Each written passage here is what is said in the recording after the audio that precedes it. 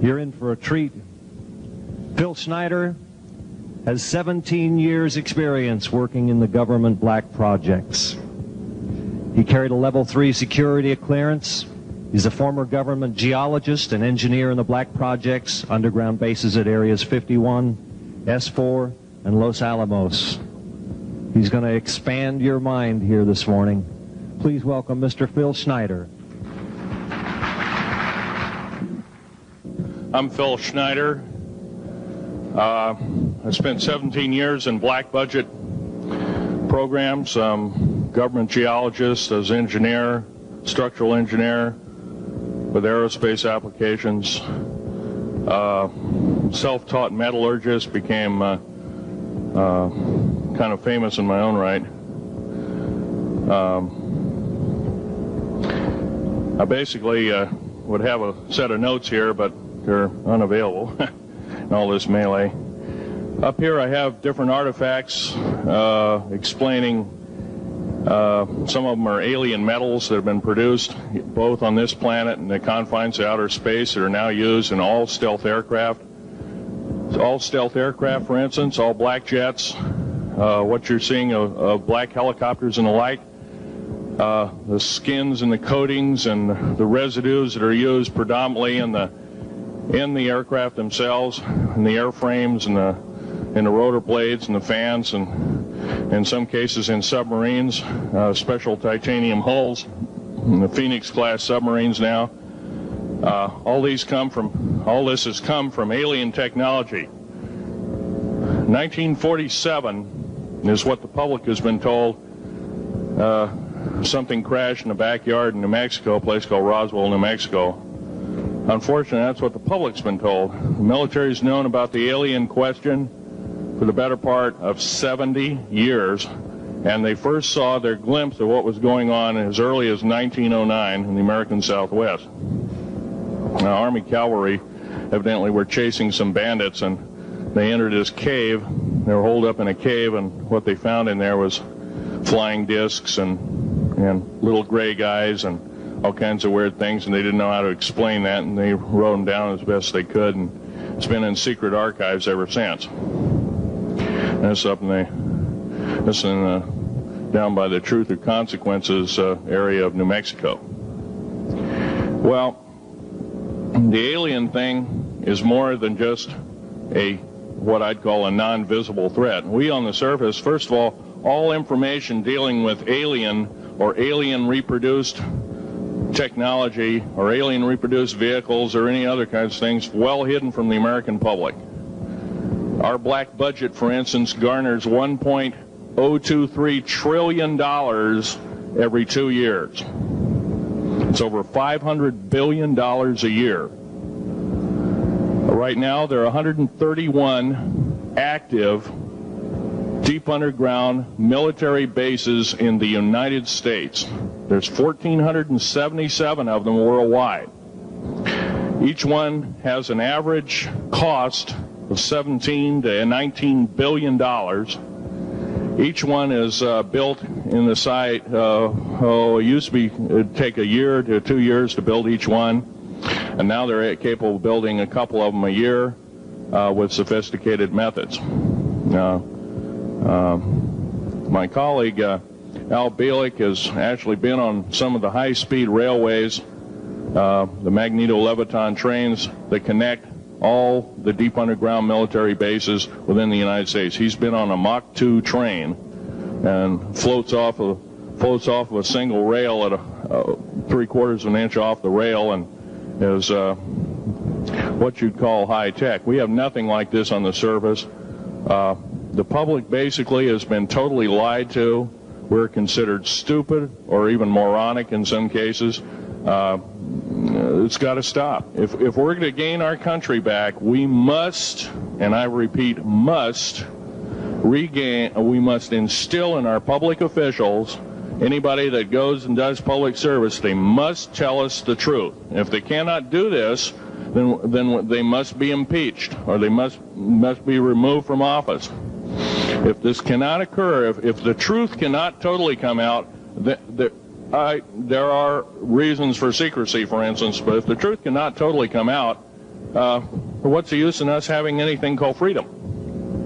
Okay, now I have pictures here that I'm going to show you during the break in artifacts, and I ask you to kind of look at them but not handle them. I have actual crashed retrieval metal from Roswell, New Mexico. It's given to me when I was 14 years old. For instance, I've got other things. I've got pieces of this piece of titanium, a special titanium alloy made for everything from the original SR-71 Blackberry. That's old hat now. F-117As, they're old hat now. They're making a whole new class of hypersonic above Mach 5 aircraft that employ extremely modern charged particle beam weapons. They don't even use lasers anymore. Computer enhanced imaging radar, although it's used in helicopters for public surveillance, computer enhanced imaging radar, and in satellite technology. The brand new kid on the block is a kind of infrared technology where a satellite 150,000 miles out in a geosynchronous orbit, or not quite geosynchronous orbit, but these spy satellites can literally look in and see a dime on the floor, say on your kitchen floor. They have a resolution factor of 99.999961. This particular piece of metal, I'm going to drop it on the floor here. It'll kind of ring like a bell. You can't break it. Withstand temperatures in excess of 7,500 degrees Fahrenheit. It has niobium in it. It also has mironite in it, element 123. Yeah, please do. It's in a non-crystalline form. This is just kind of a dripping out of the main crucible. Here's a crystalline example. It's in the scalenohedral crystalline form. We got this from the large grays technology. This is grown in the confines of outer space, which has not quite a super vacuum, but by the way, this is capable of withstanding temperatures in excess of 10,000 degrees Fahrenheit. It's great for certain parts of aircraft. This kind of material I work with on a daily basis. Up here we have a transparency of Groom Lake.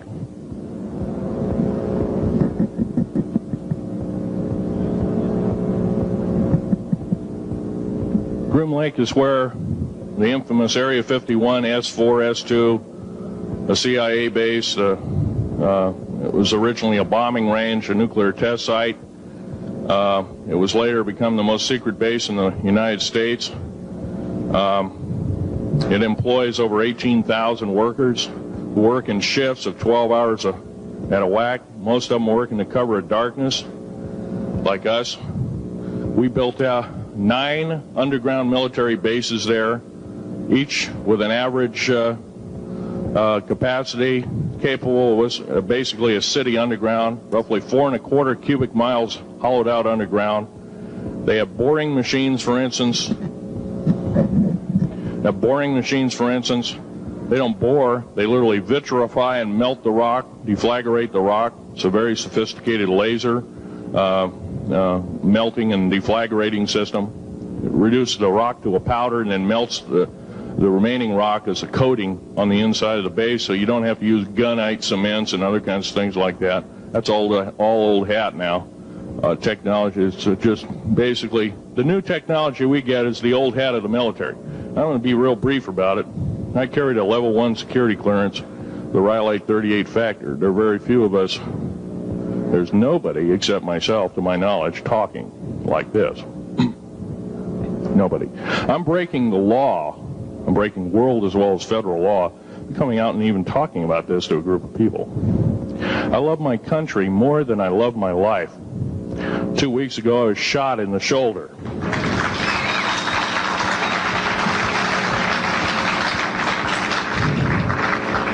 I don't want to gore you women out, but I was shot in the shoulder up here. I recently have become friends of a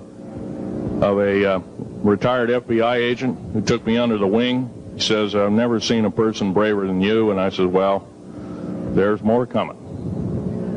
Our patriot movement in these United States is going to pick up the ball, and we are going to kick the parasites out.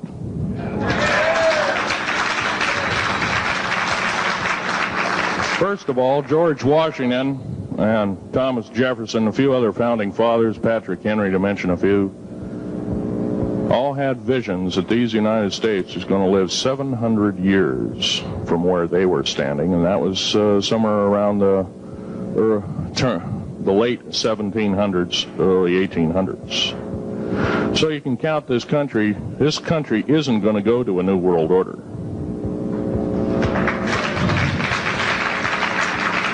I believe firmly in constitutional law.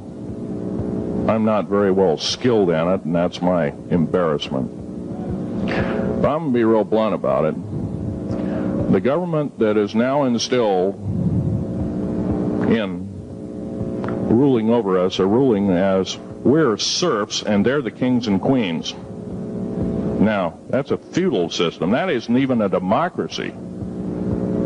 We are now being ruled by an autocracy and a technocracy. In other words, technical knowledge as rules as king, with a feudal type system.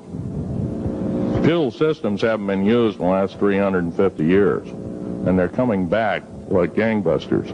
If we are complacent, if we do not speak out in droves, and I'm not just talking about me, I'm talking about a bunch of us getting together and getting on this stump and loving our country more than we love our lives, getting on, some of us are going to get killed. I almost got killed a couple of weeks ago. Hadn't been for an FBI, a retired FBI man who risked his life, his career, everything, put it all on the line, and he didn't know me from Adam. A week prior to that, he listened to one of my tapes I gave up in Post Falls, Idaho, and I'm going to be very blunt about, he said that we need a lot more of you, but unfortunately we're not getting anybody. Well, I'm not the best speaker in the world, but I'm trying to relay to you that we need to get out and seriously get the message out. These shows are great. This hall should be absolutely packed, standing room only, and we should be getting the message out to as many people as we can with as many shows as is it possibly to reach. The many is the public. We ought to get on talk shows. We've got to get on news shows and TV shows, and we have to really get the message out. And I think we're doing it, but it's a little bit slow in the first part.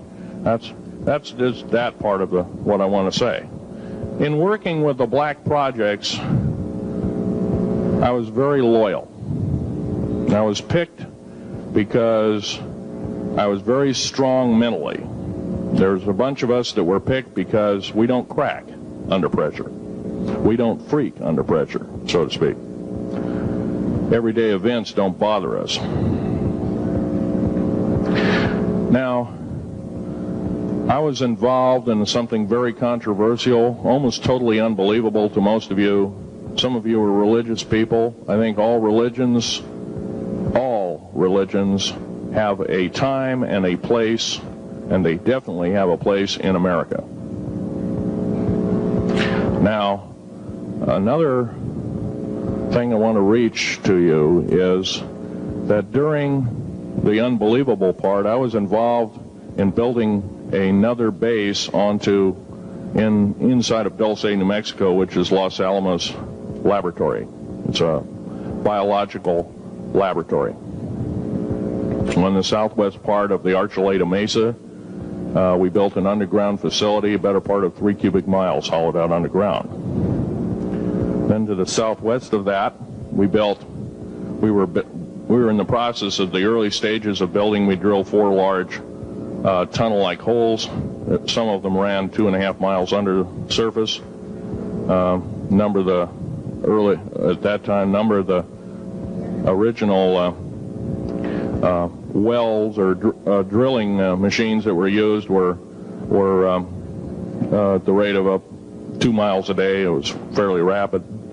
The equipment kept coming up broken. So we wanted to go down and we wanted to send somebody down there, a human observer, or human observers in this case, to find out what was going on. Well, to our total surprise, first of all, the government knew all about it. They didn't tell anybody.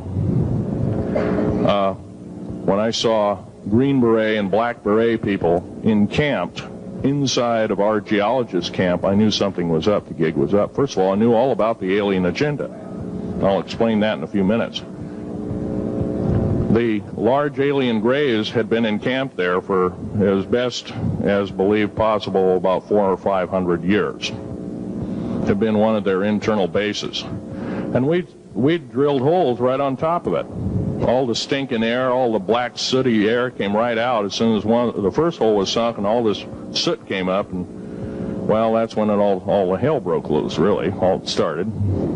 Anyway, after we drilled all 4 holes, it took about 2 days to drill all 4 of them.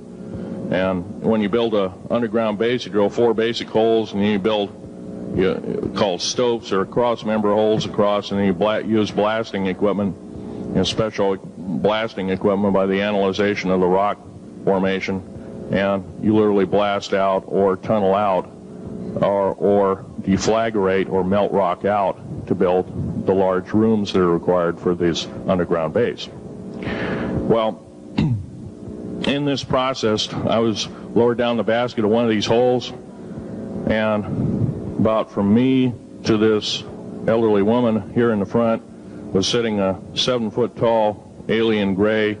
The stench was worse than the worst garbage can you can imagine. The person was the entity was absolutely horrible. I didn't waste any time. I reached for my pistol. At that time, as an engineer, I didn't have time to carry all the folderol of one of these big submachine guns that all the sea spray and the yellow fruit and all the outer perimeter and inner perimeter security people carried. I carried a little Walther PPK pistol with a 9-shot clip. This was in late August of 1979. Now, you got a regular suit of clothes, you got a regular clothes on, plus you're in almost like a spacesuit environment, and you're reaching for a gun. It's not the easiest thing to do, and then to pop a clip in it and start shooting. And I killed 2 of them. Yes, they're mortal, and they do die. However, in the process, one of them did this. All I remember is that he just kind of waved his hand in front of his chest, and the next thing I know, this blue beam hit me and just literally opened me up like a fish, and burnt my fingers right off of me. And it was some form of electrical force, because the kind of like being hit by a lightning bolt burned all my toenails off of me. Completely crispy crittered my left foot, burnt the shoe right off of me. All I remember is the smoking remains, and I'm still conscious, but in and out of, I didn't remember much. And there was a Green Beret that was right behind me that risked his life. In fact, he died. But he risked his life. He shoved me back in the basket and hit the button and took me up. And I wouldn't be alive talking to you today if it wasn't for him. I'm forever indebted. He lost his life. 66 Secret Service agents, Green Berets, Black Berets, crack troops lost their lives because the government, our United States government, lied, did not tell us anything about the alien threat. There's a war underneath there, and I'm talking dead serious. It's been going on since that time. Since late August of 1979, our military, the Russian military, basically the militaries of the world, have been in constant conflict with the outer space alien. The small gray, the large gray, the reptilians, the whole thing. There are 11 distinct races of aliens. 2 are benevolent. 1 had to leave here in a hurry because their world is under attack, both on the surface as well as underground. There, the Pleiadians. They're familiar. Maybe some of you are familiar with that. Would some of you raise your hands who've heard of Billy Meyer and some of the, very good, about half the group. Well, Billy Meyer is one of these lucky people that they figured, well, he's kind of a simple type, we'll show him everything. Well, these are the benevolent aliens, and they've been here helping us. In fact, I have a picture, let me reach for it here.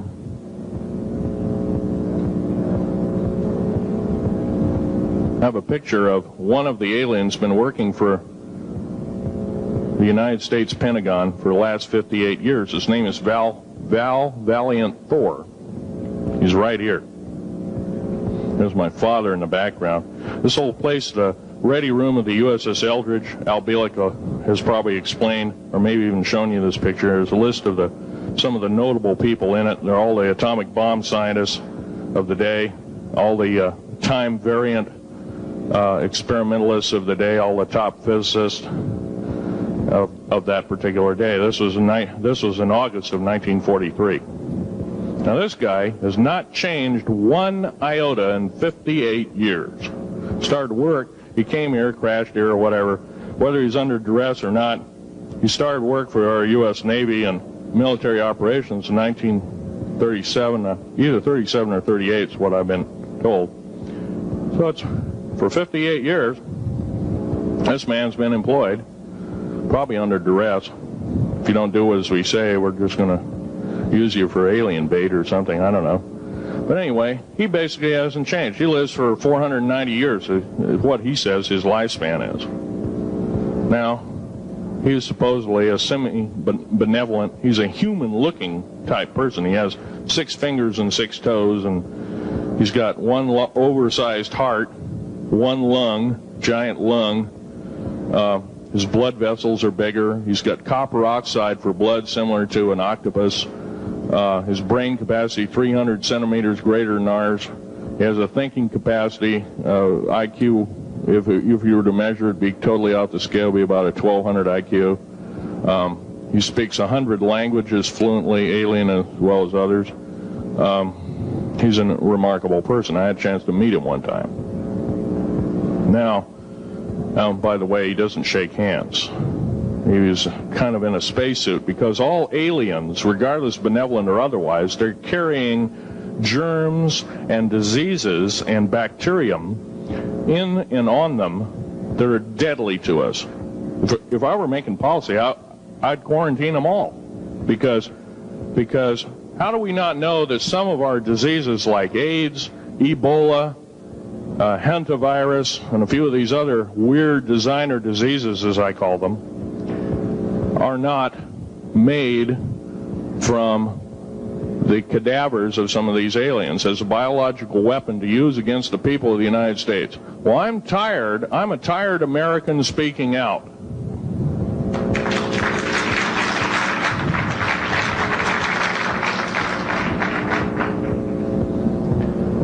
Now, what I'm telling you is kind of almost like a brain overload here. Back in 1946, we set off a number, actually 4 atomic bomb tests at Bikini Atoll. It's a group of islands in the South Pacific. I have an original photograph here with original language on the photograph that shows there is a large alien spaceship off a wingtip of a United States aircraft. It was a drone aircraft, right at the point where the bomb was beginning to show a neutron flash cloud. Here's the bomb going off.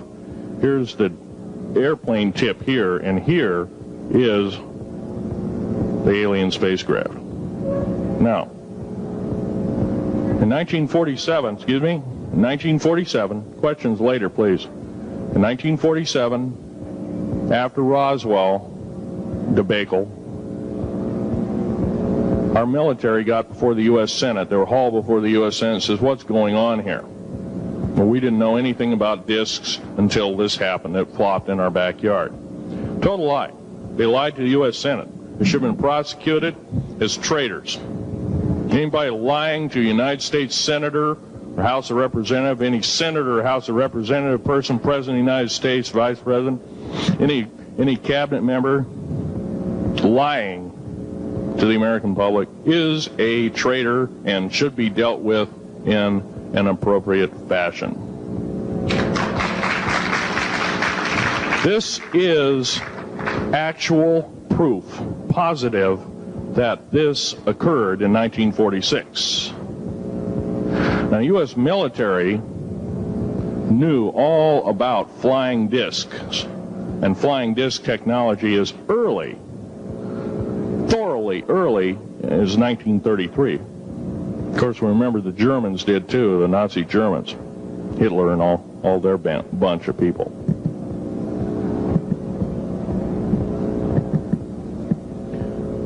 Now, it gets to the big question, if all this has been hidden from us, everybody says, well, where's the proof? I've got some of the proof laying on the table. But a lot of you probably are totally skeptical. They say, well, I could be anything.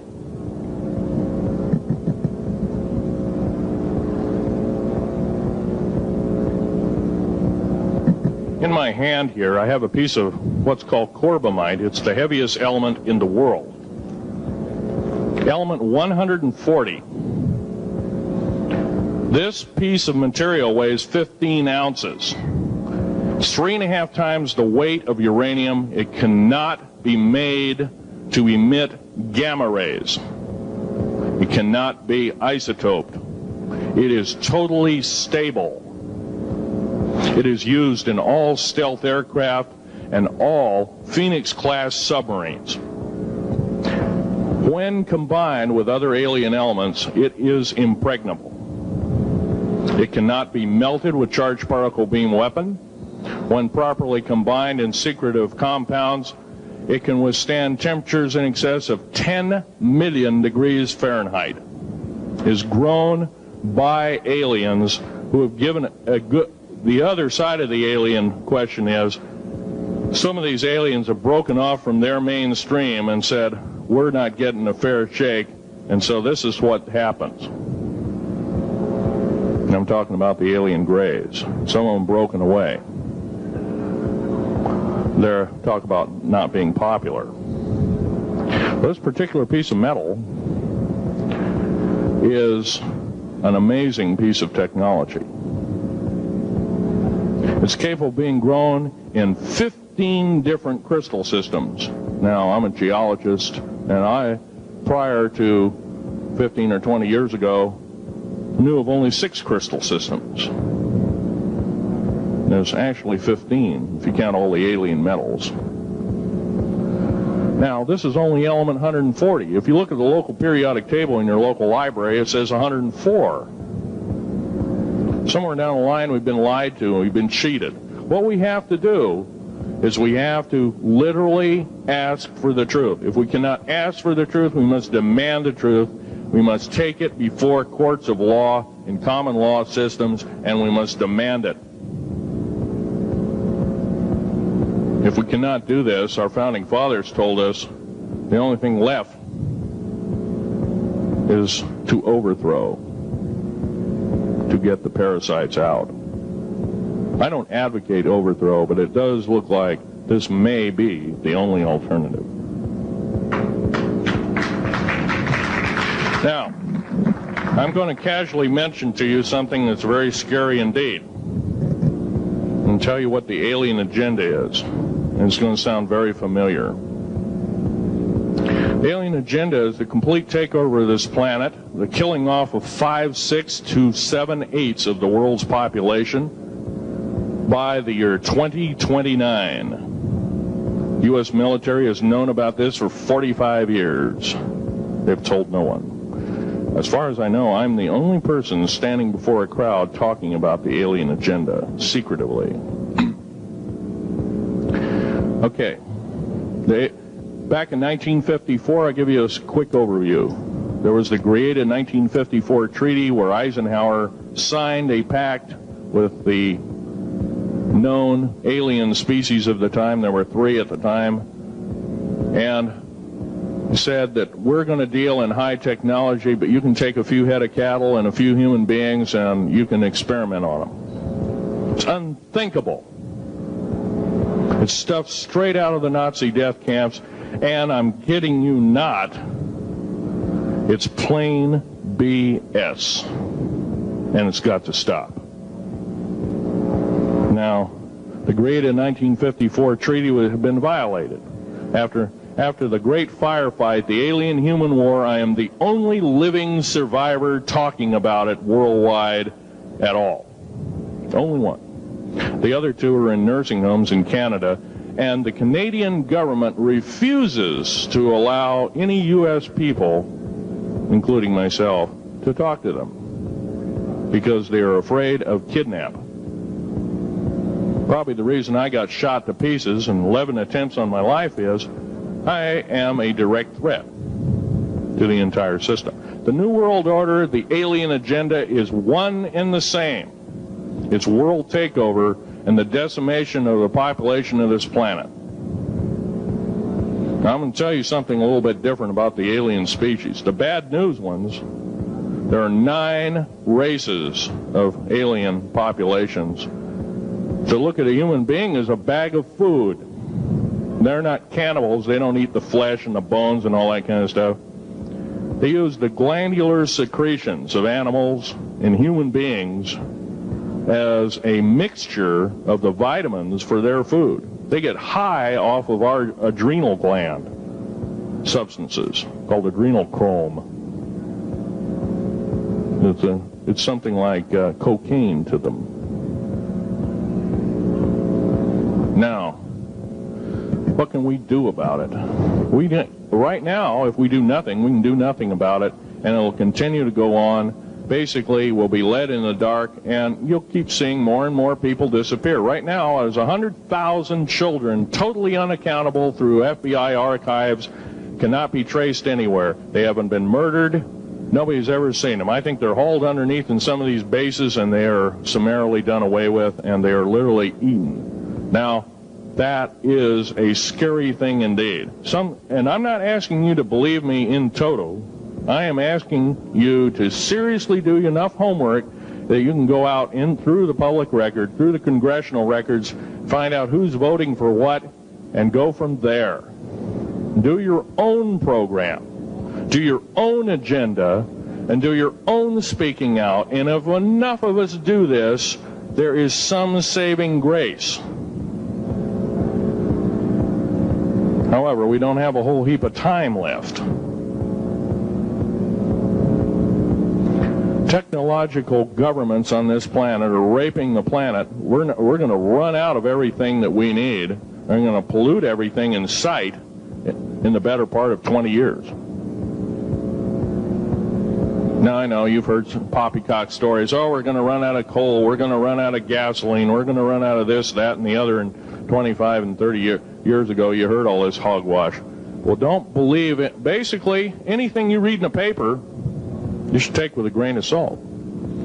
Start reading on what is missing out of the article. Ask yourself, what's missing in this article that I should know?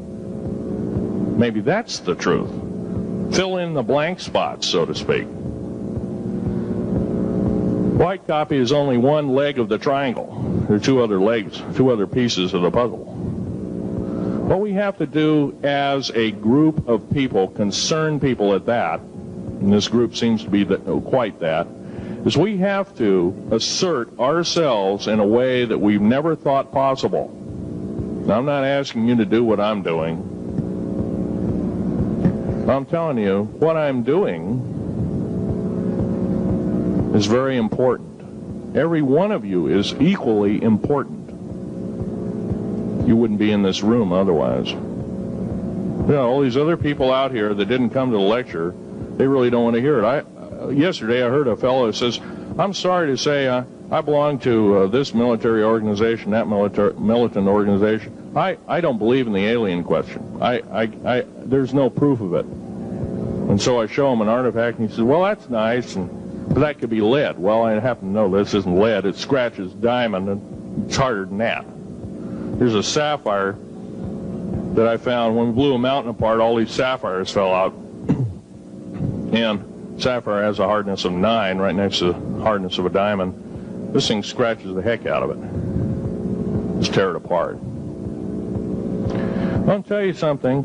This technology is fine and dandy. At the risk of the human race, at the risk of one human life, it is totally worthless. We have to The one beautiful thing about the United States of America is we value a human person's life. The minute we lose it, we are dead meat. It is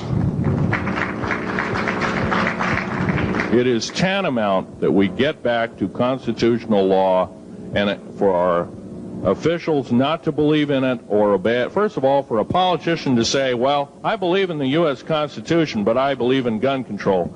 You can't be a master of two houses. It don't work.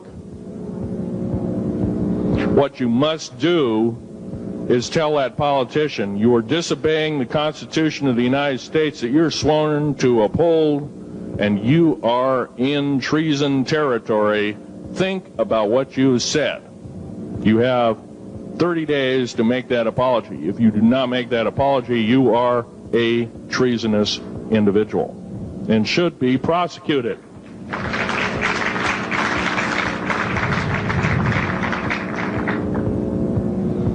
Now, there's a few other things I want to run by you, and they're kind of in rapid-fire order.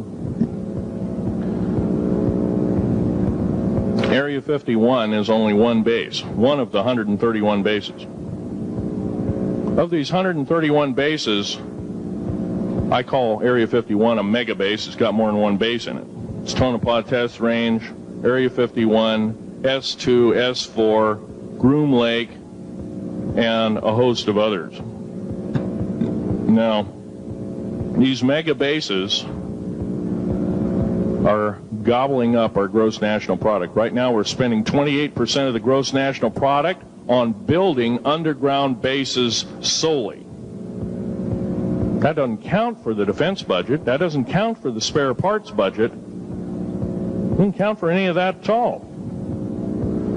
And the black budget is dead wrong. It sidesteps the United States Congress and its Constitution of its people and says you're a bunch of morons, you don't need to know.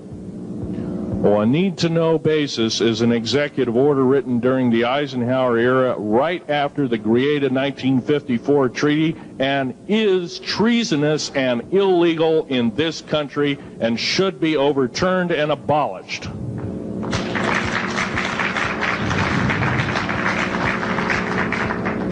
Now, I believe in military preparedness. I believe in military secrecy to some extent. Because there's always going to be spies out there, and there are always going to be people that want your hunk of territory, your house, or your ground, maybe even a country like that. Most of us remember what this crazy person in Russia, Zhirinovsky, had to say. We want Alaska back. Well, baby, you're not going to get Alaska back without a horrendous fight. Alaska is my land. I was born here in these United States. I have risked my life and limb for these United States, and I love my United States more than my life. And I will defend these United States against all foreign powers, foreign and domestic. Now, every one of you in this room have probably, to some extent, minor or major, done just that. And that is what this country needs. Patriots you are, patriots you are becoming, patriots and Constitution builders you must continue to be. Now,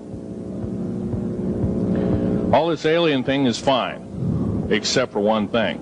The alien takeover is a serious threat. Kept totally out of the public view, off the surface, I'm sure the underground bases, without question, are being used as a place to house alien takeover. Alien takeover means the implementation of a one-world government. Direct opposite of constitutional law, direct opposite of freedom of choice, freedom of religion, other freedoms that go with it. right to bear arms. We are the militia of the United States. Every single person who believes in the Constitution of these United States and its Bill of Rights is a militia member. Are we going to tolerate what we've heard from Ruby Ridge? Are we going to tolerate what we've heard from Waco? Are we going to tolerate that a fertilizer bomb blew 6 sub-basement floors? And I'm telling you something about sub-basement floors of a World Trade Center. They're 29 feet thick each with 7 kinds of rebar reinforcement. The only weapon capable of doing such destruction and melting the concrete and extruding the rebar and the I-beam steel up to 6 feet in length longer than it originally was and melting the ends of it is a nuclear weapon. Now, the people they have in custody as fall guys may have been able to produce weapons and bombs and kill rabbis in New York, but I hate to tell you this, they did not have anything to do whatsoever with the World Trade Center bombing. The only thing used was a construction nuclear weapon. It was housed at Mather Air Force Base, the only place such things are kept. Incidentally, about Mather Air Force Base in Oklahoma City, Mather Air Force Base trucks were seen 2 weeks before the Alfred P. Murrah building got blown to pieces. Strange. I don't believe in coincidences. They're non sequitur. They cannot be proven mathematically, etc., etc. So they don't exist. However, Oklahoma City bombing, a fertilizer, and a fuel oil bomb. Give me a break, folks. You can blow that one by my ears, but I'm not a dummy, and neither are you. Neither is anybody in this room. We've been lied to, and the lies have got to stop, and they must stop immediately. If our public officials cannot tell us the truth, then they cease to be public officials, and they are automatically guilty of treasonous acts and should be tried and convicted, and if necessary, in jail, whether it be house arrest or otherwise, before they can do any more damage.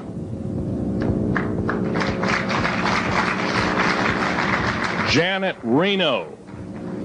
Janet Reno is a confirmed lesbian. She got out in front of public TV and said so. Janet Reno cheated her way through law school. It's provable. It's on the congressional record. It's also in question. It's on the law school that she graduated from. Her record is not spotless. There are thousands, there are tens of thousands of fine police women that could have done an exemplary job in a similar aspect. Janet Reno is a murderer of our children and should not be tolerated to live. Those that murder children, those that abuse children, those that sexually abused children should not suffer to live. The CS gas that was poured in onto the Waco complex of Mr. Koresh, CS, by the way, stands for cesium. Cesium is an atomic element. It's an isotope. It's a radioactive compound. It is deadly to people under the age of 10. Take one breath and their lungs are singed and they die in 72 hours or less. They poured that gas continuously for 48 hours on that compound. No, I don't believe in a lot of things. I don't believe anybody is that wicked that you have to kill them 100-fold over after they're dead. But this is the mentality of the people now ruling as kings and queens over us, and it must stop. If we allow another election to go by with the same ilk in the White House, we have only ourselves to blame. Now, this room isn't going to change the outcome of an election. I personally believe, I don't believe there's going to be another election. I believe martial law is going to hit this country before that happens. The way things are going. because we refuse to stand up. We refuse to literally get out and risk our lives in talking. Now, some of us got jobs and families and great responsibilities, greater than I have. And I agree, that's tough. It's very hard. I cannot sympathize with you because I'm not in your situation. I have a young family. I have an ex-wife and child. Defense Intelligence Agency goons tried to kidnap my daughter not too long ago. My ex-wife, working in the state government services in Oregon, picked up her .22 handgun, shoved it in the back of the neck of this one person. Give me my daughter back. If I don't, I pull the trigger. Gave the daughter back. Good choice. Now, the remark that my ex-wife had to say to this individual was, if I ever see you again in any way, shape, or form, I will kill you on sight. You're an abuser of children, therefore I suffer to you that you should not live. By the way, she threatened a federal agent. She should be in jail, blah, blah, blah. Nothing like that's happened. These people don't want publicity. I shot a federal agent 16 days ago. Shot him dead when I was bleeding to death with a shoulder wound that he'd shot me. He had shot at a retired FBI agent who theoretically carries the same covering as a Secret Service agent. Got protection forever. He's a cop forever, federal cop forever. Now, that doesn't mean a whole lot. I made a report and went to the FBI. Do you realize, you know what they said? They said, things like this happen, Mr. Schneider. We don't either believe you, I'm using that as my own italics, or we don't give a damn. Now, something's wrong here. I'm not reading this right. I defended myself to the best of my ability. I was hoping I could go through life without doing such a thing. And maybe some of you have actually defended your own life in a similar fashion. It's very sad you have to shoot or kill somebody. Maybe some of you were police officers and have had to do the same. And I don't know if you ever kill a human being, you're never the same as a person who never has killed a human being. It is with you for the rest of your days. Whether you do it in war, whether you do it in murder, whether you do it in self-defense, you have taken one of God's holy creations off this planet. And there is a void there. And I feel that, and I'm very sorry for that. But I had to defend myself. Otherwise, I wouldn't be here. My message must continue. I'm doing it on my own money. And I'll continue to do it. As long as it takes. As long as I've got to live. I've got cancer. I'm dying. The radioactive substance that I got hit with in 1979, late August of 79, it's a similar form of aplastic anemia. It affects your blood and your bones. My bones are extremely brittle right now. No cure. The government never told me about that, by the way. Now, to sum up everything in this talk, there's going to be a few questions. I'll answer as many as I can for the next speaker. However, I want to sum up and say that every one of you in this room is a participant in secret things, and you're very brave indeed, and you should all turn around to one another and shake each other's hand and say, thank you for being here. Would you please do that and greet your neighbor?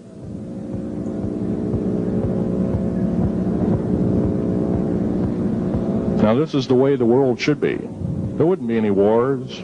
There wouldn't be any strife.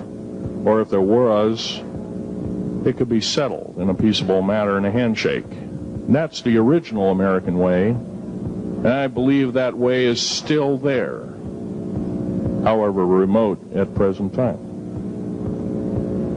Now, I'm going to sum up this talk and mention an overview of the alien agenda. The alien agenda is completely decimate the planet, to take the remaining human subjects as slaves, and the aliens would use this planet for their own means. Number one, this cannot be allowed to happen. The world takeover plans of the New World Order, a direct carbon copy blueprint from Adolf Hitler's routine of 1933 to 1938, must not be allowed to happen. That includes the name, the New World Order. That was purposely used, folks, because most of us have been lazy. We have not read our history, and I'm talking to you because I'm one of them. We have not read our history books. Things have been omitted. Throw out basically what you've learned. I'm not asking you to believe me. I'm asking you to re-educate each one of yourselves and ask the unexpected of your public officials, of the people around you, your teachers. I'm not asking you to question authority. I'm asking you to question the teachers of this authority. Is this right? Is this law correct? If a law, one of the best statements to ever come out of the mouth of any human being, believe it or not, was, I think, by an incredible black man, the name of not Jesse Jackson, but it was Martin Luther King, excuse me, said, an injustice anywhere is a threat to justice everywhere. That should be a motto that we live by. Not so much for the man who said the motto, but I'm sure George Washington said something similar, who said, an uninformed populace is a populace in slavery. Now, our founding fathers had the unique gift 250 odd years ago, 200 to 250 years ago, of looking far in advance, laying out the groundwork of this wonderful two pieces of paper government we've got, the Bill of Rights and the United States Constitution, laying it out for all time. It is the best government probably since time immemorial, maybe the best ever.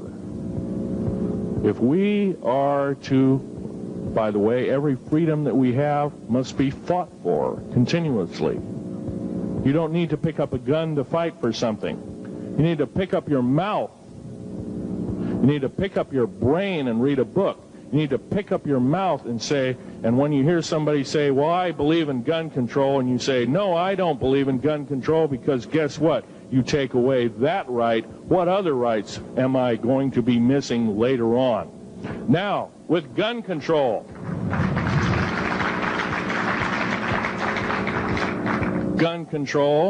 there's certain few people, generally a 1 to 2% minority of people, that are totally irresponsible, criminal, use the gun improperly, etc., etc. I'm not talking about those kind of people. There are always going to be those kind of people, at least for the foreseeable future. The average person that owns a gun has prudence, has conscious thought of the knowledge of right and wrong, can and is able to defend itself, herself, himself, against foreign and domestic terrorists, so to speak. Now, gun control is an attack on your rights. If it is allowed to fully comply and go through, all of your freedoms will be removed within a 10-year period after the last element of gun control. So the attack of any right, or the removal of any existing right, is an attack and affront on every one of us in this room, and should not be tolerated. That's that part of the talk. The overview is about underground mountain bases. All of them should be made public. In future talks, I'll be giving latitudes and longitudes of every single one of these bases. I've already written a manuscript at the publisher as we speak. It's a dynamite book. It lists all the secretive agendas that our government has us believing in right now, and why it's so much BS. Why the New World Order is so good for us. Ha ha. Well, don't believe it, folks. Believe in only one thing. Love thy neighbor as thyself, and ask continually questions about our constitutional freedoms, and defend them if necessary. And most of us will have to probably defend them. I hope this doesn't happen. Now, I'm winding up this talk as best as I can without my notes at hand, but I'll be having artifacts up here. You're capable of looking at them. I ask you not to handle them. I want all the artifacts back on the table, and don't handle the photograph here, original photograph of the flying saucer in 1946. Now I'll take a certain few questions. I know there's going to be quite a few of them. Yes, this gentleman here in this row.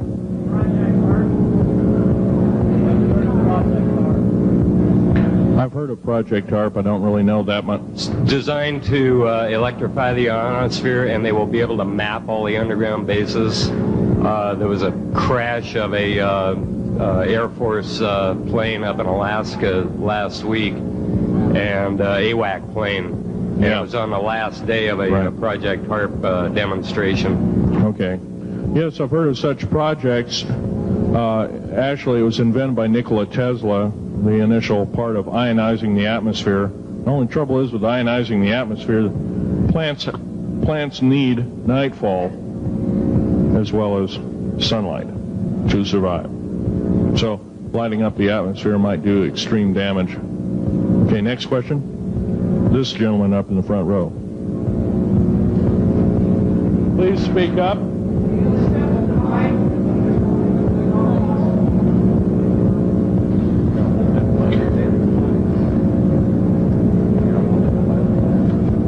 Thank you for taking the question. My question I'd like to ask is this. If the aliens have a 1,200 IQ, can speak all these languages, and are so powerful, what prevents them from just taking over? Well, it's a good question. Basically, they have taken over. All that's left is a bunch of screaming, a bunch of us that have been very complacent. Half of the 131 deep underground military bases are basic cities for them. Right underneath our feet is a macabre sight indeed. You can bet your bottom dollar they've already basically won the war. However, they're being an alien species. We're an alien species to them, and our germs have a tendency to kill them. They're also a dying race, and they're in far worse condition than anybody with the worst case of terminal cancer. They are in need of us to some degree.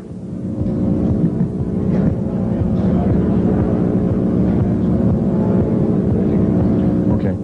Yes, sir.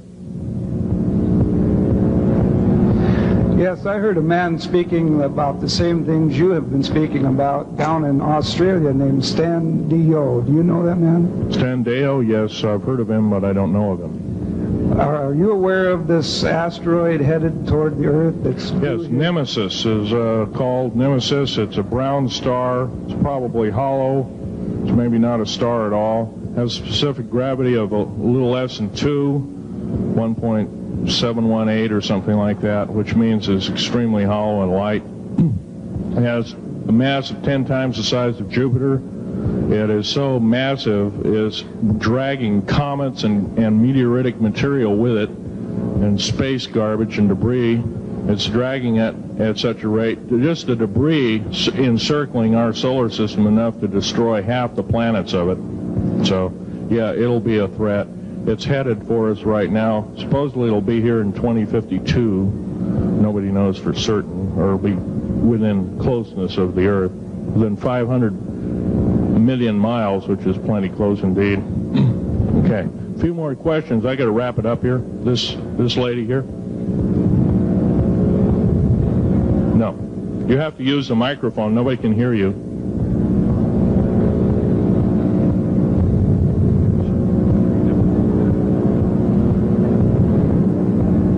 Do you correlate the foreign forces with the Soviets?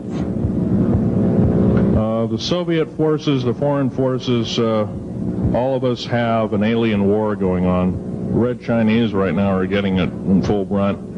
The Russians are shooting down per province. There are about 9 provinces in their motherland. They're shooting down at the rate of 50 of these saucers per month and ships. They're heaping piles of them in outer Mongolia, mountains of them. They just tow them out there and let them sit out there. Yeah. You please use the microphone. Nobody can hear you. Does the alien agenda dictate the agenda of the world globalists right now? The people that want world government? Yes, they do in total and in entirety. They may even be in charge. And are some of our high-level officials, perhaps from the president on down, are they aware of this? Yes, they are. They're all aware of it. Thank you. Yes, ma'am. What is the name of your book and when will it be out? Well, I have several names of the book. Basically, I'm calling myself Government Secrets Revealed. Government Secrets Revealed, and please don't handle a picture. I've asked, please, not to. You look at the artifacts, but don't handle them. Okay. And the Government Secrets Revealed should be out within 2 to 3 weeks at the outset. Yes, sir. Where can you get this book? Where will it be out? I'll have it in a brochure. I can't tell you right now. Yes, sir. The person behind you, and then the person behind that, and that'll be the... Okay, Phil, I want to say thank you and God bless you for what you're doing. It takes a big man like you to do it, man. Thank you. What I wanted to emphasize here, I'll make it real quick, is that what can we as humanoids do to... we're not humanoids, we're humans. Humans, all right. Well, anyway, what can we do to stop this? By doing exactly what we're doing right now. I mean, gathering, listening, and what I'm doing, getting out in the public and talking about it. Okay, also, I don't fear ridicule. If someone wants to call me a brand X nut, well, I can't reach that person. I'm sorry for him. Yeah. I'm well aware of what's going on with Area 51, and I know that we're capable of going into the future right now and coming back. Can you please use the microphone? Or is the microphone going dead down there? Can you hear me? Yeah. Okay. I'm well aware that our country is capable of going into the future right now and coming back through the Please technology. make this short. What is your question, sir? How far can we go into knowing what's happening with the aliens in Area 51? How far can we get into the knowledge of this? We're already full-fledged into the knowledge of this right now. How far can we go? We can go a lot further. We have to defeat the alien threat. Otherwise, we have no chance at all. There won't be a New World Order either. Okay, well, thank you very much. Let's take this last gentleman here. Did the United States government intentionally enter into an agreement with the aliens back in 1954? 1954? Yes, they intentionally, they knew full well what their capacity was. They intentionally did so, supposedly on the premise that they were buying time to get arranged, and this wasn't true. This was a lie dished out to the public and people in the know at the time, all the MJ members, et cetera, et cetera. It did buy time, but at a great cost. As we speak, as I'm speaking, rather, about 6 million to 7 million human beings have been slaughtered by the aliens at the present time, unaccounted for. And of course, there's 1,000 lies to say where they went or where they didn't go. Okay? I'm telling you right now that the lies and innuendo not only have to stop, if we don't believe in them anymore, they're going to stop, guaranteed. One final question. The so-called ascension movement. Know nothing of it. I don't mix. You know nothing of it. Nothing of it. Okay. Thanks.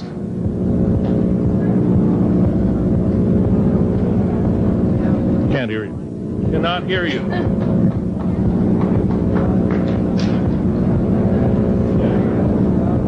If some of you are short and can't get up and see the artifacts, I'll try and explain them. But I ask you once again, please don't handle them. Well, most of this is very well camouflaged.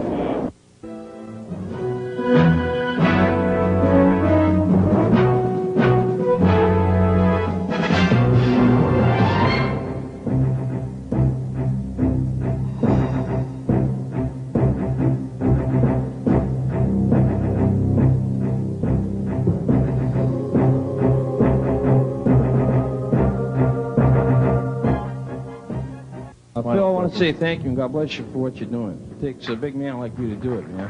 Thank you.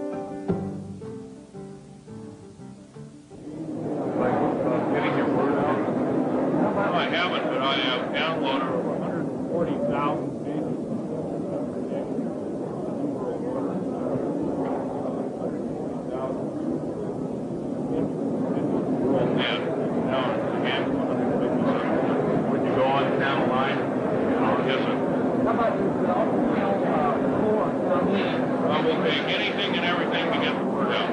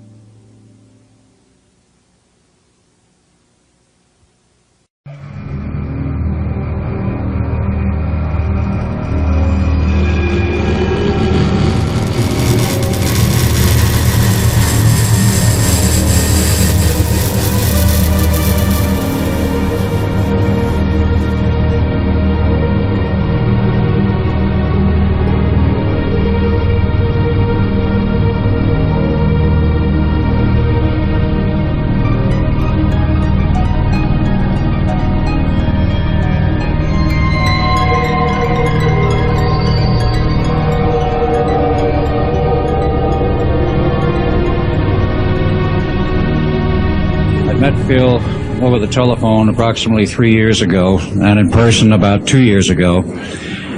And during that period of time, I became very well acquainted with him. He was, at that time, still working for the government, and he didn't say much about what he did.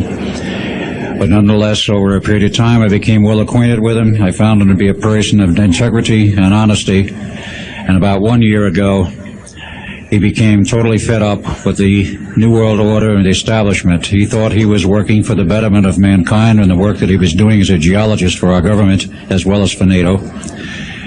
And he found out that it could be and was actually anything but that. So his revelations became, in many respects, my revelations. And I urged him last winter and spring to go public and lecture. Finally got him out. He's given over 30 lectures to date, all very successful, very interesting. In fact, so successful there have been 13 attempts on his life since the beginning of the year, and he's survived them all. All I can say is God must be protecting him because he has a message. So without further ado, I would like to introduce Mr. Phil Schneider, and understand also everything is being recorded and the video and audio tapes will be available later. Please give a warm welcome to Phil Schneider.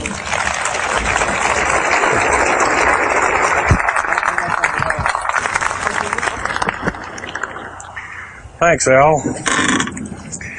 I guess I can always start off by saying loose lips sink ships. That's almost a pun anymore. I'm Phil Schneider. I worked 17 years for the United States government as a geologist and aerospace engineer as well as a structural engineer. I worked for such elusive occupations with Morrison Knudsen, Bechtel, Page & Page, Aerospatiale of France, and a host of other, EG&G and a host of other, Los Alamos Laboratory and these kind of things. But rather than bore you with all those statistics, I've got cooked up a real mixed bag here of different topics, and it's might be a little bit like brain overload, but I'll start from the beginning. Now, like I said, I worked 17 years,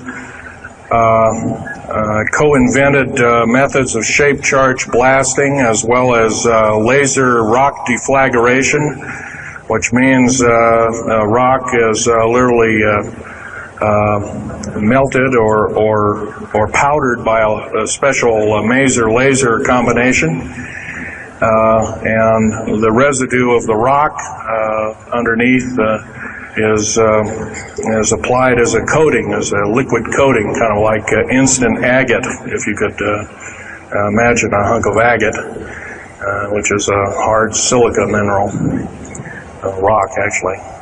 But up here we have another topic. This is an area to where I worked. I worked 11 years of the 17 years at Groom Lake, S4, S2. It's in the Nellis Air Force Base area. In fact, Groom Lake is, I'll show you in the picture right here. It's right here. Groom Lake is quite the place. A lot of rumors and other kinds of things have come out of there. Of course, people have stood on the outside for years and wondered at what's been flying there. There's all kinds of things been flying. Let me give you a brief overview. Start in ancient history land here. Back in 1909, the U.S. cavalry was engaged in catching some banditos that had crossed over the Mexican border into a place called Truth and Consequences, New Mexico. And they went into a cave or a hideout and killed the so-called bandits, but what they found out they couldn't explain. And they were called horseshoe craft at that time, or horseshoe ships. There were UFOs, and they saw these, what they called demons, gray demons, little gray guys all around the place. That was in 1909. Now in 1933, our government was actively engaged with the Europeans, mostly the French and the English, in special researches dealing with aerial phenomenon. And once again, the term flying saucer or flying disc didn't come about until much later, supposedly right around the mid-1940s. Anyway, the whole thing here is that also in 1946, I might want to add, we were engaged in atomic bomb testing and this kind of a like. And of course, the area of Bikini Atoll, some of the pictures are over here on the white board. Are showing with the actual language of both the U.S. Army and U.S. Navy archives. Anyway, these flying ships were seen as early as 1945, 46. Some of them were called Foo Fighters, and you name it. They were fully known about, maybe as early as 1935 or 36 by our U.S. Navy. And there was a shallow underwater base at Bikini Island, and that was probably the one reason why a number of atomic bombs were exploded in that area rather than other areas which they could have been even more remote out in the South Pacific at Operation Crossroads. Well, anyway, this all led up to later on, about 6-8 years later, 1954, during the Eisenhower administration, led to an interesting treaty called the Greada 1954 Treaty. It was the Alien-Human Treaty. And supposedly the aliens had come in and exchanged technology, and they'd want to take an occasional human being and a few head of cows, and accurate books were supposedly to be kept and all this kind of stuff. And of course, eventually all that broke down, and aliens are notorious for being liars, even greater liars than so-called, in quote, we humans are. So alien treaties are often just not even the pieces of paper they're written on, they're just really kind of worthless. Anyway, my work as a geologist in building underground military bases, some of which are over 2 miles underground. And I think when you listen to Al tonight, if you have a chance to listen to him, he will speak of, Al's actually been on some of the high-speed monorail subway cars, if you might want to call them, that link these bases together. Some of them are capable of riding on a cushion of air about 3/4 of an inch off a rail at a better part of Mach 2. And he's actually been on one of these trains. I've only been in one of the tunnels and helped build some of the tunnels. Incidentally, I helped work on 13 deep underground military bases. Had hands-on experience. Notorious was the one in and around the Dulce, the southeastern and southwestern sides of Dulce, New Mexico, in the Los Alamos laboratory regions, where we built some hermetically sealed rooms that were very deep, going down over a mile. We also built additions onto Groom Lake and S2 and S4 complexes. There are a total of 9 underground. They're called DUMBs. Like, you can learn a lot from this dummy, but DUMB stands for Deep Underground Military Base. And or a deep underground, DUM-2, for instance, is a submarine base, and I helped build a few of those too, which are off our continental shelves and then certain islands and out in the Atlantic and the Pacific in strategic locations. All this, I can hardly, in an hour's time, I can hardly squeeze all this in, so I'll be kind of rambling here if you just bear with me.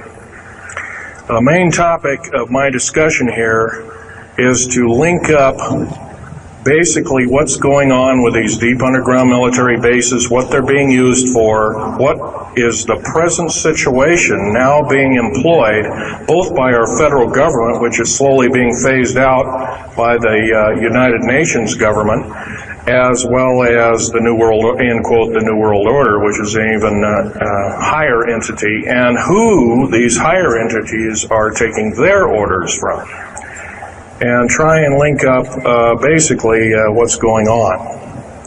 A lot of us have been kept in the dark. We've been given, maybe most recently over here, photographs of an alien at Roswell. I'll just make a very brief statement about that. The photographs cannot stand up to a computer grain analysis test and therefore are retouched or faked. They're not real. The real one, the real photograph of the charred or dead alien that was, or one of the several that were autopsied is over here, was given to me by a friend by the name of Skip Fromback of Seattle. And his father worked as one of the principal doctors. He was from Germany at the time, and worked on some of the autopsy material, from what I understand, along with other people. Anyway, you just can't believe everything, and that goes for me. You got to get out there and do your homework. Like I always say, you might don't put your spectacles on, you put your skepticals on when you listen to me. So if we can have a show of hands here, how many people have heard about Roswell, New Mexico? Very good, almost all. And how many people have heard about the black helicopters and the other kinds of flying saucers type equipments out at Groom Lake and other places? Very good. Well, this obviously is a nice enlightened audience. Most of you have probably seen what a black helicopter is, or maybe even gotten rare glimpses of an F-117A black jet, or stealth, as they're often called, or a B-2 bomber, or B-1 bomber, or some of these other sophisticated aircraft that are now being touted as the new technology. Once again, where did we get this new technology? Well, obviously we've had a little hand in that. Our little alien so-called buddies, have kind of exchanged things, not without a great cost. The cost of which has been a lot of people have disappeared. Some, and I'll blow this statistic by you, there's, according to current FBI and Defense Intelligence Agency and CIA statistics, 100,000 children and 1 million adults disappear every year, and these are not kidnappings or murders or rapes or suicides or anything, totally unaccounted for. And where are these people going to? Nobody knows. Maybe one of us in this room or somebody has encountered such an individual and lost a loved one or a friend or something, and that's unfortunate. My best friend, Ronald Lee Rummel, several years ago got himself murdered because we dared to put out in print, at that time I was still working for the government, and so was he, we dared to put in print the so-called the Strategic Defense Initiative, or Star Wars, as part of the New World Order and takes its actions. It was originally written as a kind of a spoof or a joke. We had one of these alien greys dressed up and had New World Order insignia on, and of course that wasn't taken very nicely, and my friend got himself murdered. It was called a suicide, but now it's been turned over to special authorities who now acknowledge it was a homicide. Other than that, I'd like to also mention something about my father. My father was a U-boat captain, and in Hitler's Navy, and he got captured and taken over. I didn't find this out until about 2 weeks before he died on his deathbed. He kind of told everybody in total shock. I was one of them. In fact, I didn't believe him. I thought he was kind of in delirium or something like that. And of course, other things have come up since. And so, anyway, he was captured by the French, turned over to the Third Army, the U.S. Third Army, and then U.S. Third Army turned him over to the Navy. And he was a master machinist. Now, it's not a journeyman. A master means that they can take a block of metal and make a gun or a watch or some other fine instrument. And he was a master machinist. He later became an MD doctor and part of the aerospace medicine group of the United States Navy. Was instrumental in helping build the USS Nautilus and its first nuclear-powered predecessor, the Enterprise, the first nuclear-powered aircraft carrier, and other ships like it. He pioneered all the ways in building very small and miniature nuclear engines, and he even helped work later on in his life. He helped develop the infamous grid bed nuclear motor, which is now employed in some things that look like flying saucers that people claim are flying saucers. Yes, we, in quote, the United States Air Force and other armed forces, are training other European forces to fly unidentified, or now identified, or, in quote, flying saucers. We've actually built several prototypes that are flying under names of black craft. My position as a geologist and engineer got me to see a lot of things in the world. I've been in over 70 countries. Also worked for NATO. I carried a level 3 security clearance with a rhyolite factor. Rhyolite is a hardening factor, only given out to a handful of civilians and maybe a couple of hundred military men worldwide. I thought I was doing the nation, the United States, as well as the world a favor by, I thought I was kind of keeping my end up. Well, it didn't work out that way. I was to later find out that these underground bases are now being employed as strategic bases for, in case there is martial law in this country. Right now, our military professors that used to be in war colleges and the like are training people like ex-Russian KGB and Spetsnaz people right here on American soil. I've seen it with my own 2 eyes, along with other people, other geologists. By the way, I'm still a geologist, still do geological survey work. However, I don't work for the government anymore. I took my security clearance and all my government stuff and cut it up and sent it back to the, pardon my French, SOBs. When I found out that a number of these 131 deep underground military bases are being used to subvert the Constitution of these United States and its people, I says, that is enough. I can't possibly be connected. Oh, well, Mr. Schneider, you can't quit, they said. Well, I says, yes, I can. I'm an individual, I'm going to quit, and I'm walking off the job. And he says, so I got arrested and casually told, well, you got to finish the job. And so I caved into that part, and I finished 3 weeks, and then at that time, my father was dying, and I was allowed home, and I never went back for my paychecks. Don't intend to either. These people are beginning to show signs of being our utmost enemy.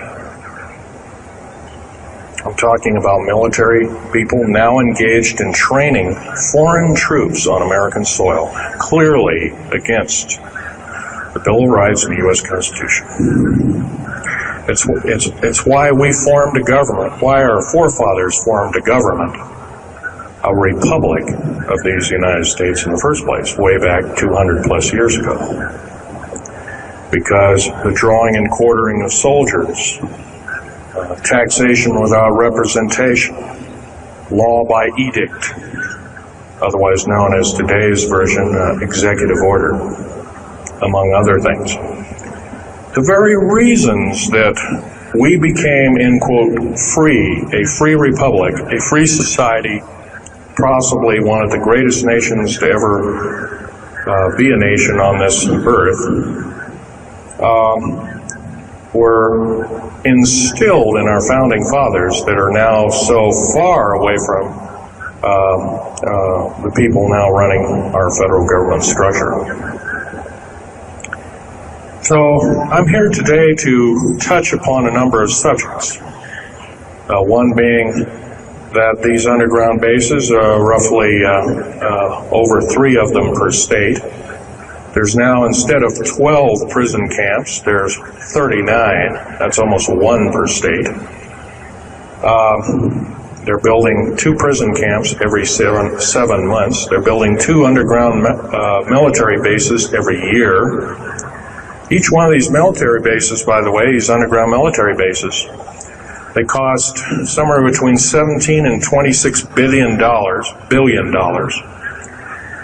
They employ 1,800 to 10,000 workers each in varying grades of skill. They gobble up totally through the black budget, over 1/4 of the black budget, or roughly $310 billion. Of course, you may say, where are these figures coming from?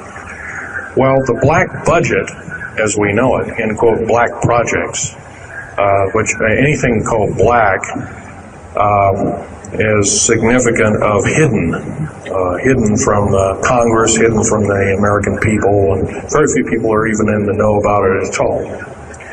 But black budget per year garners over $500 billion a year. And it's these kind of huge quantities and sums of monies are garnered through CIA drug activity, National Security Agency clandestine operations, mostly in Panama and South America. Now also engaged in Russia in bringing and refining strategic metals. By the way, you might want to ask, where's all these kind of interesting new metals coming from? Over here on the whiteboard, we have the new periodic table. It's got 140 elements. Now, in our high schools of today, I was in a high school about a week ago. I saw a new periodic table at 105 elements on it. Now, somewhere, we're not being told the truth. We're being lied to at every turn and every corner. We're considered less than morons. So the government has made itself an entity, an independent taxing body, an entity into itself, and isn't accountable to anybody. Not even the so-called New World Order. They just go ahead and do everything willy-nilly as they please. There's nobody checking. You don't have to worry about this. Occasionally there's a senator who pokes their nose in here and there, and that senator finds out either nicely or not so nicely that you don't do things like that. Now, if we're to gain a grip on our country, if we're to take our country back, we must first ask our public officials if they cannot tell us the truth, and we will impeach them, or they will be impeached, or they'll be tried as traitors. This is pretty stiff language. Already it's slowly beginning to trickle out to occur to a number of people that this may be the only way out. Also, our founding fathers, George Washington, Patrick Henry, and a few of the other ones, came up and said that you don't want to let the beast out of the box. They were talking about a runaway government. You don't want to allow your government to become like England at that time. And so they warned us about this very same kind of thing. First of all, the United States is not a democracy. It's not a republic anymore. It should be a republic. That's to the republic for which it stands, one nation under God. Why we can't even pray in the public schools anymore. We have to have a Supreme Court judge or group of them, plus Janet Reno and company, among other things, telling us what to do. Interpret for us as if we cannot read with our own two eyes and understand with our mind. This, of course, is bad policy all the way around. And I guess I don't need to blow that by your ears. Okay, on another subject, I have a number of items up here at the table. One of which here is, I can show it, is a heavy hunk of rock indeed. It has a weight of about a little bit more than a pound, 2.5 times the weight of uranium. It's not radioactive, can never be made radioactive. It's composed of rare earth, clays, and powdered metals, as well as an alien element, mostly from crashed, retrieved flying saucers and those of the kind that have happenstance to crash in our deserts and backyards, so to speak. It's called mironite. Well, this is employed in every stealth aircraft, every black jet, throughout the black budget. Also in the very small quantities in the skins of black helicopters. Mironite. Here's another thing. Here's a piece of probably the purest titanium you'll ever hear or see. It's so pure, it's also composed with other alien elements to make it extremely tough. It's capable of withstanding temperatures in excess of 7,000 degrees Fahrenheit. Our new Phoenix-class submarines, of which we're building 2 a month right now. Phoenix-class submarines is a black budget program. Each one of those submarines costing $208 million just for the titanium hull, which is made of this material. Approximately 10,000 pounds of it. Now, we've got, supposedly, as of the data right now, we've got 106 of these submarines. They're plying the waters and the waves. They can dive to a depth of over 7,000 feet and hold that for 3 months. It's a fantastic submarine indeed. It has 11 grid-bed nuclear motors on it, engines, that run everything, purify the air. By the way, these aren't your usual nuclear motor installation. They're very small. They're probably no bigger than this podium,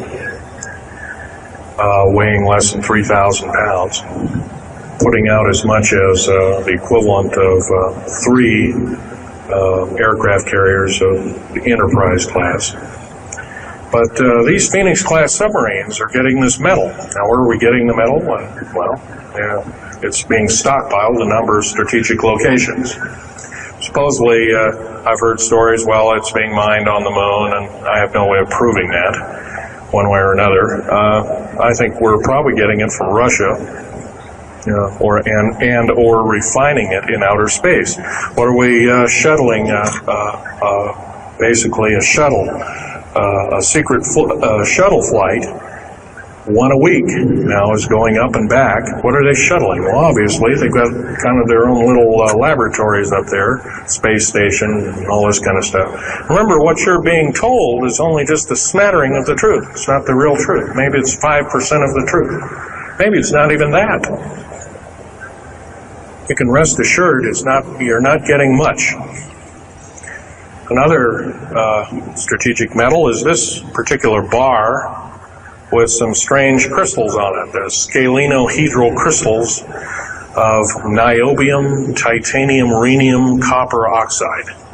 this complex group of elements not found on the Earth in specific quantities. This was developed at Los Alamos through EG&G and other outfits, are employed in all black jet aircraft, all of them, including the, in quotes, sport model, the little flying saucer we occasionally see over at Groom Lake. And by the way now, if we happen to be with a video camera, taking pictures of the so-called area around Groom Lake, it's now, you can get your equipment confiscated, your car, your house. You're considered the same thing as a drug dealer, and you'll go to jail for 5 years, up to 5 years, and $1 million fine.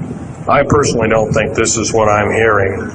I just don't think that this kind of punitiveness is what we need in America, and we have to get rid of it. Otherwise, we're going to die with no America. Here's some other elements.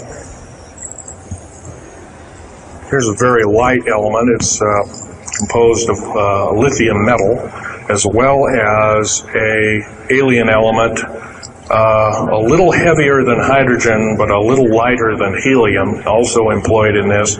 It's used in secretive methods of propulsion, and it also is in a peculiar scalenohedral crystalline form. And anything scalenohedral, and by the way, a scalene triangle is no side is equal to another side. The scalenohedral metallic crystalline structure is definitely alien element, or alien technology converted over to our own technology. These were given to me about a year ago. They're called alien or aurora drops. It's supposedly the skins of the black jets. Some of the ones that are coming in at very high rates of speed, they're still glowing red hot, white hot, and they'll sit out there and cool off, and they're dripping their material off of them. And it's kind of like a rubberized coating. It's not rubber, I can tell you that. It's as hard as lava rock or harder, capable of withstanding tremendous temperatures, but nonetheless, some of it sloughs off every time, and so they just kind of scoop it up and throw it in the trash can. There are a few pieces of it. Here's one of the hardest so-called man-made rocks. Once again, it's got a number of alien counterpart. It's got an alien crystalline structure to it, very advanced. It's about 11 times harder than a diamond, about 70 times stronger than a diamond, capable of withstanding temperatures in excess of 10,000 degrees Fahrenheit. It is employed as very thin coatings or windows, tiny windows, in hypersonic aircraft that exceed Mach 5. Here's an interesting artifact. Right here in this hunk of rock, which by the way was an old 100,000-year-old chipping tool found in Syria, Jordan rather, excuse me, is a imprint of, it looks like a fossil, but it's not. It's an imprint of a small mechanical part with exactly 360 kind of little rotor blades. Well, this rock is 220 million years old. Who was making machines 220 million years ago? Maybe von Däniken was right after all, huh?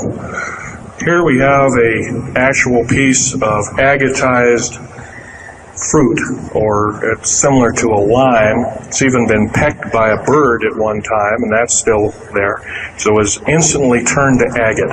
It is the same agate or chemical structure as material found at Hiroshima and Nagasaki after the A bombings in World War II, where grasses and flowers and petals of flowers and other kinds of things were instantly petrified, turned to agate. It is the same identical crystalline structure. However, this particular piece is about 20 million years old, and it's still got its original green coating, and it's basically unchanged. Perfect condition. Likewise, here's a garlic plant about somewhere between 20 and 35 million years of age, and once again it's got that same pink agate coating. And here are some pieces of the metal skin from the crash disk at Roswell.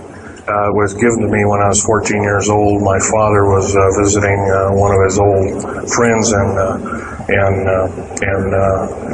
Navy archives, as well as he was in the Royal Navy in England. And I, as a 14-year-old boy, I says, "Gee, Dad, can I ask Johnny something?" "Oh, go ahead, ask him. Get anything you can from him," that kind of thing. I says, "Well, gee, Johnny, well, do you think I can have a piece of this metal?" "Oh, no, you can't have that." And I says, "Oh, give it to the kid. What the heck? He won't have it very long anyway." Well, I've had it all this time. It's kind of a unique thing. They were able to break the skin of that craft, by the way, by dropping it into a bath of liquid nitrogen, hitting it with a mechanical or hydraulic hammer, and it shattered into little bits. And it was later analyzed and adapted for our own technology. All these artifacts are fine, but once again, the main part of this talk is, where's it all leading to? We get very little spin-off to where any of this is leading to.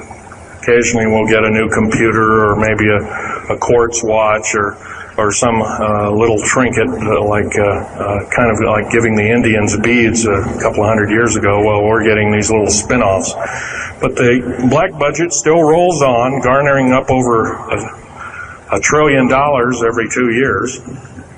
It's somewhere between 1.023 trillion and 1.31 trillion dollars every 2 years.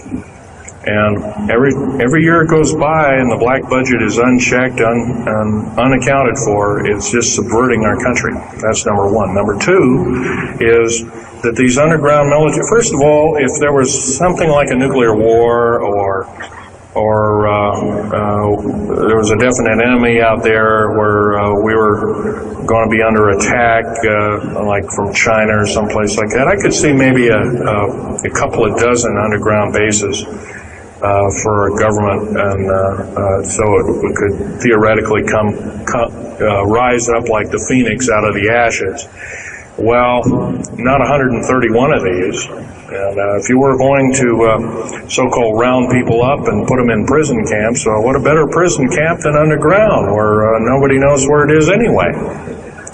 So once again, these underground bases are most likely been planned as underground prison camps and slave labor factories for the New World Order.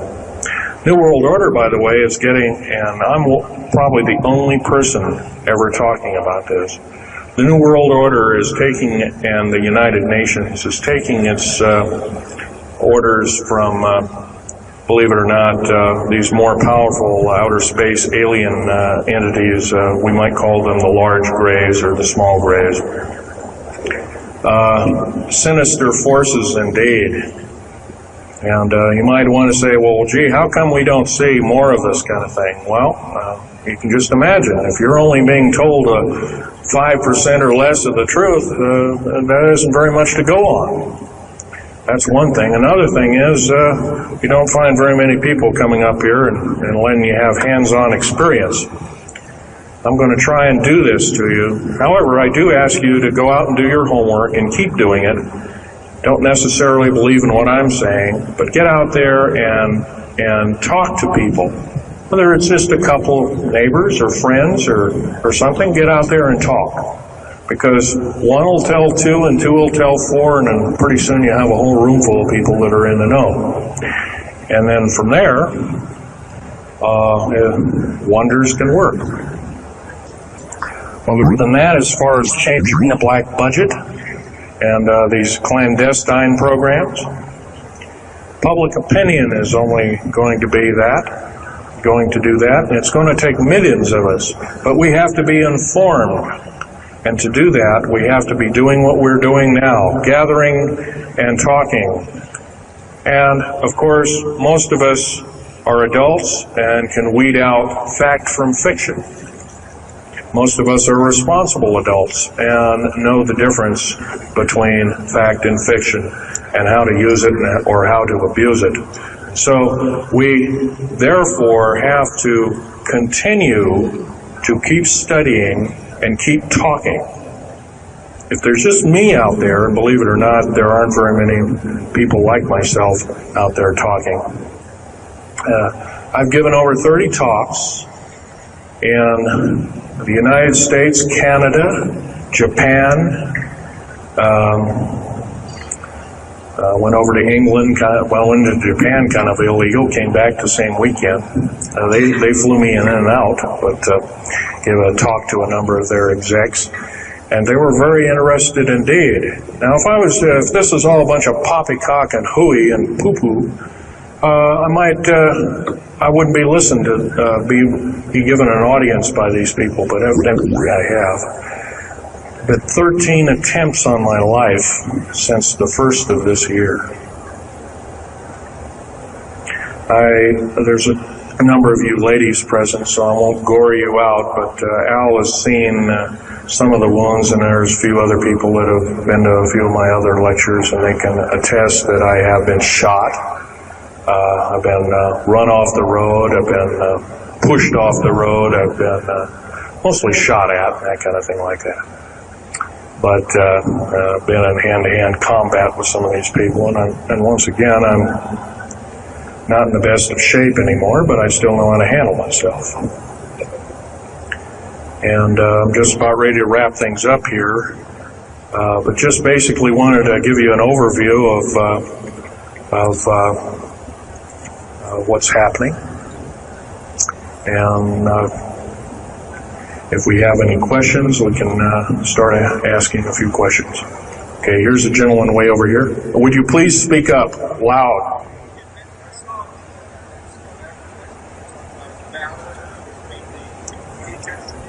Yes, I was involved in 1979, in August, late August of 1979. I was involved working through Los Alamos Laboratories at Dulce, New Mexico, and what's now known as the Alien-Human War. 66 Secret Service agents, government workers, geologists, and the like. I almost bit the dust. I could have been number 67. Lost their lives that day because the government lied and knew full well what was underneath. And what we'd done is, out in the desert there, we had drilled in a period of a couple of days, we drilled 4 of these holes that went down several thousand feet. And one of these holes kept bringing up dirty dust and putrefying odors and broken off machine bits and other kinds of things like that. Boring machines as well as lasers came up damaged. And first there was a probe that was sent down, and that came up totally missing. And so people were sent down there, and I was one of the people. And when I got down there, of course, the odor was, and remember, I was in a spacesuit type environment. All I had was a small tool belt with special sensors, a small rock hammer, and a rucksack for mineral specimens and other kinds of things like that. And I had my little pistol. And being an engineer, didn't have time to carry a big hunk of pistol like most of these Green Berets carry, stuff like that, Black Berets. I carried a little Walther PPK with a 9-shot clip. As soon as I got down this hole, standing about from me to this gentleman over here in the front row, about 10 or so feet away, 7 feet away, something like that, was one of these 7-foot-tall stinking alien guys. And I didn't waste any time. I said, I'm not fiddling with you guys, and boom, away you go. And I was one of the rare few that had been allured that this may or may not occur, and so basically was given ET training, but a lot of these other people weren't. And we were, in fact, it was asked, are there aliens in the area? And of course, the big question was no. And that was a big lie. And of course, 66 people died that day. I have a big hole in my chest. I lost my lung was literally burnt out of me. My fingers burnt off of me. My toenails burnt off of me. My skin was in radiation isolation therapy for 400 plus days. My bones were vitrified or burnt. I was cooked. I managed to survive. Here, telling you something about it today. But other than that, I'm the only talking survivor. There are only 2 other survivors, and they're in nursing homes up in Canada. And Canada refuses to allow the United States officials to talk to them. They're in very bad shape indeed. One of them can't talk, and the other one doesn't want to. So they're regarded as Canadian heroes, and so they're being kept by Canada. Okay, this fellow over here. Speak up loud.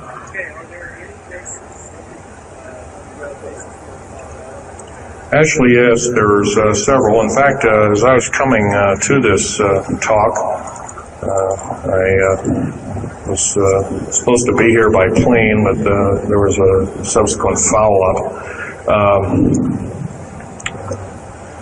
Anyway, I drove all the way and did it in one day.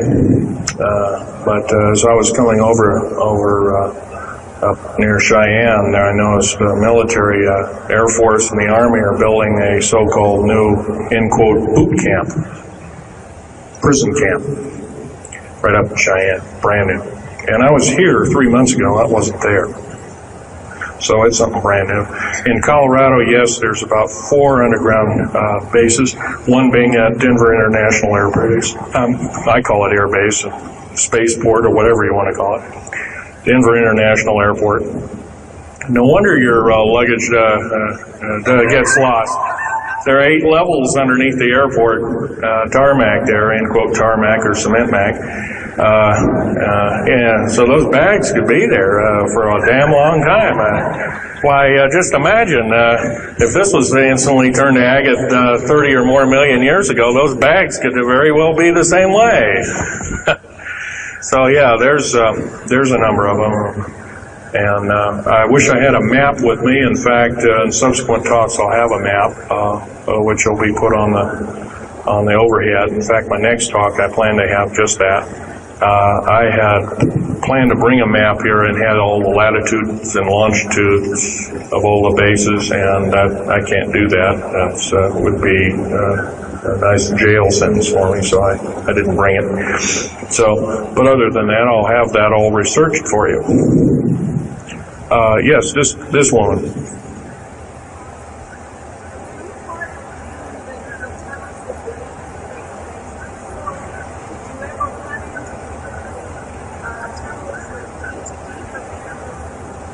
Yes, as far as there being an inner Earth, a hollow Earth or anything like this, no, I've never run into anything like that. However,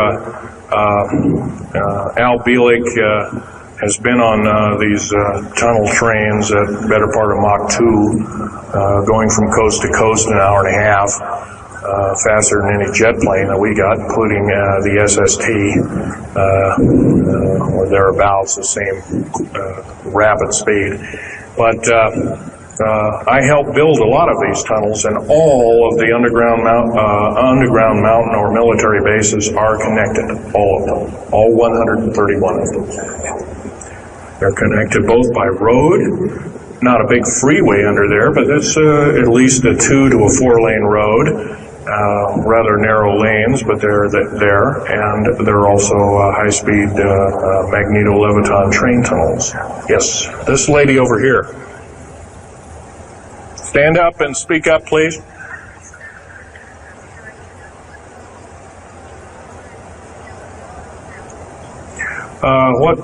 What levels of military personnel know about this? Most of the levels of military know about this, especially the higher levels, higher officer levels. The enlisted, I'm sure, don't, or are basically kept in the dark like we are, end quote, we are. So, yeah. This fellow right here with the hat, Adam. Where are most of these bases located? Well, there's 131 of them in the United States, 127 of them in the lower 48. There's some in Canada, I'm not counting those. There's some in northern Mexico, I'm not counting those either. They average about 4¼ cubic miles hollowed out underground, an average depth of 5,700 feet underground. Average cost $17 to $31 billion each. They employ anywhere from 1,800 to 10,000 people. And there's some very large ones now being built in Sweden, one of which is repudiated to be 30 cubic miles. It will take 5 years to build that one at a cost of about $2 trillion. And that's all being supplied by the United Nations. Yes. Anybody over here? Oh. This gentleman. Speak up, please. Okay, you want to know exact locations of all these. Well, for where all of your Army, Marine Corps, Navy, and Air Force bases are, they're with all this present, not the ones closed down. And by the way, the closed down bases are now being used for gasoline storage and equipment storage and these kind of things. So they're not really closed down yet. Boot camps, end quote, boot camps and all this kind of stuff. So-called prisoner camps and these kind of things. Right now, our police, for instance, are being trained by the Air Force and the Army intelligence in martial law research, as they call it. How dare they call that by that name? Where these are, they're where every one of these strategic bases are now. In Colorado, in around Denver, there's 3 of them, and they're fairly small. Some of these bases are only maybe 2,000 to 3,000 feet in depth. Some of them were built a long time ago, back 35, 40 years ago, and they're only maybe 500 feet. And they're mostly for equipment storage. Denver, and then there's Fort Collins. There's also Colorado Springs area as an operation. By the way, Colorado Springs is kind of a famous area. Nikola Tesla's laboratories were in Colorado Springs, and need I say more? I'll leave that up to Al Bielek. As far as Nellis Air Force Base, there's 9 underground mountain bases in Nellis Air Force Base. That's in Nevada. It's north of Las Vegas.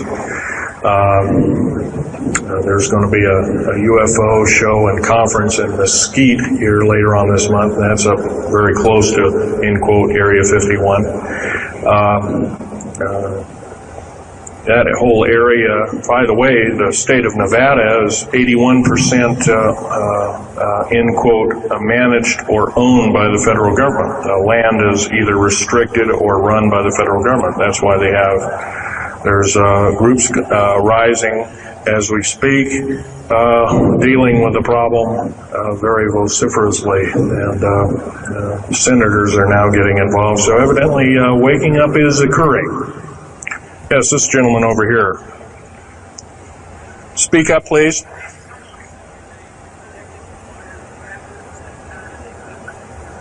Okay. Yes, they are. The gentleman asked, are these tunnels connected to large caverns? Yes, these large bases are basically like this Coliseum. Everything's underground. Everything's a city underground. Most of these bases both have military bases, and they have all the accoutrements of life. Remember, each one of these costs quite a bundle of dough, and some of it in our tax money, but most of it in clandestine approaches, and that's definitely undermining the country. Yes.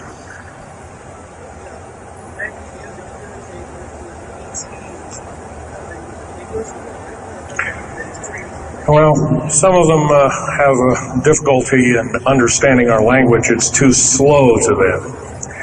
If you've heard whale songs or bird chirpings at high speed, it's about what these aliens sound like audibly to us, so it's a bunch of gibberish.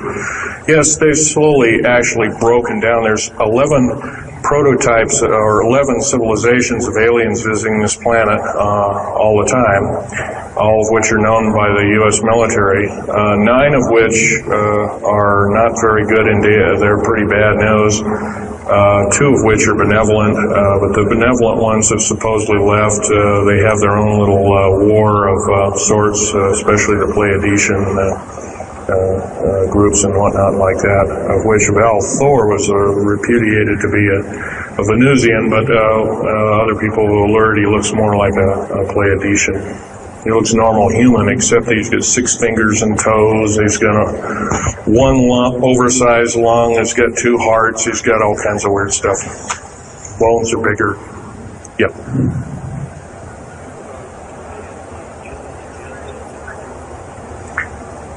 The man asked, do I tie in the alien agenda to the New World Order? Yes, sir, 100%.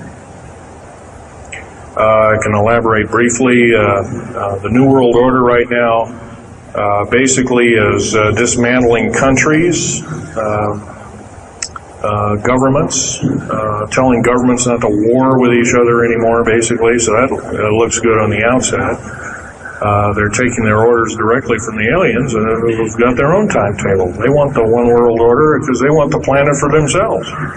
Of course, you've often heard of the term Global 2000, and that's a supposed sinister plot, or has been a group of sinister plots to produce biological weaponry to reduce or thin out the so-called ethnic cleanse the population of the planet by 5/6, or roughly 5 of 6 billion people, enslaving the rest to work willy-nilly with the so-called people of the New World Order. Now, another peculiar thing is the alien agenda is not really well believed nor understood by a lot of these one-worlders.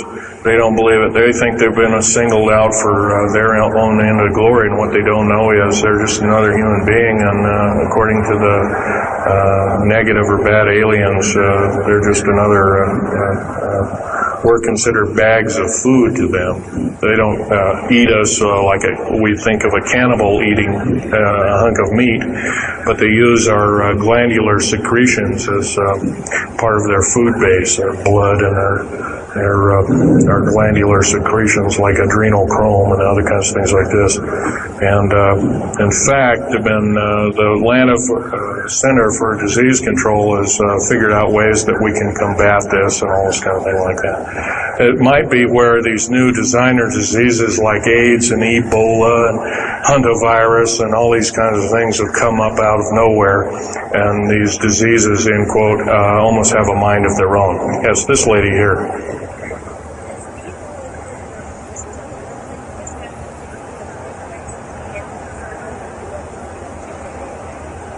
Okay, lady asked, is the tunnel building having an effect with earthquakes?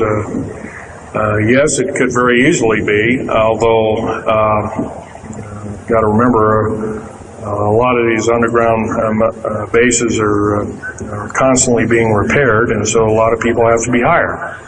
As far as the U.S. government, second part of her question was the U.S. government modifying our weather. Yes, that's an affirmative. And we have the U.S. government's been working with the Russians for at least since 1972 and maybe as early as 1966 on weather modification. It's a well-known fact, and it's well employed.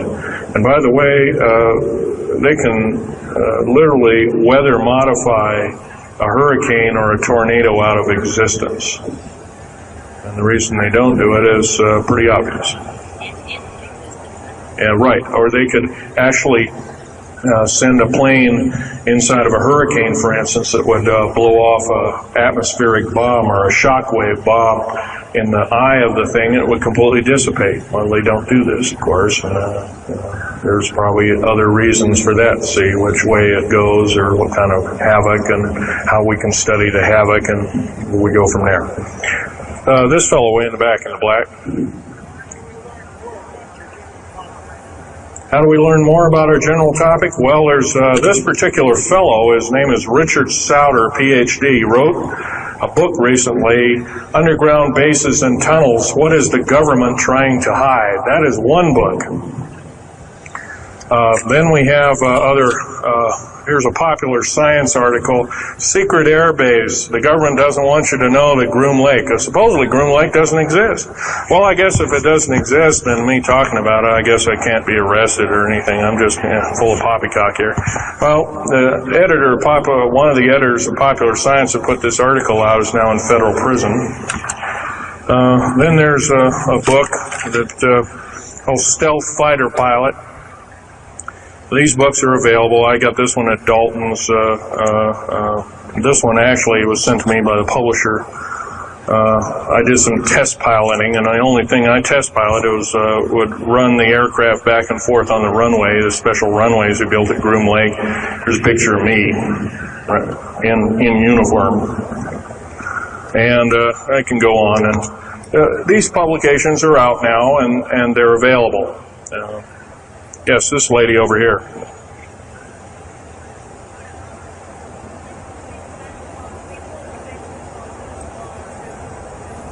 I can't hear you. What?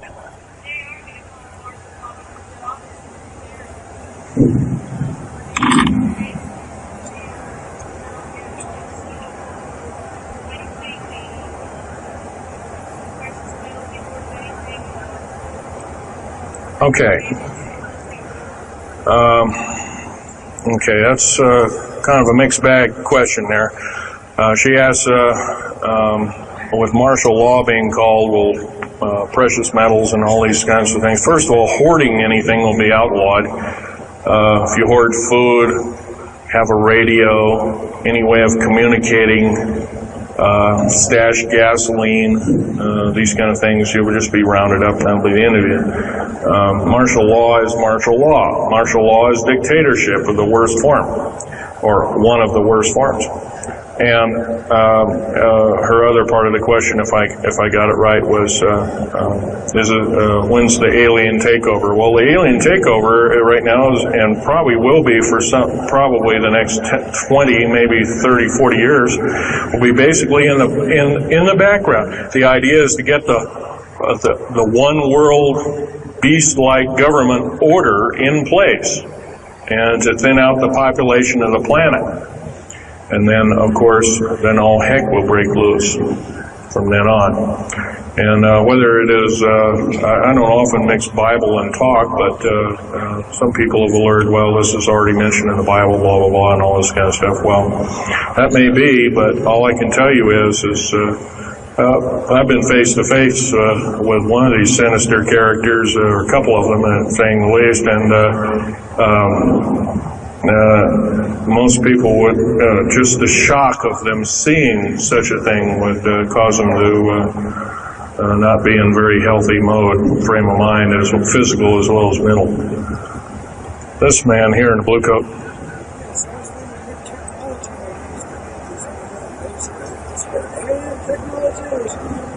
Well, it's a combination. What technology is used to build these underground bases? Well, we have lasers that can drill out, or basically deflagrate or melt out a tunnel 7 miles a day. And that tunnel is 28 feet wide, 28 feet high. You've been told about drilling and boring machines in a very slow, quarter of a mile a day. Most of that went out in World War II. Most of that's all World War I or World War II era materials.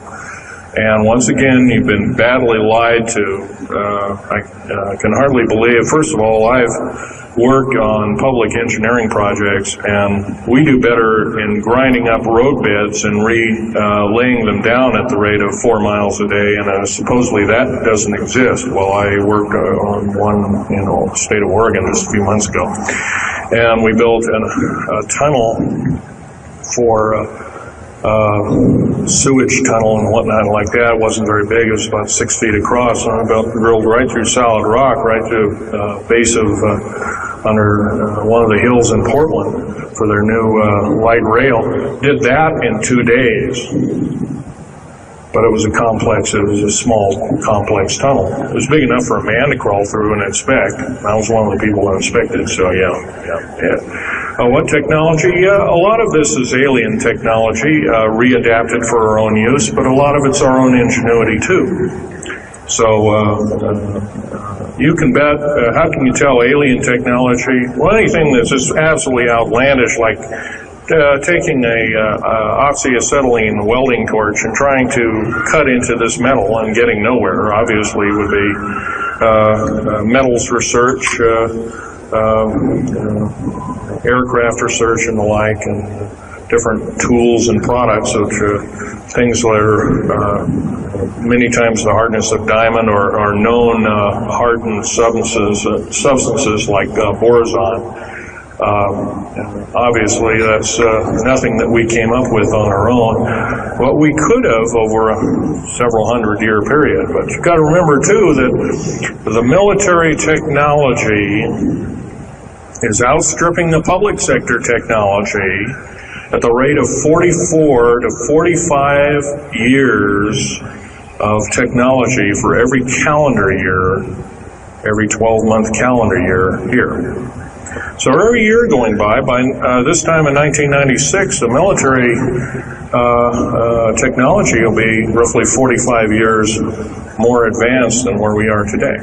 So it's quite possible that way back in 1943, the U.S. Navy not only caused the ship to disappear, it literally disappeared and reappeared.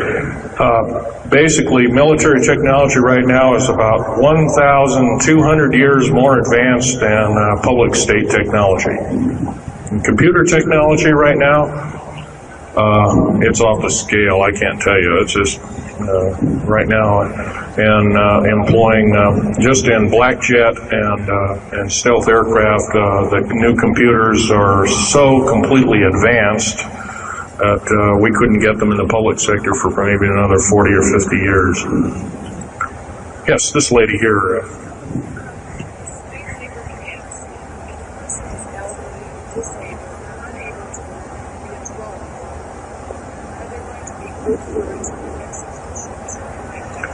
Well, the lady asked with the slave labor camps, the old, the infirm, the handicapped, are they going to be executed, and will there be executions? You can bet your bottom dollar there actually will be these things. I wish I knew more, but I don't. I've had my own agenda to kind of keep up and talk about. But other than that, yes, I would imagine so. If you look at all the 39 prison camps that are presently built, and they're called boot camps, by the way. And of course, these new trains that they have that have 143 shackle placements per train, they're a scary thing indeed. You know what they're called? They're called United Nations Prisoner Transfer Cars. Well, that's an appropriate name, I guess. Well, we got to wrap it up here. They're telling me it's time. I'll take one more question. This lady over here.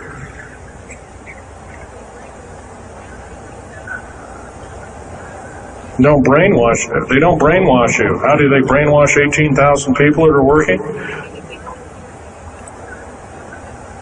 Well, you sign this little piece of paper saying you work, you go to prison for the rest of your days. Or you're not going to be taking home a paycheck of about anywhere from $4,000 to $40,000 per month, depending upon your position. $40,000 a month's a lot of petunias. Okay. Well, I got to wrap it up here, folks. So I'll be over in Al Bielig's booth. I think it's over in booth number 125. I could take other questions there and let you take a look at artifacts. And once again, on these artifacts, in the very few minutes, don't handle them, just look at them. Thank you very much.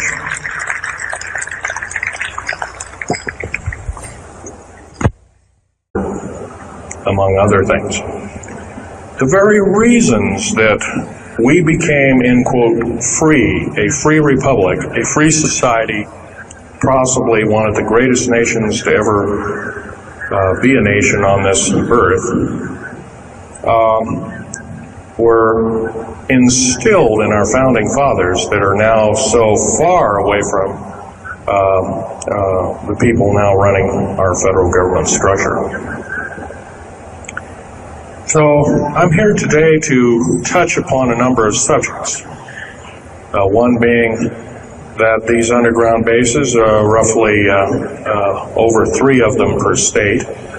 There's now, instead of 12 prison camps, there's 39. That's almost 1 per state.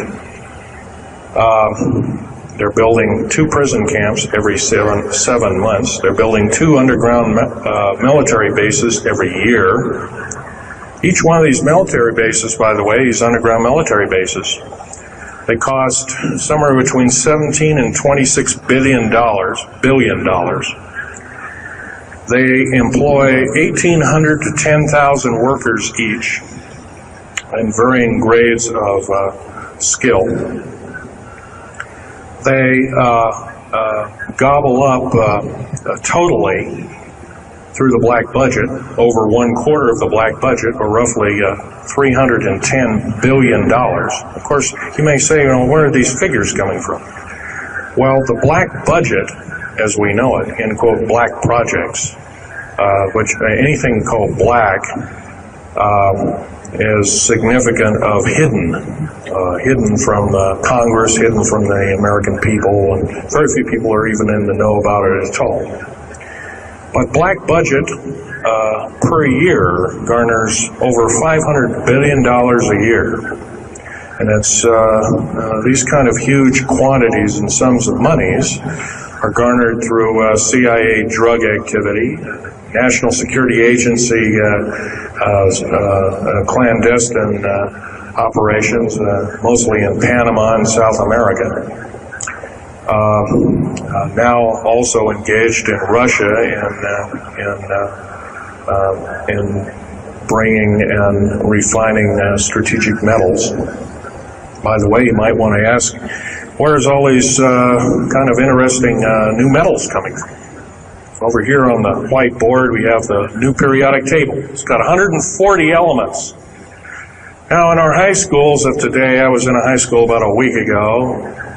I saw a new periodic table at 105 elements on it. Now, somewhere, we're not being told the truth. We're being lied to at every turn and every corner.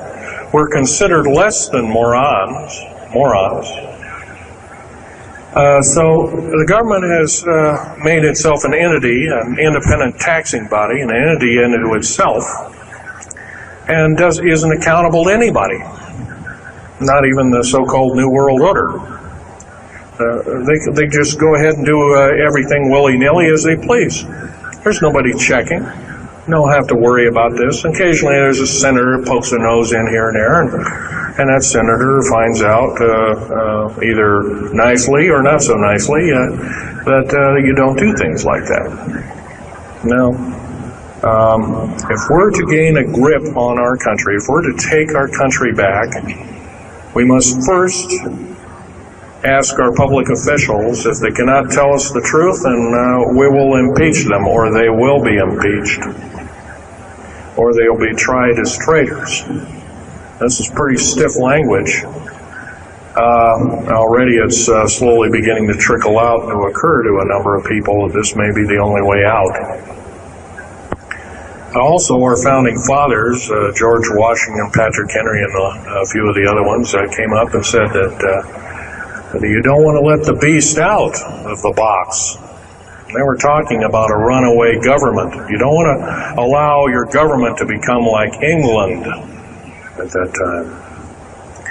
And so they warned us about this very same kind of thing. First of all, the United States is not a democracy. It's not a republic anymore. It should be a republic. That's to the republic for which it stands, one nation under God.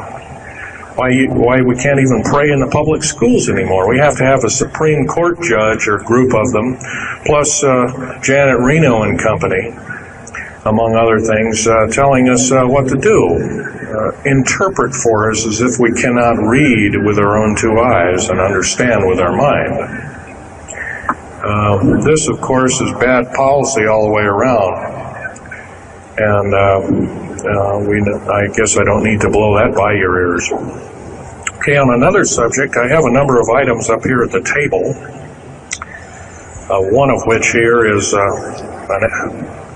can show it, is a heavy hunk of rock indeed. It has a weight of about a little bit more than a pound, 2.5 times the weight of uranium. It's not radioactive, can never be made radioactive. It's composed of rare earth, clays, and powdered metals, as well as an alien element, mostly from crashed, retrieved flying saucers and those of the kind that have happenstance to crash in our deserts and backyards, so to speak. It's called mironite. Well, this is employed in every stealth aircraft, every black jet, throughout the black budget. Also in the very small quantities in the skins of black helicopters. Mironite. Here's another thing. Here's a piece of probably the purest titanium you'll ever hear or see. It's so pure, it's also composed with other alien elements to make it extremely tough. It's capable of withstanding temperatures in excess of 7,000 degrees Fahrenheit. Our new Phoenix-class submarines, of which we're building 2 a month right now, and these are not kidnappings or murders or rapes or suicides or anything, totally unaccounted for. And where are these people going to? Nobody knows. Maybe one of us in this room or somebody has encountered such an individual and lost a loved one or a friend or something, and that's unfortunate.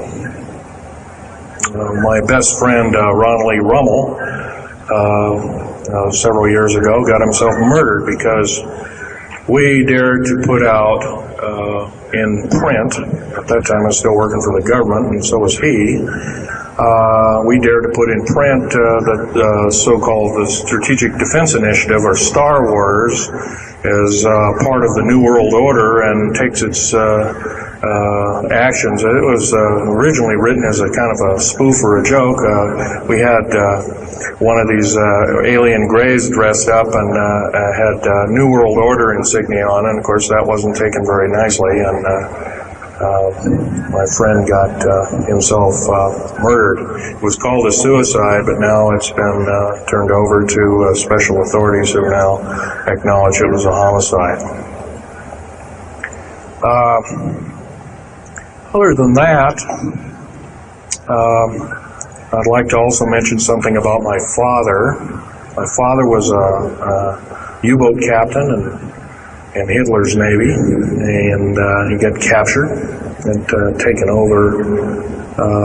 I didn't find this out until about 2 weeks before he died on his deathbed. He kind of told everybody in total shock. I was one of them.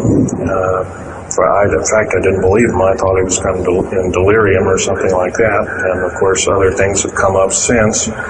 And so, anyway, he was captured by the French, turned over to the Third Army, the U.S. Third Army, and then U.S. Third Army turned him over to the Navy.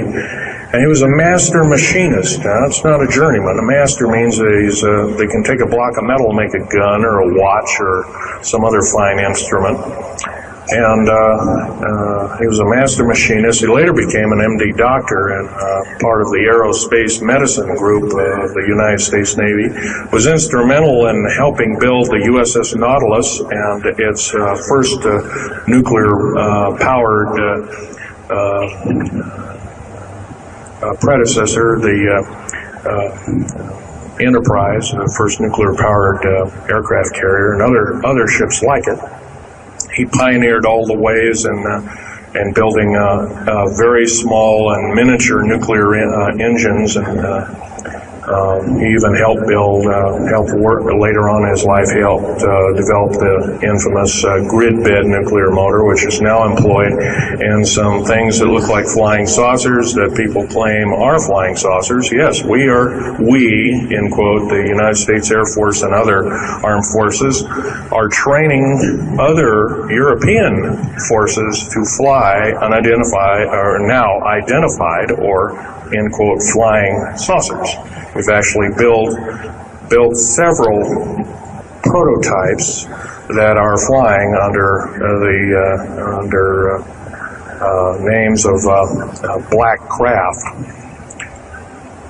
My position as a geologist and engineer got me to see a lot of things in the world. I've been in over 70 countries.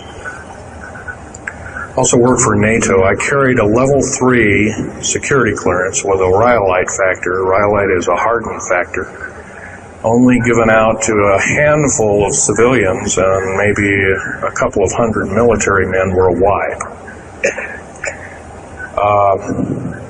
I thought I was doing the nation, the United States, as well as the world a favor by, I thought I was kind of keeping my end up. Well, it didn't work out that way. I was to later find out that these underground bases are now being employed as strategic bases for, in case there is martial law in this country. Right now, our military professors that used to be in war colleges and the like are training people like ex-Russian KGB and Spetsnaz people right here on American soil. I've seen it with my own 2 eyes, along with other people, other geologists. By the way, I'm still a geologist, still do geological survey work. However, I don't work for the government anymore. I took my security clearance and all my government stuff and cut it up and sent it back to the, pardon my French, SOBs. When I found out that a number of these 131 deep underground military bases are being used to subvert the Constitution of these United States and its people, I says, that is enough. I can't possibly be connected. Oh, well, Mr. Schneider, you can't quit, they said. Well, I says, yes, I can. I'm an individual, I'm going to quit, and I'm walking off the job. And he says, so I got arrested and casually told, well, you got to finish the job. And so I caved into that part, and I finished 3 weeks, and then at that time, my father was dying, and I was allowed home, and I never went back for my paychecks. Don't intend to either. These people are beginning to show signs of being our utmost enemy. I'm talking about military people now engaged in training foreign troops on American soil, clearly against the Bill of Rights and the U.S. Constitution. It's why we formed a government, why our forefathers formed a government, a republic of these United States in the first place, way back 200 plus years ago. Because the drawing and quartering of soldiers, taxation without representation, law by edict, otherwise known as today's version, executive order.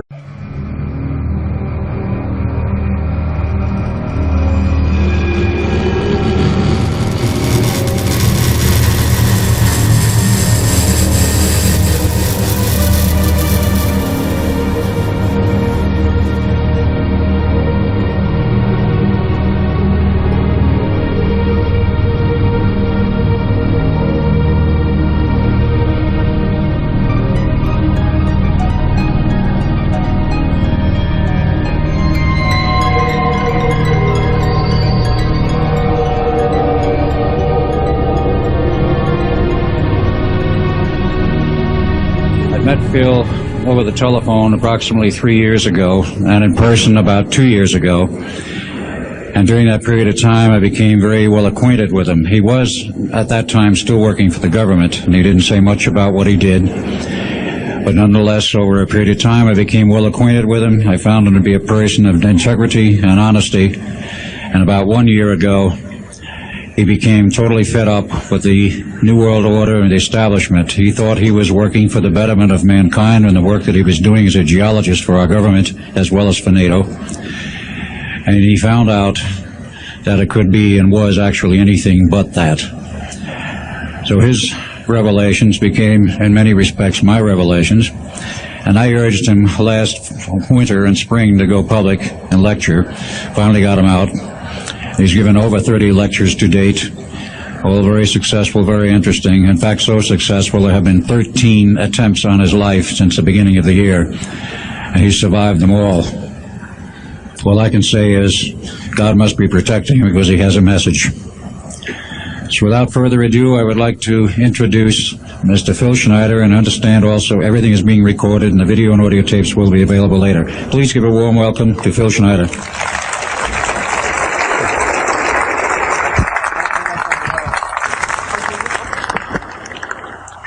Thanks, Al.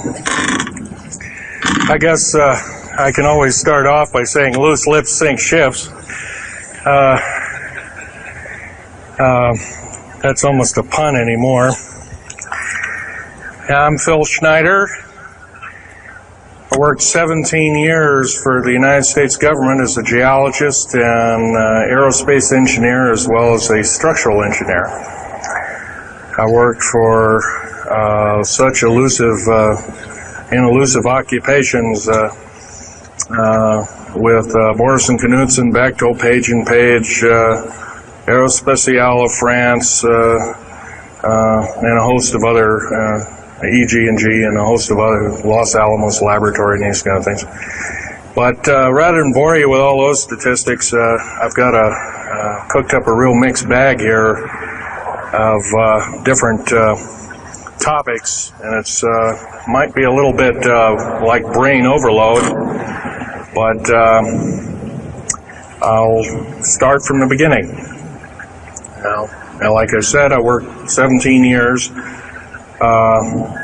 co-invented methods of shape charge blasting as well as laser rock deflagration, which means rock is literally melted or powdered by a special laser combination, and the residue of the rock underneath is applied as a coating, as a liquid coating, kind of like instant agate, if you could imagine a hunk of agate, which is a hard silica mineral, rock actually. But up here we have another topic. This is an area to where I worked. I worked 11 years of the 17 years at Groom Lake, S4, S2. It's in the Nellis Air Force Base area. In fact, Groom Lake is, I'll show you in the picture right here. It's right here. Groom Lake is quite the place. A lot of rumors and other kinds of things have come out of there. Of course, people have stood on the outside for years and wondered at what's been flying there. There's all kinds of things been flying. Let me give you a brief overview. Start in ancient history land here. Back in 1909, the U.S. Cavalry was engaged in catching some banditos that had crossed over the Mexican border into a place called Truth and Consequences, New Mexico. And they went into a cave or a hideout and killed the so-called bandits, but what they found out they couldn't explain. And they were called horseshoe craft at that time, or horseshoe ships. There were UFOs, and they saw these, what they called demons, gray demons, little gray guys all around the place. That was in 1909. Now in 1933, our government was actively engaged with the Europeans, mostly the French and the English, in special researches dealing with aerial phenomenon. And once again, the term flying saucer or flying disc didn't come about until much later, supposedly right around the mid-1940s. Anyway, the whole thing here is that also in 1946, I might want to add, we were engaged in atomic bomb testing and this kind of a like. And of course, the area of Bikini Atoll, some of the pictures are over here on the white board. Are showing with the actual language of both the U.S. Army and U.S. Navy archives. Anyway, these flying ships were seen as early as 1945, 46. Some of them were called Foo Fighters, and you name it. They were fully known about, maybe as early as 1935 or 36 by our U.S. Navy. And there was a shallow underwater base at Bikini Island, and that was probably the one reason why a number of atomic bombs were exploded in that area rather than other areas which they could have been even more remote out in the South Pacific at Operation Crossroads. Well, anyway, this all led up to later on, about 6-8 years later, 1954, during the Eisenhower administration, led to an interesting treaty called the Greada 1954 Treaty. It was the Alien-Human Treaty. And supposedly the aliens had come in and exchanged technology, and they'd want to take an occasional human being and a few head of cows, and accurate books were supposedly to be kept and all this kind of stuff. And of course, eventually all that broke down, and aliens are notorious for being liars, even greater liars than so-called, in quote, we humans are. So alien treaties are often just not even the pieces of paper they're written on, they're just really kind of worthless. Anyway, my work as a geologist in building underground military bases, some of which are over 2 miles underground. And I think when you listen to Al tonight, if you have a chance to listen to him, he will speak of, Al's actually been on some of the high-speed monorail subway cars, if you might want to call them, that link these bases together. Some of them are capable of riding on a cushion of air about 3/4 of an inch off a rail at a better part of Mach 2. And he's actually been on one of these trains. I've only been in one of the tunnels and helped build some of the tunnels. Incidentally, I helped work on 13 deep underground military bases. Had hands-on experience. Notorious was the one in and around the Dulce, the southeastern and southwestern sides of Dulce, New Mexico, in the Los Alamos laboratory regions, where we built some hermetically sealed rooms that were very deep, going down over a mile. We also built additions onto Groom Lake and S2 and S4 complexes.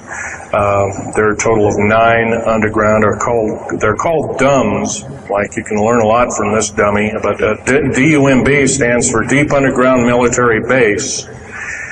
And or a deep underground, DUM-2, for instance, is a submarine base, and I have built a few of those too, which are off our continental shelves and then certain islands and out in the Atlantic and the Pacific in strategic locations. All this, I can hardly, in an hour's time, I can hardly squeeze all this in, so I'll be kind of rambling here if you just bear with me. The main topic of my discussion here is to link up basically what's going on with these deep underground military bases, what they're being used for, what is the present situation now being employed both by our federal government, which is slowly being phased out by the United Nations government, as well as the New World, end quote, the New World Order, which is an even higher entity, and who these higher entities are taking their orders from, and try and link up basically what's going on. A lot of us have been kept in the dark. We've been given, maybe most recently over here, photographs of an alien at Roswell. I'll just make a very brief statement about that. The photographs cannot stand up to a computer grain analysis test and therefore are retouched or faked. They're not real. The real one, the real photograph of the charred or dead alien that was, or one of the several that were autopsied, is over here, was given to me by a friend by the name of Skip Fromback of Seattle. And his father worked as one of the principal doctors. He was from Germany at the time, and worked on some of the autopsy material, from what I understand, along with other people. Anyway, you just can't believe everything, and that goes for me. You got to get out there and do your homework. Like I always say, you might don't put your spectacles on, you put your skepticals on when you listen to me. So if we can have a show of hands here, how many people have heard about Roswell, New Mexico? Very good, almost all.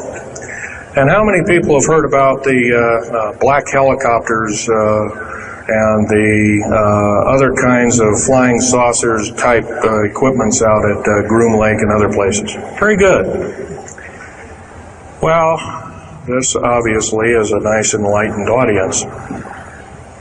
Most of you have probably seen what a black helicopter is, or maybe even gotten rare glimpses of an F-117A black jet, or stealth, as they're often called, or a B-2 bomber, or B-1 bomber, or some of these other sophisticated aircraft that are now being touted as the new technology. Once again, where did we get this new technology? Well, obviously we've had a little hand in that. Our little alien so-called buddies, have kind of exchanged things, not without a great cost. The cost of which has been a lot of people have disappeared. Some, and I'll blow this statistic by you. There's, according to current FBI and Defense Intelligence Agency and CIA statistics, 100,000 children and 1 million adults disappear every year. Phoenix-class submarines is a black budget program, each one of those submarines costing $208 million. Just for the titanium hull, which is made of this material. Approximately 10,000 pounds of it. Now, we've got, supposedly, as of the data right now, we've got 106 of these submarines. They're plying the waters and the waves. They can dive to a depth of over 7,000 feet and hold that for 3 months. It's a fantastic submarine indeed. It has 11 grid-bed nuclear motors on it, engines, that run everything, purify the air. And, by the way, these aren't your usual nuclear motor installation. They're very small. They're probably no bigger than this podium, weighing less than 3,000 pounds, putting out as much as the equivalent of 3 aircraft carriers of the Enterprise class. But these Phoenix-class submarines are getting this metal. Now, where are we getting the metal? Well, it's being stockpiled in a number of strategic locations. Supposedly, I've heard stories, well, it's being mined on the moon, and I have no way of proving that, one way or another. I think we're probably getting it from Russia. or refining it in outer space? What are we shuttling? Basically, a shuttle, a secret shuttle flight. One a week now is going up and back. What are they shuttling? Well, obviously, they've got kind of their own little laboratories up there, space station, and all this kind of stuff. Remember, what you're being told is only just a smattering of the truth. It's not the real truth. Maybe it's 5% of the truth. Maybe it's not even that. You can rest assured you're not getting much. Another strategic metal is this particular bar with some strange crystals on it. There's scalenohedral crystals of niobium, titanium, rhenium, copper oxide.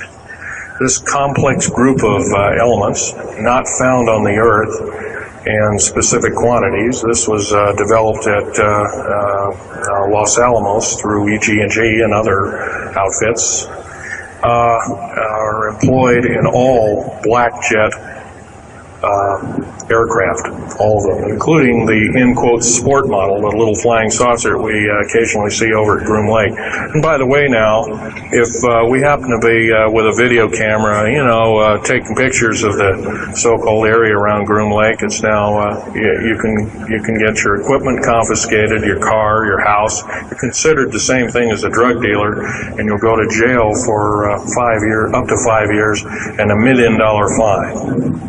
I personally don't think this is what I'm hearing. I just don't think that this kind of punitiveness is what we need in America, and we have to get rid of it. Otherwise, we're going to die with no America. Here's some other elements.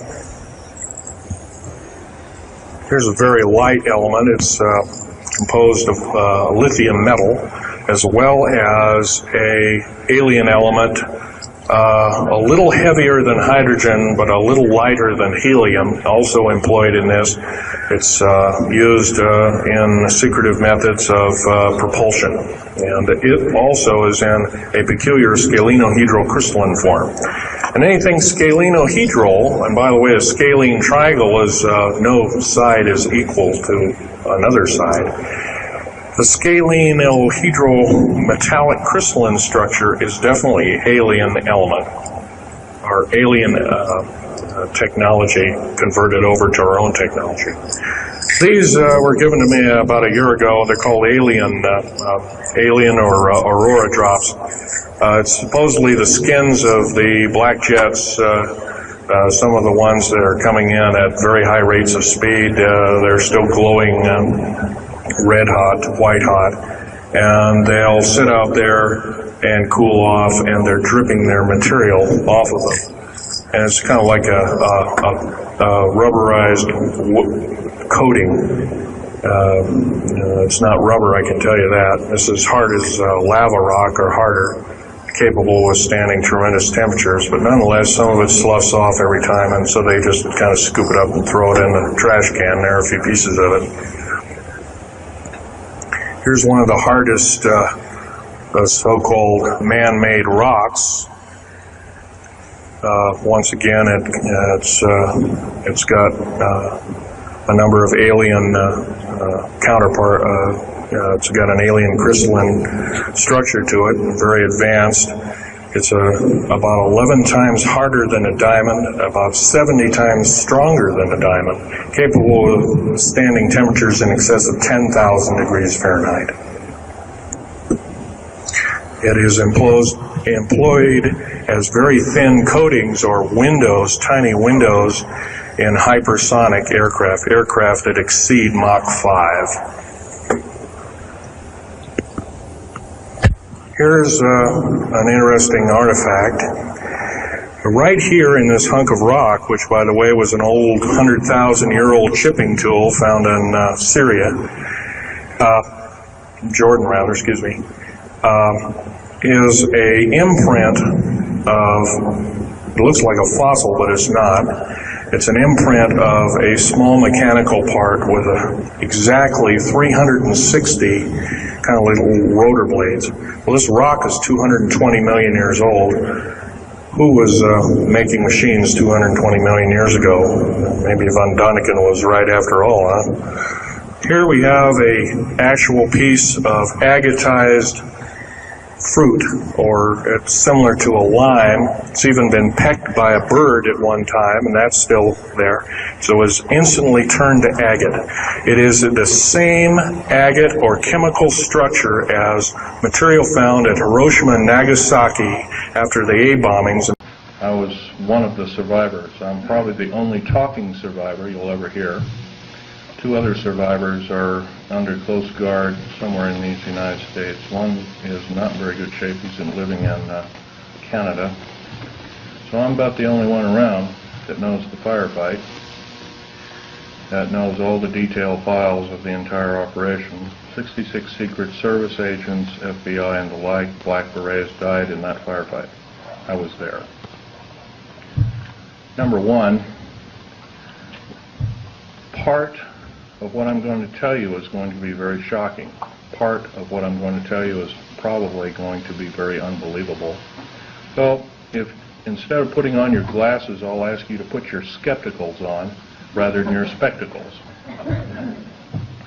But please feel free to do your own homework. I know the Freedom of Information Act isn't much to go on, but unfortunately it's basically the best we've got. Your local law library and your nearest law university is a good place to look for congressional records.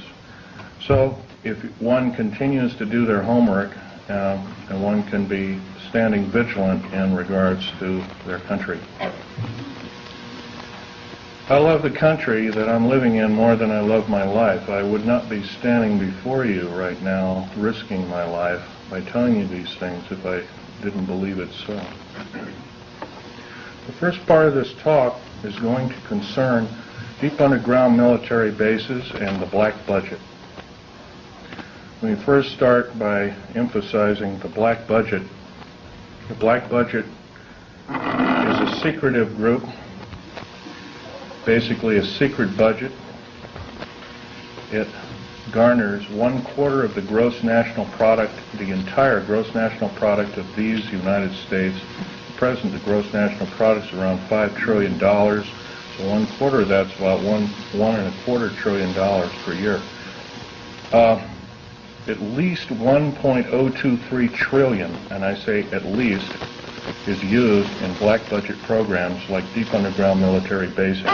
Presently, there are 129 deep underground military bases in these United States. Is this our? No, this one doesn't work.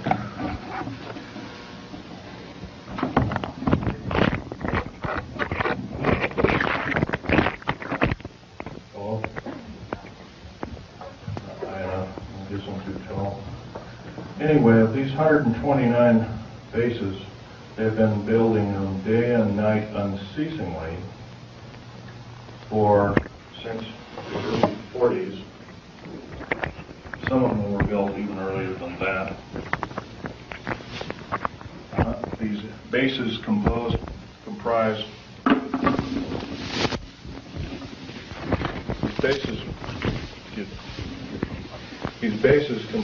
basically of large cities underground. They're connected by high-speed monorail magneto-leviton trains that can go up to Mach 2. Books have been several books recently have been written about this activity, all of which is verifiable through bibliography.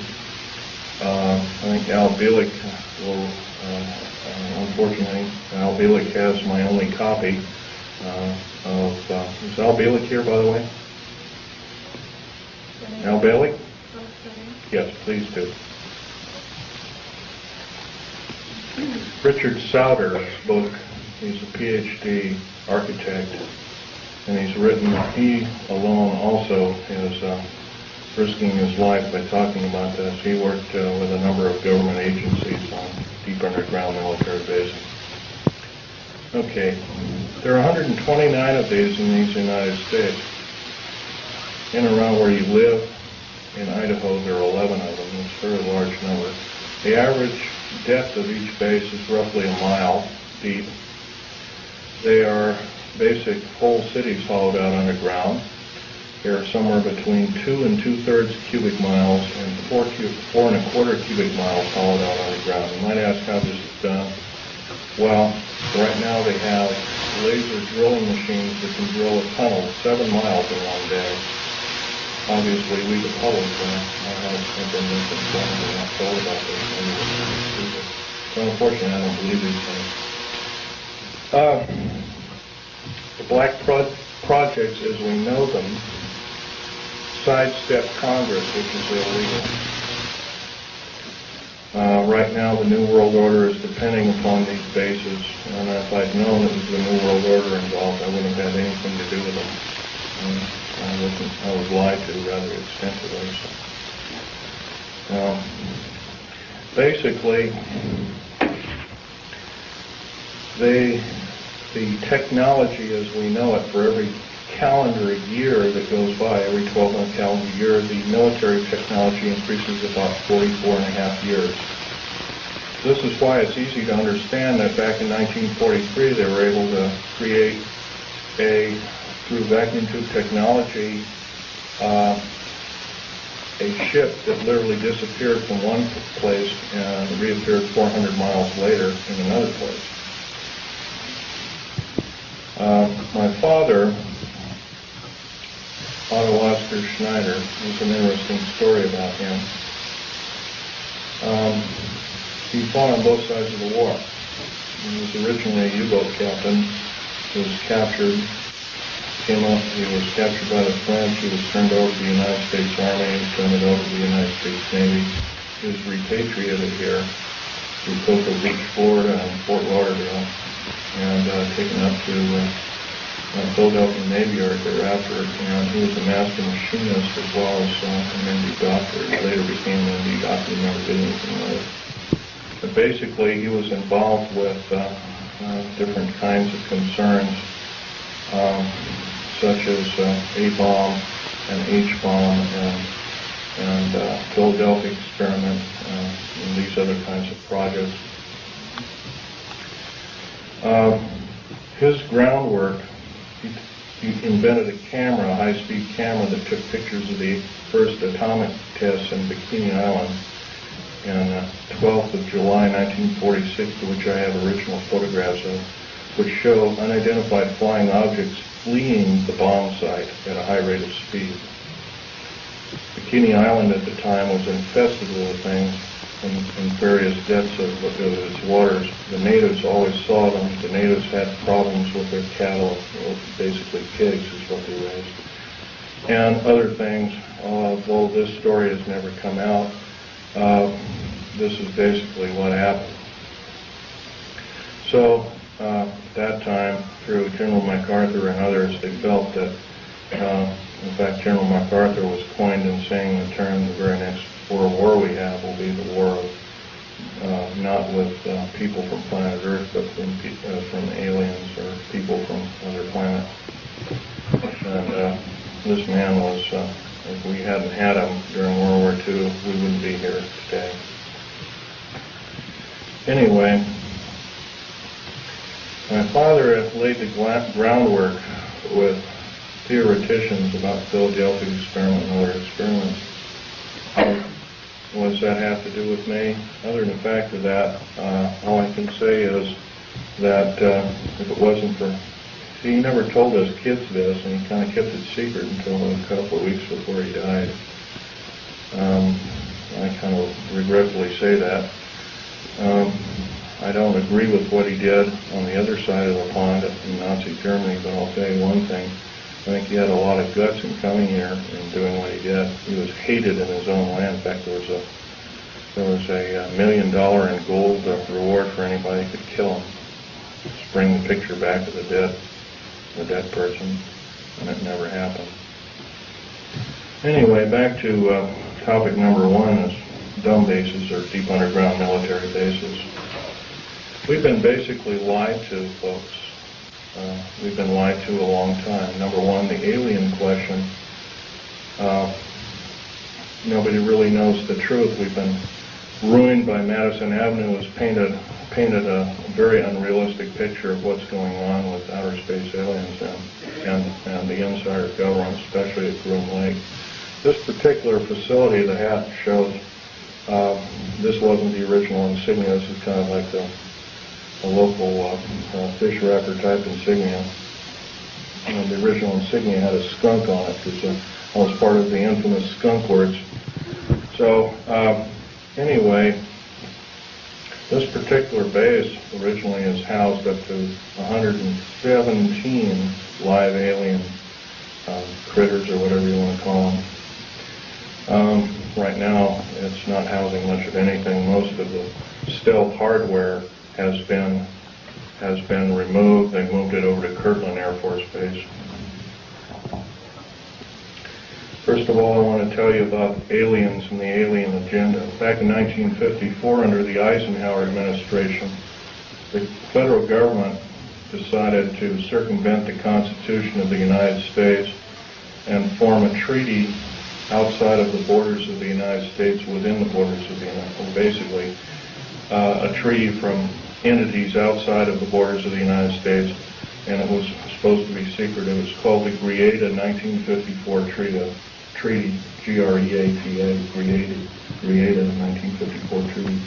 That basically said that the aliens could take a few cows and test their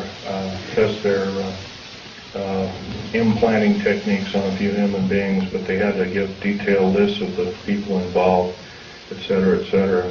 Slowly but surely, the outer space aliens slowly altered the bargain until they decided they wouldn't go by it at all. And back in 1979, this was a reality. The firefight occurred. And that it is time that world governments officially acknowledge. I was involved in, we were building an addition to the deep underground military base at Del State, New Mexico, which, by the way, is probably the United States' deepest base. It goes down 7 levels over 2.5 miles deep.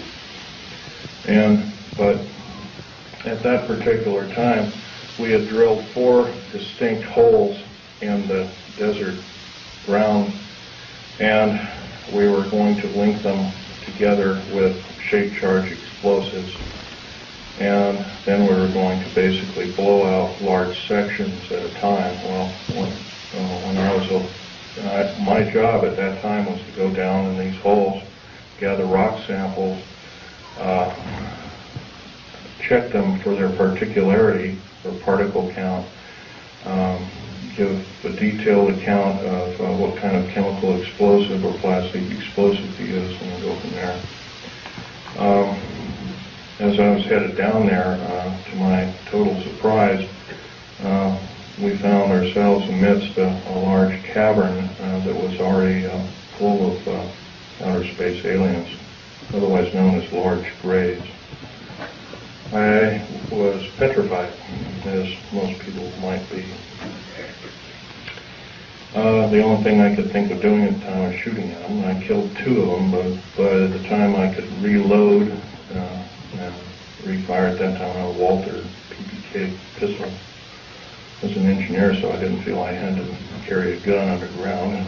I always carried this particular one. It's nice and small, and it's quite effective. But anyway, I killed a couple of these things, and at that time there was several other groups of people down there. It's about 30 people total, and 30 to almost 40 or more came down there, and they all got killed. Basically what had occurred was that we surprised a whole under mountain base of existing aliens, and later I was to find out that we are not the highest on the food chain. These aliens have probably been living on our planet for different groups of aliens anyway, the short and the tall grays at least, for 1 million years living here. And this could explain a lot of the theory behind the ancient theory of ancient astronauts and these other kinds of things like that. Might also explain the bloodthirstiness of different kinds of native populaces like the Aztecs, etc., Olmecs and whatnot. Anyway, I got shot basically here, and their kind of weapon wasn't really a gun-like thing. It was kind of like a box that they had on their body that they could manipulate. And it burned a hole in me, and it split my ribs apart, and kind of gory and all that kind of stuff. But anyway, it also gave me a high dose of rather nasty cobalt radiation.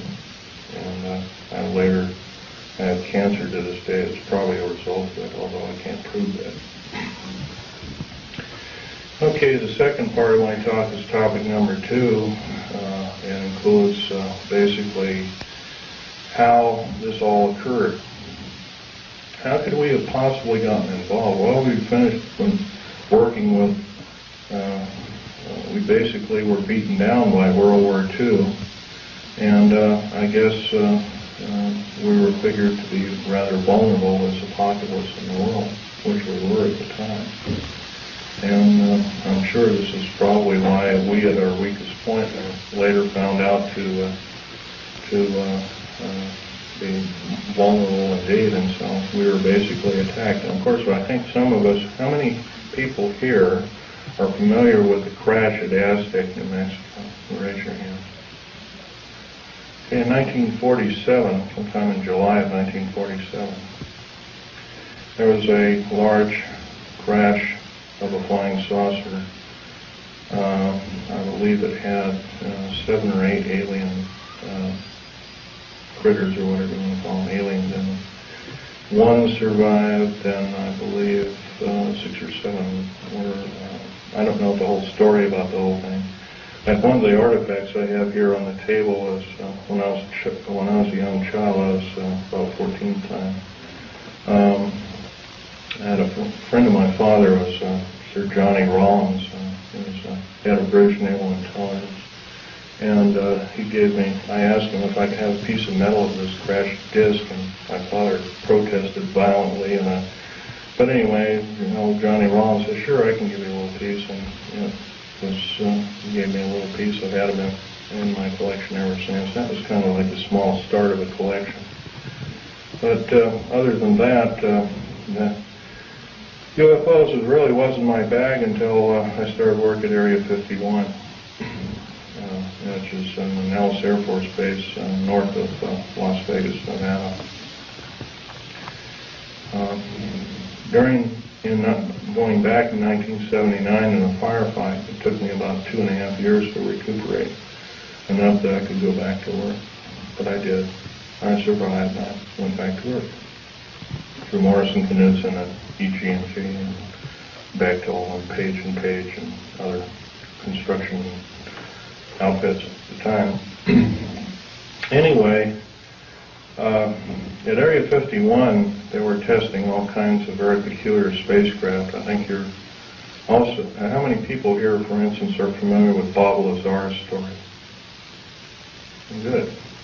That's a good group indeed. I'd suggest more of you buy or obtain his tape or borrow his tape and read some of the publications. He was a physicist who worked at Los Alamos National Laboratory at Area 51, trying to decipher what was the propulsion factor of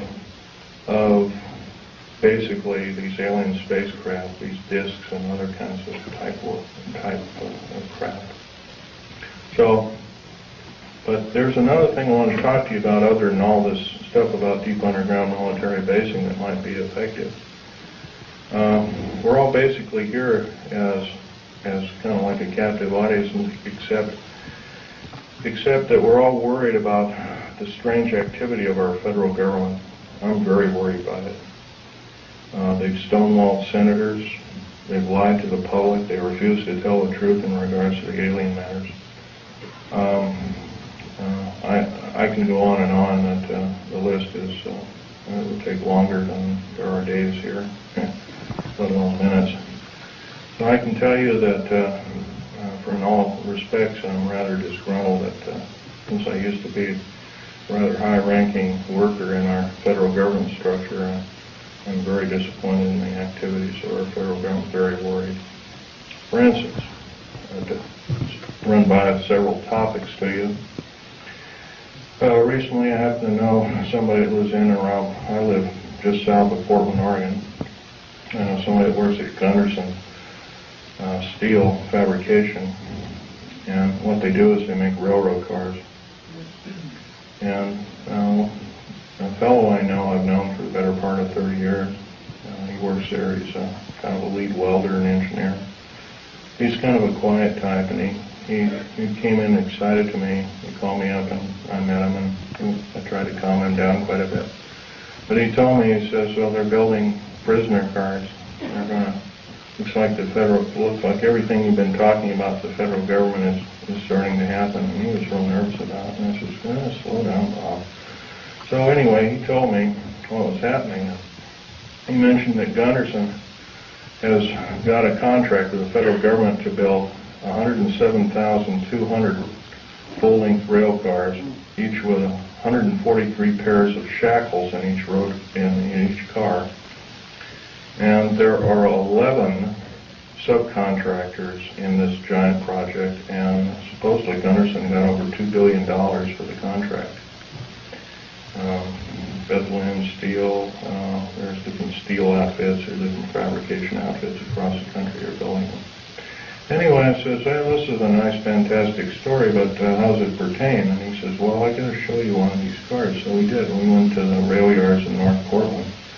I call it Graffitiville, USA, because it's wall-to-wall graffiti. And there's a new car, and he popped open the seal and slid the door back, and there they were. Boy, he wasn't wrong. Yeah, it's scary. Now, if you multiply 107,200 times 143 times 11, you'll come up with a monster figure of about 15 million. 15 million is about the number of interested people that I would consider patriots of these United States, and other interested people that don't like seeing what's going on with our federal government, that want to do some serious changing but can't do it.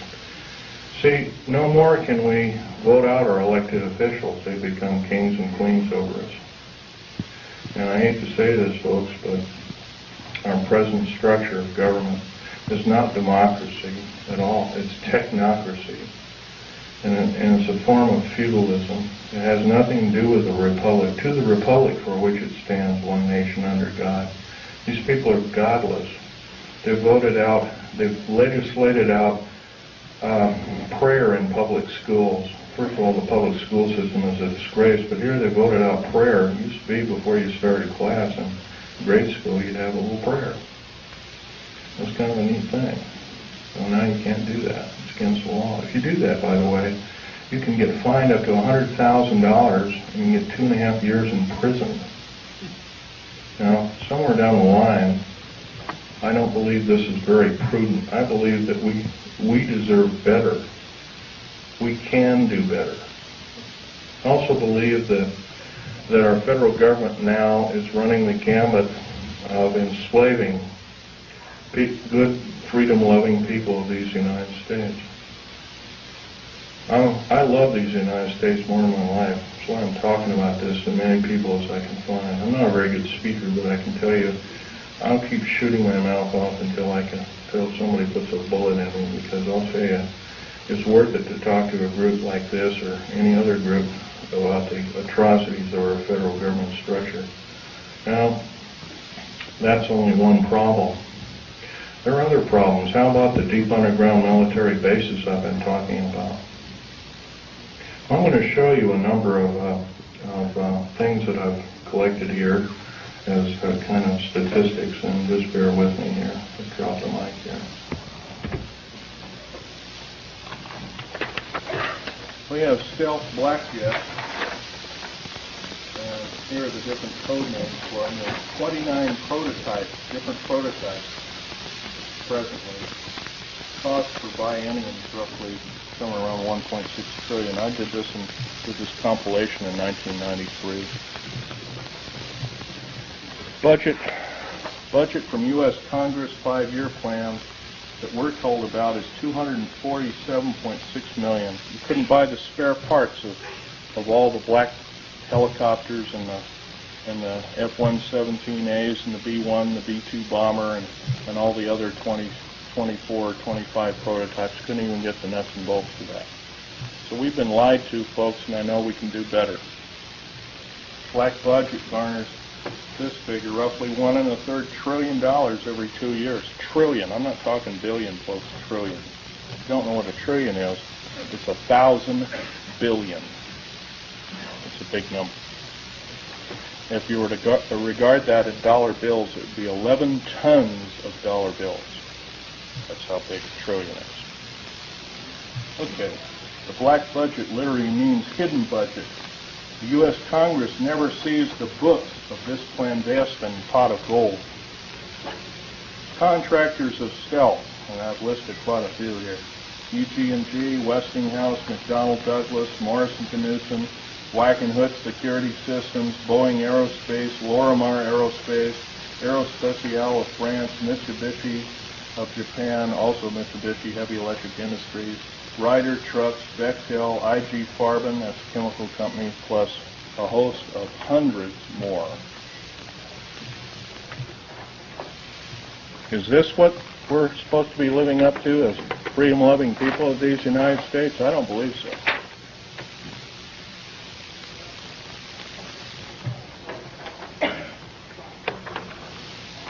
Still, 68% of the U.S. military budget is directly or indirectly affected by the black budget. Star Wars, otherwise nicknamed Star Wars, Strategic Defense Initiative, relies heavily upon stealth weaponry. By the way, none of this would have been available without us taking apart with a fine-tooth comb crashed flying saucers that either we downed or they crashed themselves into our deserts. None. All these materials on the table, some of which are formed by our space shuttle, by the way, you might ask, what's it shuttling? Well, and that it is time that world governments officially acknowledge ingots of metal that are used, that are specially milled down. First of all, they're milled in the confines of outer space. Most of these metals cannot be produced on the planet. They need a near vacuum of outer space for their production. That's what we're shuttling. We're not even, folks, we're not even getting any semblance of what I'd call pablum. We're not being told anything close to the truth. I believe our government officials have sold us down the drain, lock, stock, and barrel. And by the way, up until several weeks ago, I was employed in the United States government with a Rhyolite 38 clearance factor. One of the highest in the world. Excuse me, questions later. Microphone, we can't hear you.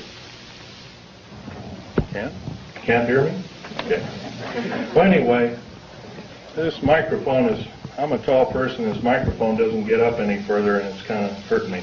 Anyway, another thing about Strategic Defense Initiative. I believe it's there to prevent alien attack upon planet Earth. It has nothing to do with the Cold War. As we have seen, the Cold War was a total farce. And it was only a toy, an implement toy, to garner billions and trillions of dollars from good, loving, tax-paying citizens like I am and you are. For what? I don't mind a defense initiative against attack from, if it be from a real threat. But I sure hate to be lied to about there being this kind of communism and that kind of communism. And when we all find out the whole thing has been planned lock, stock, and barrel for the last 75 years by an intergovernmental group, I guess then we kind of know which side the bread is buttered on. Anyway, here's another piece of information for you folks. The DEA, ATF, Drug Enforcement Agency, Alcohol, Tobacco, and Firearms, these agencies rely upon stealth tactical weaponry for as much as 40% of its operations and budget. Remember, this is in 1993. The figures have gone up considerably since. The United Nations used American stealth aircraft for over 28% of its collective worldwide operations from 1990 to 1992, and that's taken for the Center for Strategic Studies and United Nations Report 392.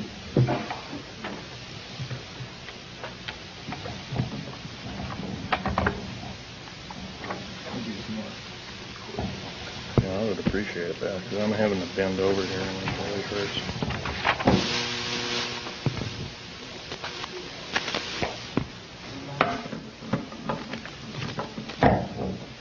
Thank you very much. The Guardians of Stealth. There are over 3 distinct classifications of special police used to guard one of our most well-kept secrets. Number 1, this is the most disturbing of all. The MJTF, and that, by the way, that stands for Military Joint Tactical Force, otherwise known as the Black Berets. Some people call them the Delta Force, and there are other names for it. It's a multinational tactical force primarily used to guard the various stealth aircraft worldwide. And by the way, see the picture over here on the table? You might come over there and look at it. After the talk, you might do that, or during the break. You'll find out a nice picture of it there. There was 172 of them built. 10 of them crashed or were crippled. Something went wrong with them. So there's roughly 162 or 3. I can't remember at last count. We gave them away. The federal government gave them away. Bill Clinton signed them away about 6 weeks ago to the United Nations. Is this what we are paying our hard-earned tax money to do, folks? No, I don't believe so, and I know we can do better. And I actually believe, I'm not advocating the overthrow of any government. I don't believe in such for the main reason. The number 1, it always kills the wrong folks. But I believe if I have the chance to tell people about these atrocities, I think that there will be some serious letter writing, if not letter writing, some serious conscientious voting done in the very near future on various elected government officials, if not the whole category of elected government officials. Case in point I might want to mention is our local, please ask the questions later if you don't mind. Our local government officials have also kind of labeled us a bunch of rubes and morons, and I think we can expect a lot better than that. Starting off with the World Trade Center bombing. I was hired not too long ago to do a report. First of all, I know about the 90-some-odd varieties of chemical explosives. First of all, I looked at the pictures that were actually taken right after the blast, and the concrete was puddled and melted. The steel and the rebar inside the cement was literally extruded up to 6 feet longer than its length. And there's only one weapon that can do that, and that's a nuclear weapon. And that's a construction nuclear weapon. So obviously the people that they're looking for, that they say was a nitrate explosive that did the damage, they're lying 100%, folks. The people they have in custody probably didn't do the crime. As a matter of fact, I have reason to believe that that very same group did do other crimes. They killed, I believe, a Jewish rabbi in New York, and maybe this was some kind of scapegoat problem, but I'm not sure about that. However, I want to further mention that with the last explosion in Oklahoma City, they also say basically it was a nitrated or fertilizer bomb that did it, a whole truck full. First they came out with the information, said it was 1,000 pounds, then it was 1,500, then it was 2,000, then it was 3,000, then it was 4,000, now it's 20,000. Well, by the way, you can't put 20,000 pounds in a Ryder truck, can you? Now, I've never mixed explosives per se. I know the chemical structure and the application of construction value explosives. I earned a reputation on it. I helped hollow out over 13 deep underground military bases in the United States. I worked on the Malta project. I worked on West Germany on its military bases, and Spain on its, and Italy on its. I can tell you from very sure experience, a nitrate explosive wouldn't have hardly shattered the windows of that building. it would maybe have knocked the facing off. It would have killed a few people, maybe at the most 20 to 30 people tops, but it would never have done that kind of damage. I believe I've been lied to as a member in good standing of these United States, and I'm not taking it any longer. So I'm telling you that you've been lied to. How many people there are in this room? You've all been lied to, lock, stock, and barrel, and I do believe if we all get up and say, we've had enough, we want the truth, and if we're not going to get the truth, we want you to step down. If you won't step down, then I do believe our founding fathers told us and warned us that a federal government structure out of control is totalitarian slavery, and I do believe that we have to do something about it. Now, that's pretty serious, hard, down-to-earth talk. But I don't see any way we're going to get around it. I don't perceive at the present time that we have more than 6 months of country life left in these beautiful United States. The present rate. Right now, the so-called Patriot movement, which has been given a stinging blow by Janet Reno, who, by the way, I want to tell you something about Janet Reno. Janet Reno cheated her way through law school like Bill Clinton did. It's provable. It's on the public record. Janet Reno is a confirmed lesbian. I believe there are a lot of wonderful women that would make a great Attorney General of these United States. They're far more educated, they're far more moral than she is. I would hate to think how we are being hoodwinked by such evil people. We are the laughingstock of the world, and I do believe I can qualify myself by saying I'm a tired American, and I'm now speaking out. I think we can do better.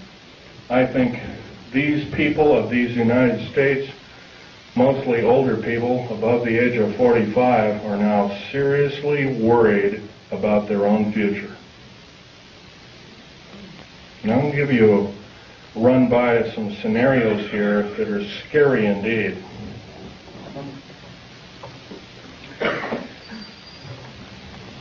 The United Nations is a world dictatorship body, period, plain and simple.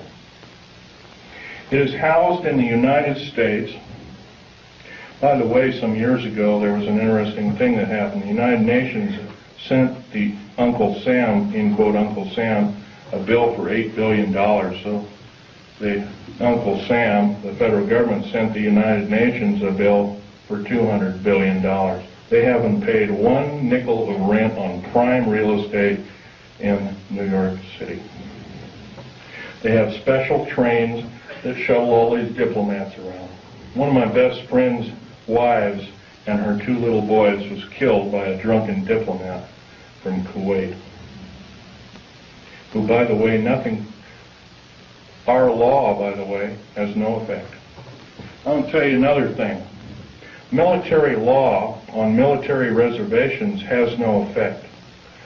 Public law on military reservations has no effect. Once again, our wonderful, beautiful, thin sheet of paper called the United States Constitution and another nice thin sheet of paper called our Bill of Rights has been trampled on beyond repair. We have to stand up and say, this is enough, and you as elected officials are going to obey the Constitution of these United States.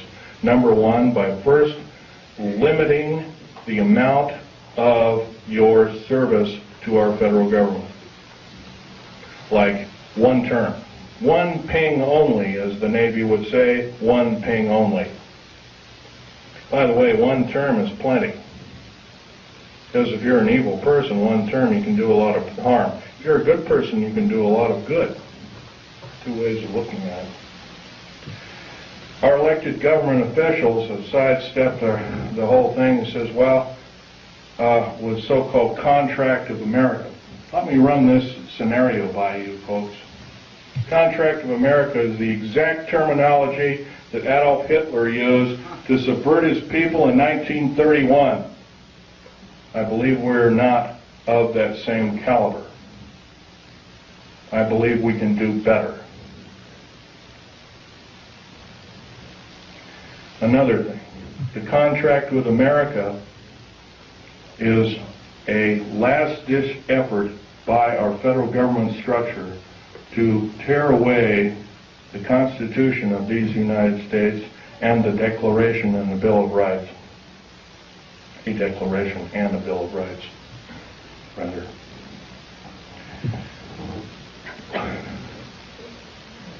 Reading these wonderful pieces of paper that were somehow have protected us from economic and other forms of slavery, I doubt if there's more than 50 people in this room, including me, I hate to say, has not seriously read the U.S. Constitution.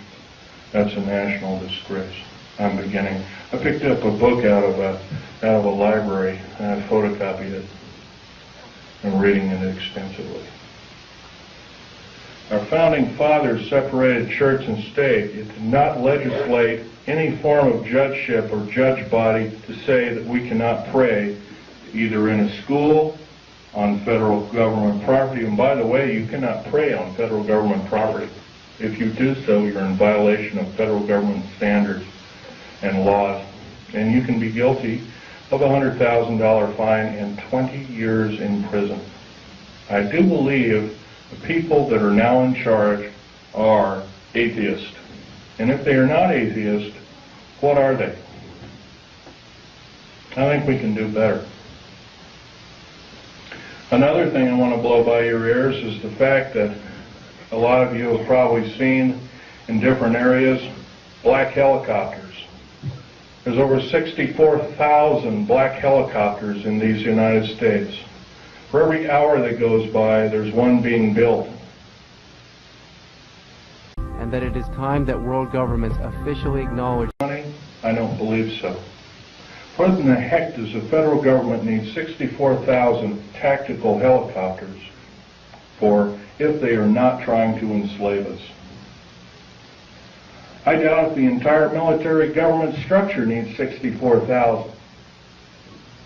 Worldwide. Supposedly over 230 countries. I doubt if all the world needs that many helicopters. Stealth aircraft, for instance. The F-117A, there's 157 of the son of a guns going around. You know their sole purpose is? They're all loaded with LIDAR, L-I-D-A-R, and SEER, computer-enhanced imaging radar. They can fly over your house. They can see you walking from room to room.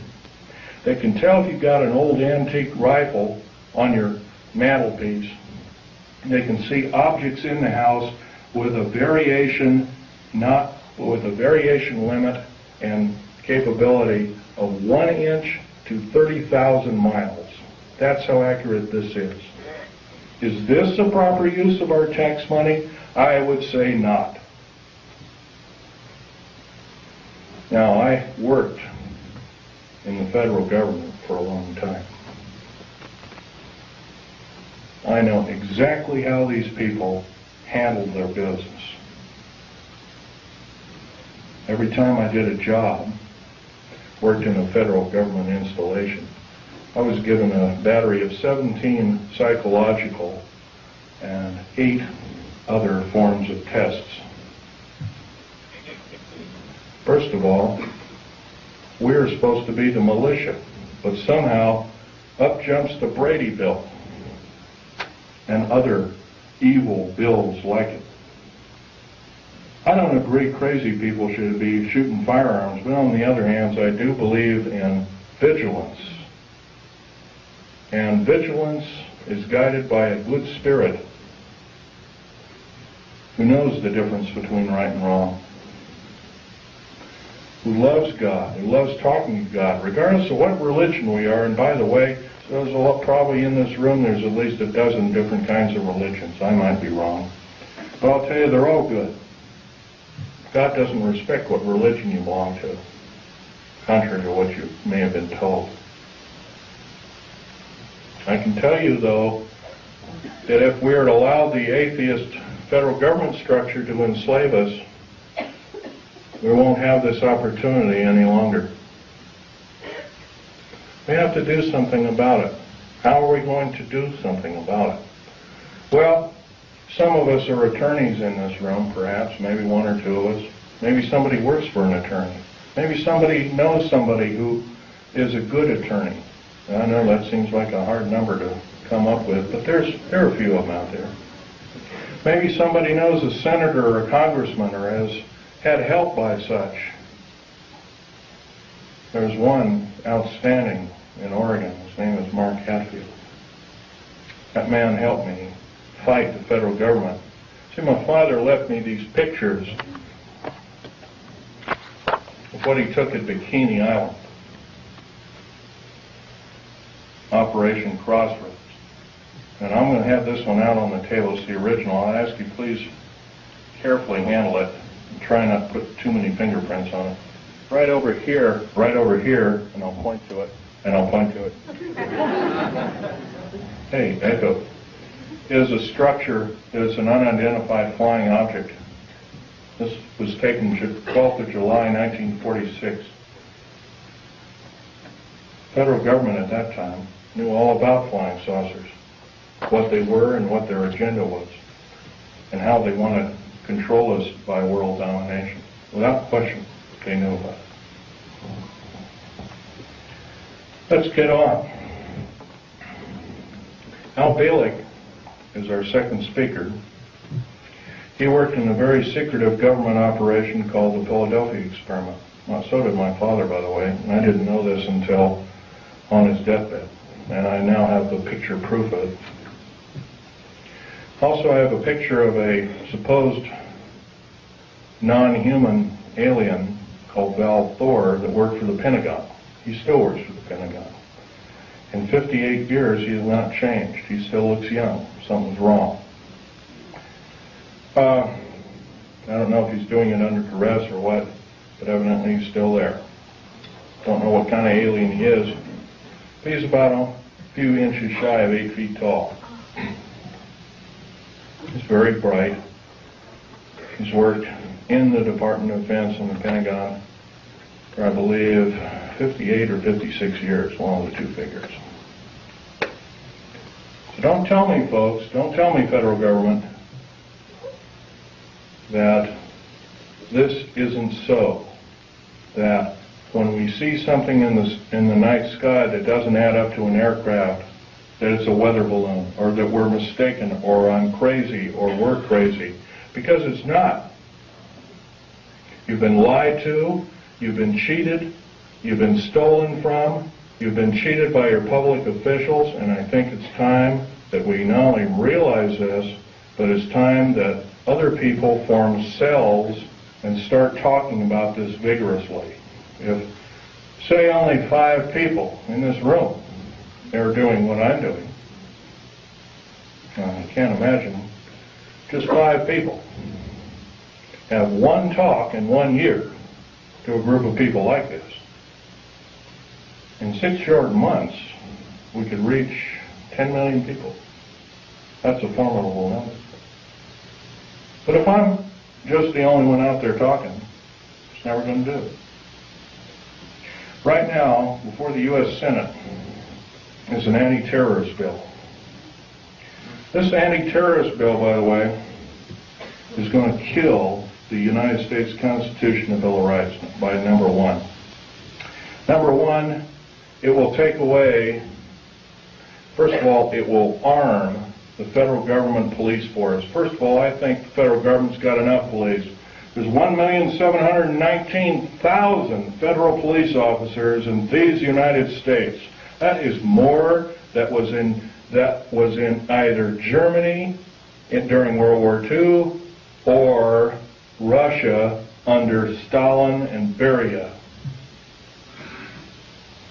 Now, at the present moment in time, 7 weeks ago in Nellis Air Force Base, and a year and about a month ago, about 13 months ago, because I was there at that time, we entertained the United Nations and the Russians and showed them Area 51, which is supposed to be our most secret military base.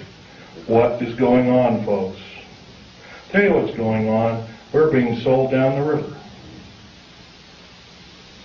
We've got to do something about it, otherwise we will not see this country go on as the United States, and I don't think we'll see it go on for a year. I'm saying I don't believe I will see it go on as a country in 6 months at present. Because if the federal government has created the World Trade Center bombing and the bombing in Oklahoma City, which is extremely tragic because it killed probably 40 or 50 children. And by the way, I have absolutely no use for a person that hates children. Our Attorney General, Janet Reno, hates children. She hates men, she hates everything but maybe her own kind. And by the way, if anything is outer space alien, it's her.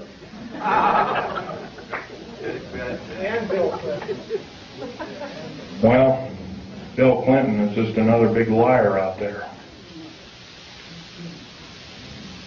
But Janet Reno, I can't forgive her for what she's done.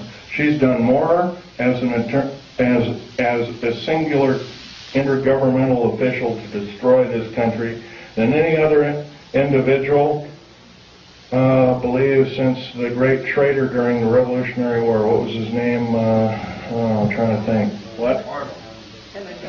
Benedict Arnold, there we go. Probably find out she's probably distant relation of some sort. Now, what can we tell our government, trusted government officials? I know how rare those are. They're an endangered species. Well, they can first start by getting a bill going that requires all government officials to register. I mean, if they're going to ask us to register our guns and our rights, they have to register their rights. They can register their rights and their guns and their legislative ability through one kind of referendum, number one being they can limit the amount of years that they're in office. If they cannot do this, by the way, if a contract with America, by the way, is really a contract, and all the politicians, or the Republicans or Democrats or whatever you want to call them, to me that's just a label, they left one thing out of a contract. Say you buy a car, or buy a house, or buy something on time, and it's got 10 parts to the contract, and one is scratched out after you've signed the contract. By the way, it's null and void. You don't owe anything. You may even be able to keep the property. By the way, the contract with America is not only illegal, but it's asking us to change the bargain. The only damn things that change the bargain are the damn outer space aliens, etc., etc., and evil people. I think we can do better than this. Now, another thing we can do is require all politicians basically to accept no PAC money of any kind and accept no money from a salary, and that all government officials be basically put on kind of like a selective service. Everybody has to serve in some part of a government structure to some degree. And it's a voluntary thing, and if you've done right, you get paid for it. And if you're not done right, then there are other ways to make sure that you will be punished accordingly. If we did these kind of things, if we were prudent, if we thought everything out, because I'll tell you, the only thing that doesn't need changing in any way, shape, or form are the two pieces of paper, one the Bill of Rights and one the United States Constitution. Those two thin sheets of paper have kept us from totalitarian slavery, or worse, for over 200 years. And now they're being seriously threatened by a minority few people who want to reign over us who want to kill us off, who want to cause us great bodily harm. You realize, in my field, I couldn't even, if I saw something wrong, and I did many times, I had no way to blow the whistle. That's not what our founding fathers taught us. That's not what they laid down in sacred writing, almost sacred writing, I might want to add. We can do better. If we are really the government, if we are really the militia, then we have to stand up and we have to make ourselves known that this will not be tolerated in any way, shape, or form, and it must cease and desist. And if we are challenged, then so be it. Then we are challenged. And I guess the actions of us will be rather forthright, by judging from this crowd. I'm laying down my life by talking about secret things, that I took an oath of secrecy that said that if I broke that oath of secrecy, I am guilty of espionage. I am called a traitor by my own government for blowing the whistle. That's not only a disgrace,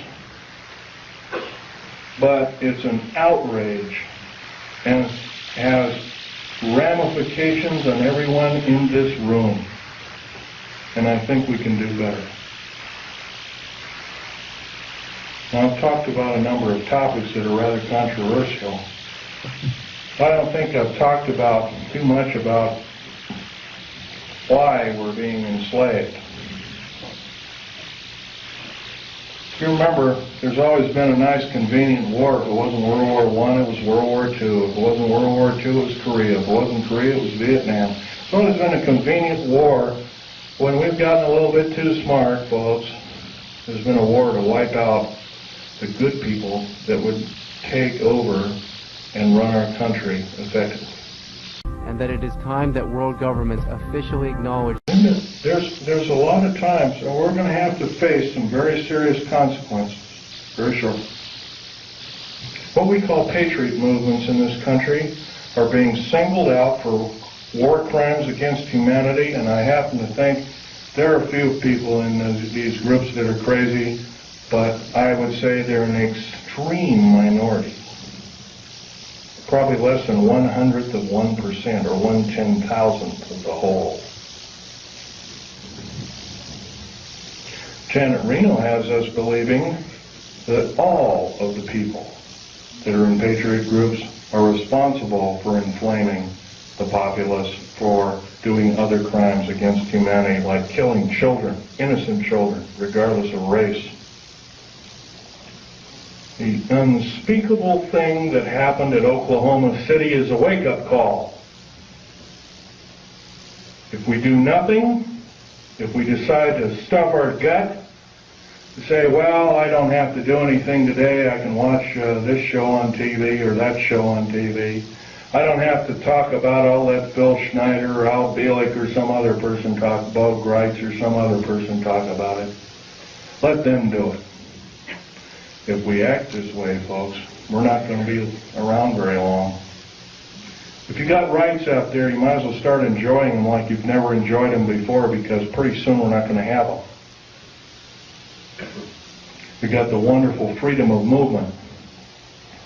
Driving down the road, and you don't have to show your ID, but slowly that's changing. There's legislation right now in the United States Congress that any person that has worked for the federal government has to have special identification. It's illegal.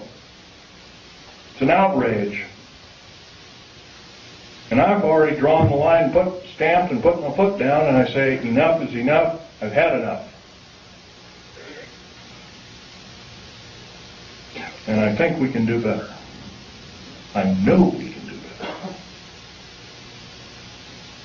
So I'm asking you, out of this entire group, how many 100 people there are, 150 or so? 5 of us. 5 small people gathered together and start preaching the good things about America to whatever group size it is, as long as it's more than yourself. wide group of, say, 10 or 15. I think most of us have 10 or 15 people we know, friends, whatnot. If 10 people did it in this room, we'd reach double that figure. We'd reach 20 million or more countrywide.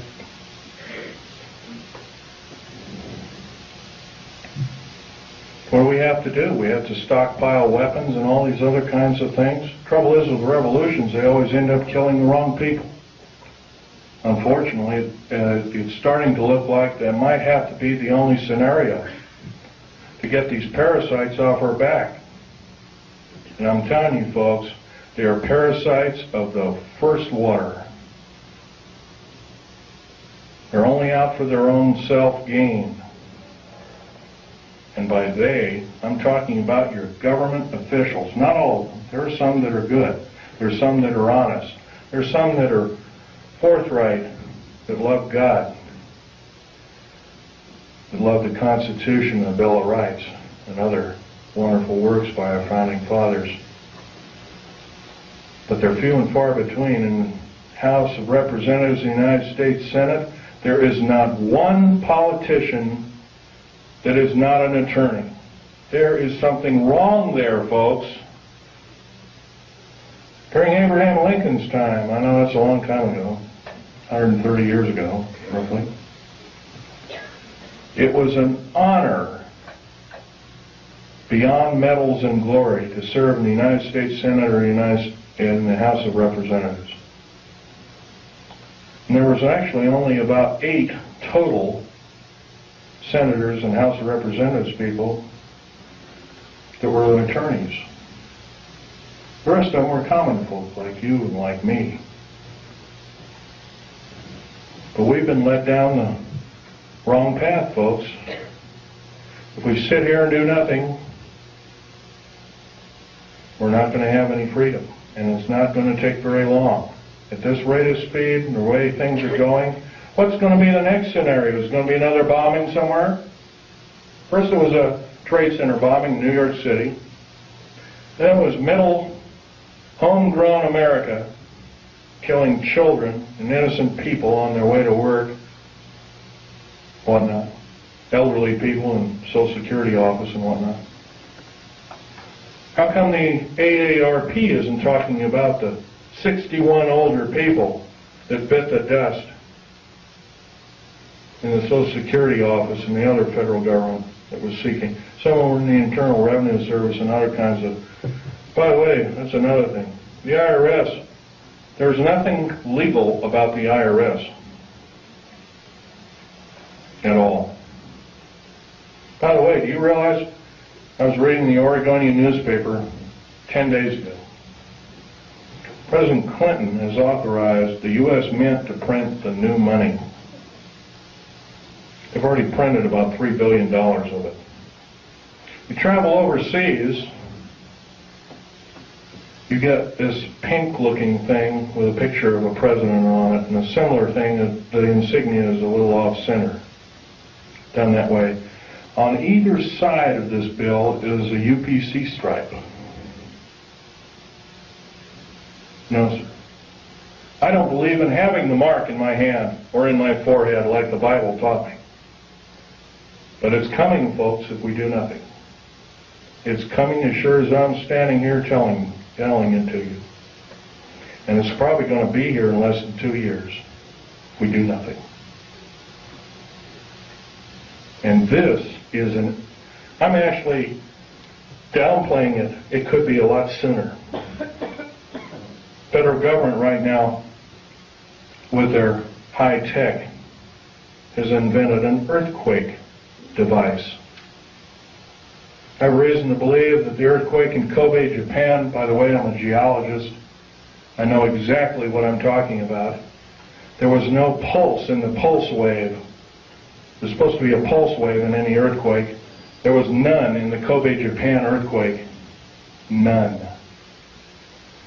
In 1989, in and around San Francisco, there was an earthquake. There was no pulse or pulse wave. That is a Tesla device. Nikola Tesla invented it, and he did it not out of evil but he was trying to make a device that could be accurately used for construction and building of buildings and that kind of thing. It's been taken for evil, though, guaranteed. I want you to know that the black budget programs throughout these United States have subverted science as we know it. What's AIDS, for instance? I'll tell you what AIDS is. AIDS was invented by the National Ordnance Laboratory in Chicago, Illinois in 1972. It was a biological weapon to use against the people of these United States. The reason I know this, I have seen the documentation by the Office of Strategic Services, which by the way is still in operation to this day, through the Centers for Disease Control in Atlanta, Georgia. They used the glandular excretions of animals as well as humans as well as outer space aliens. I'll tell you something about these outer space aliens. They're mortal. They can be shot dead just like you and I can, but I'll tell you one thing. They're bad news in the worst order. We have absolutely no defense against their germs. None. They're a biological weapon of terrible consequence. I advocate that every alien on this planet, good or bad, if they're good or bad, they have to be isolated. They are a biological weapon. Saddam Hussein and other people have killed 3.5 million Kurdish people with a similar biological weapon. Do we, the people of this planet, deserve this? No, we don't. But we're not doing anything about it. And every moment that we waste, every moment that we don't blurt out and we say we've had enough, that we deserve better, that we're going to get better,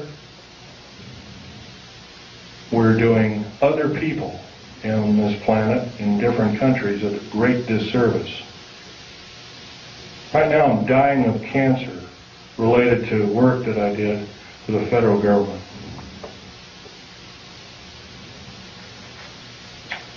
I might live 6 months, I might not. I don't know. I'll tell you one thing. If I keep speaking out the way I am, maybe God will give me the life to talk my head off. I will break every law that it takes to talk my head off. I love my country and its people more than my life. 11 of my best friends in the last 22 years have been murdered. 8 of them called suicide. I finally got wind of one of them. Portland police is now involved in one of them. Not going to mention names. Before a grand jury, including the medical examiner's office. Murder by suicide, they call it. My friend Ronald Lee Rummel was an Air Force officer. He's a Silver Star winner. He's a patriot. Murdered because he started speaking out about unidentified flying objects while being still employed as a member of the United States Air Force. How was he murdered? He was drugged. His jaw was broken open. A cheap pistol with filed off numbers called the Jennings J22 was shoved in his hand. Somebody pulled the trigger because they found a piece of a fingerprint or inside of a palm print on the weapon. They also found hair samples. Somebody quickly putting the bullets into the clip.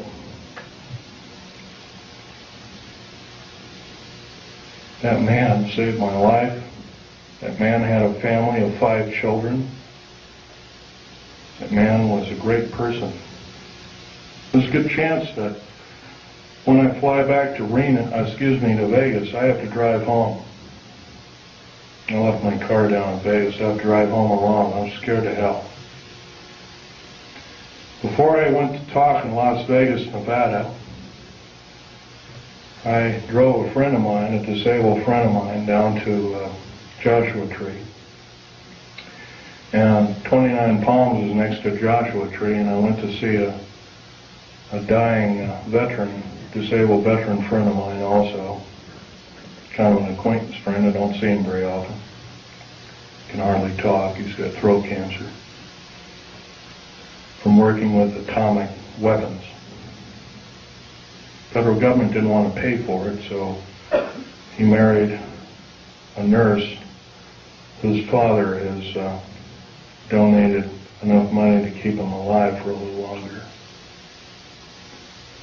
Well, after seeing these two people, I drove up over the mountains. I had to drive around the mountains and up into them to get to Needles, California.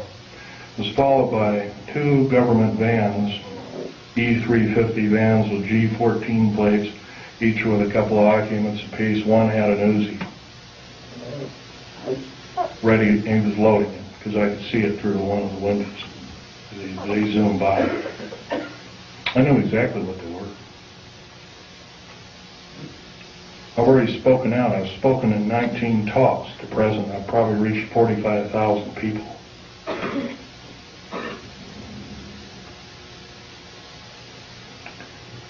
Well, they sped up around me. I sped up around them, took a bunch of pictures with a high-speed camera.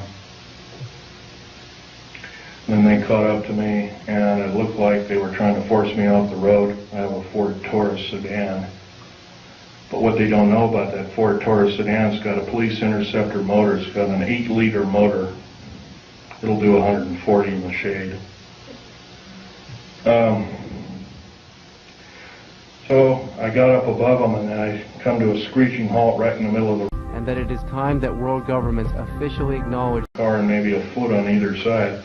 There was a deep ravine to the left. There was a shallow ravine about 9 or 10, I'd guess, roughly 9 feet deep, 10 feet deep, something like that. On the other side. One skidded over, rolled over in the right ditch. One went over to the left ditch and rolled all the way down. I could hear a bunch of cries for help and crackling and glass, and finally I didn't hear anything. Is this what it's going to take? 2 weeks ago, I had a man come to my Wilsonville apartment, going to arrest me. By the way, I have a Rhyolite 38 clearance. I don't know if you know what that means. I only report to 3 individuals with that clearance. President of the United States, head of the CIA, and or a base commander. No one else. This man came to arrest me. He called the sheriff. Said, I can't open the door to you. Open the door, or we'll beat it in. I said, if you beat it in, you're at risk of your life. Are you threatening me? Yes, sir, I'm threatening you. I'm going to call the sheriff right now and have you removed. You're threatening my life. Called the sheriff. Sheriff came, Clackamas County Sheriff car came, pulled right behind him. I know this man very well. I would trust him with my life after what he did. He risked his job. He risked a 22-year career with the police department. He went right behind this guy, prevented him from getting out. He threw a bullhorn. He says, you are under arrest. Please come with me. I'll escort you out. He was escorted out in handcuffs to his disgrace. Sheriffs have a lot of power in this country. They can arrest FBI, CIA, DIA, and the like. It's a very good thing. If it was, I wouldn't be here talking to you. Now, I want to end this talk by mentioning we all know what the Patriot movement stands for. Every one of us loves America. Most of us love America more than our life. Most of us are willing to defend it as we have defended it before. And we'll defend it again and again and again for how many times it takes until we get the objective done. I would like to believe I'm a patriot. I'm no longer employed by the federal government. I took a pair of scissors and cut up my security card, and I mailed it back to the SOBs, pardon my French. I wrote a detailed letter and said, my life is threatened in any way, shape, or form. I did this. It's already been threatened.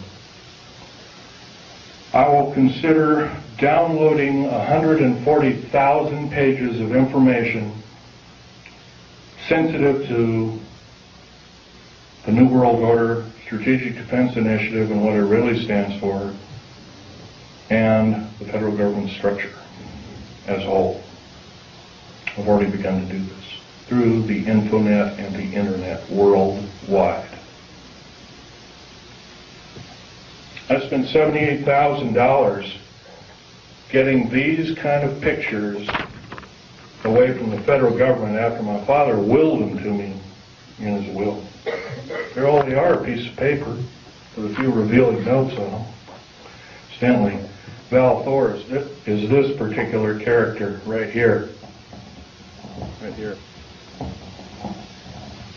He hasn't changed a bit in 58 years, thereabouts. I have over 7,000 pictures. I have detailed files and writings. I have alien artifacts and medals. You're only looking at half a dozen of maybe 7,000 that I have. I feel you people have to know the truth as best as I could tell it. Thank you very much.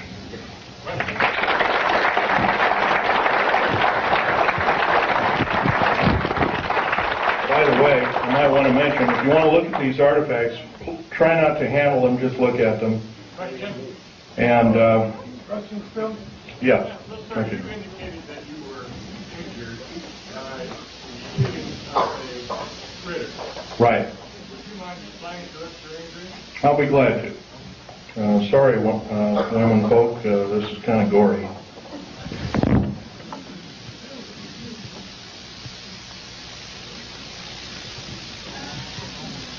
What did you say it was that hit you?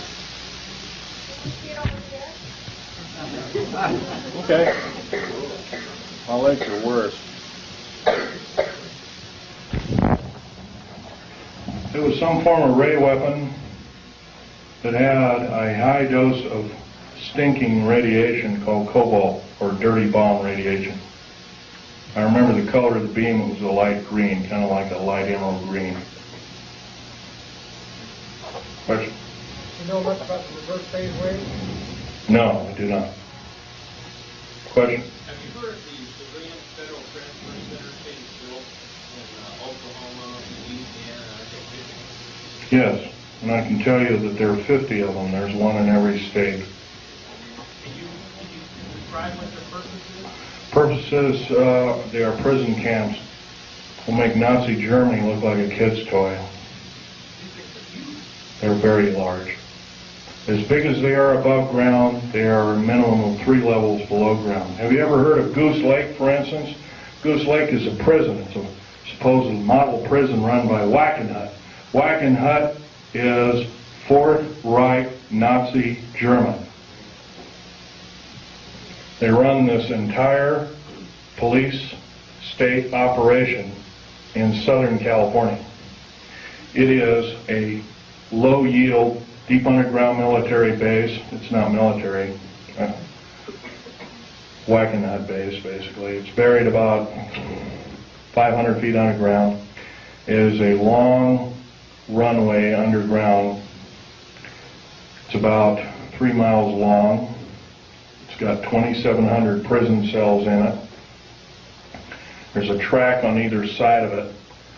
Food and shower facilities are all on They're kind of like individual cars on tracks, and they service each prisoner.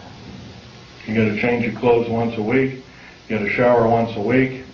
No television, no nothing. Totally underground. Minimum lighting facilities. If you talk, you are beaten senselessly. 2,700 federal prisoners are in it right now. The worst of the worst. I don't know about you, folks. I learned an old song in church. The vilest offender who truly believes a pardon in Jesus is quickly received. I don't believe we or anybody else in these United States has the right to torture anybody. I don't care if they're a murderer, a rapist, or anything else. We should basically get rid of these kind of individuals. But if we do have the guts and maybe a little bit of fortitude to kind of hope that, well, I don't want murder on my hands, and we imprison them, I don't believe this is the way. Question?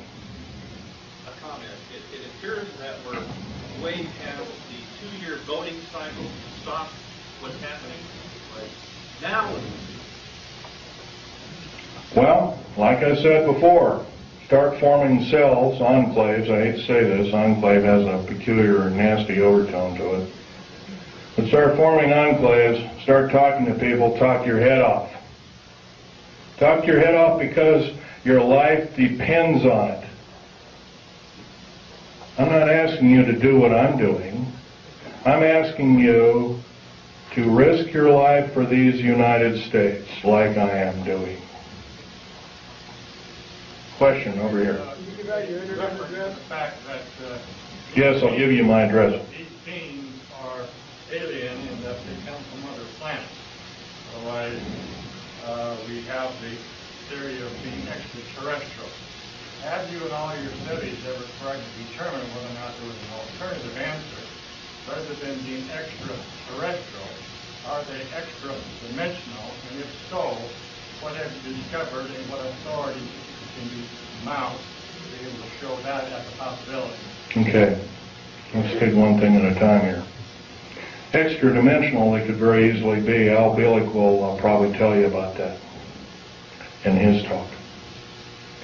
When we blew up the A-bomb tests, and later the A-bomb, Hiroshima, Nagasaki, and all the other tests that took place, we basically opened up a hole in time. And the reason I know this is Al Bielek told me, if you look in an early 1953 Life magazine, you'll find a picture of an A-bomb, and it was a round mushroom cloud, and through the mushroom cloud you can see black space with stars.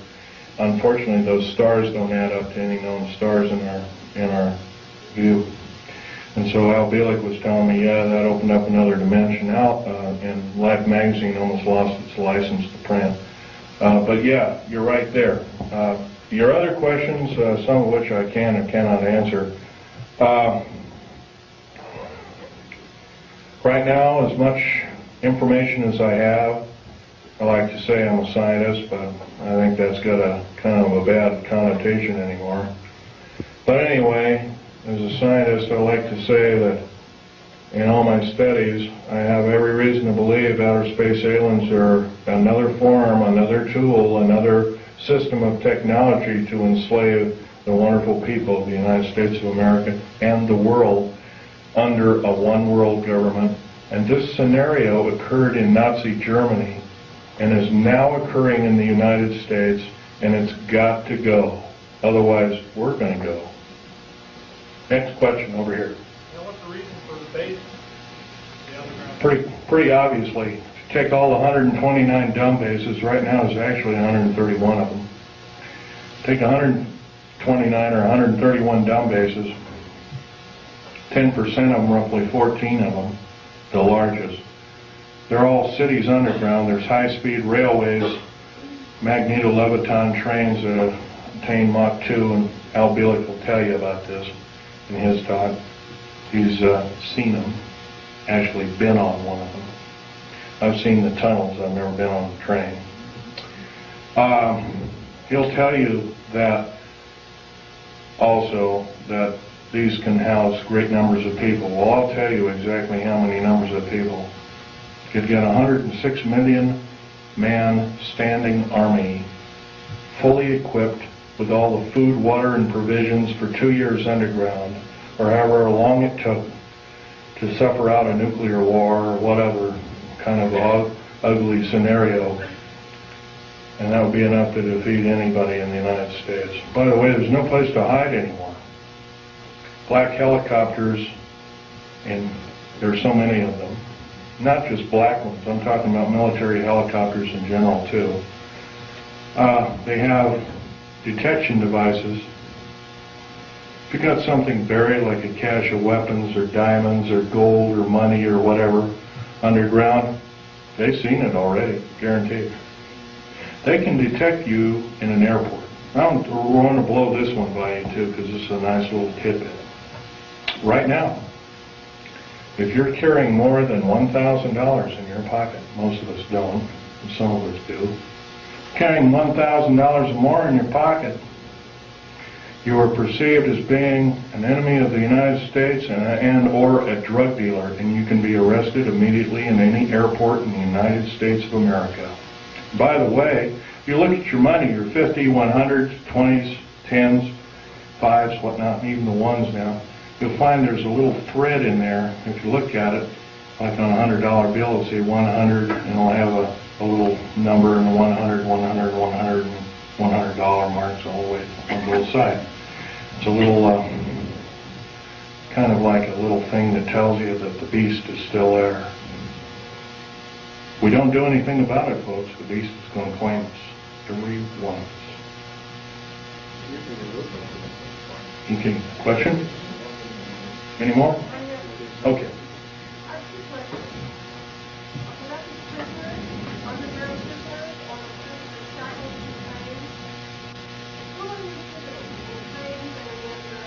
Okay, the underground prisoners right now, they're using the worst of the federal prisoners and the worst of... And that it is time that world governments officially acknowledge... That's correct. And that's pretty obvious. You add up if you add up 143 per car, multiplied by 107,200, multiplied by 11 general contractors, each with a similar contract, and you're going to come up with a figure that exceeds 15 million. 15 million is the number of patriots in America, number of concerned people in America, and also a number of people that could cause the federal government harm in America today, right now.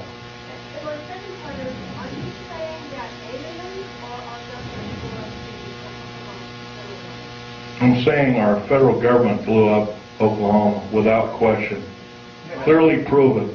First of all, what did it? If you look in the pictures of the explosion, you'll find there's a large block taken out near the elevator shaft, and there's a smaller explosion. By the way, a nitrate explosive has a maximum capacity of 20 kips worth of pressure per square inch. A kip is kilotons of pressure, 1,000 tons. So 20,000 tons of pressure per square inch, maximum. If you had the whole truck totally packed.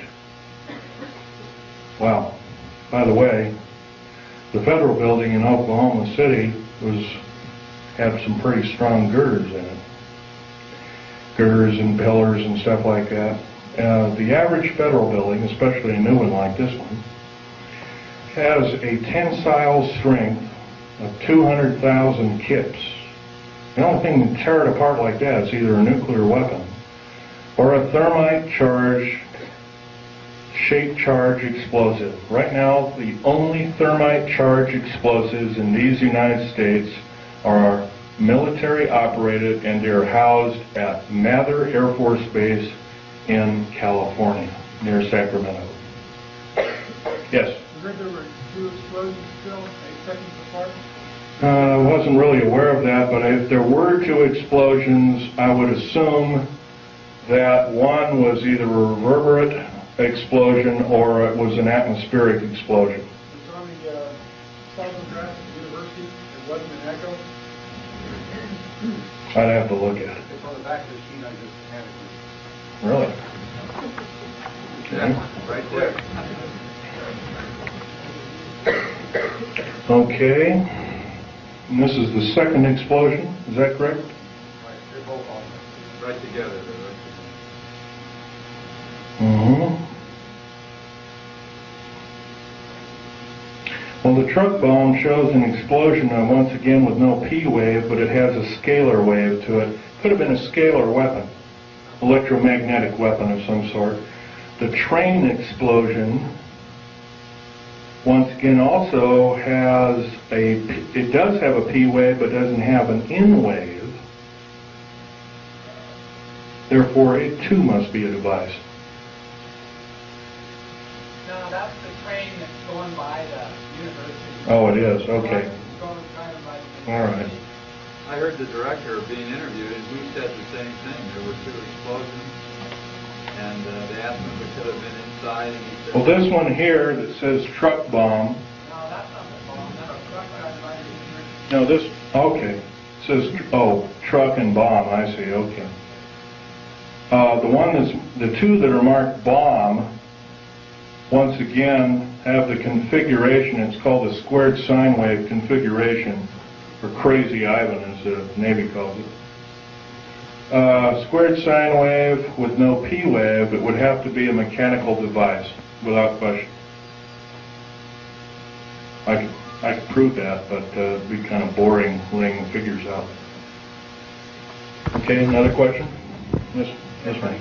How do you respond to Christians who are apathetic about saying it's all prophesied in the Bible anyway, the New World Order, the Mark of the Beast, and, I want Jesus to come anyway, so, why fight it?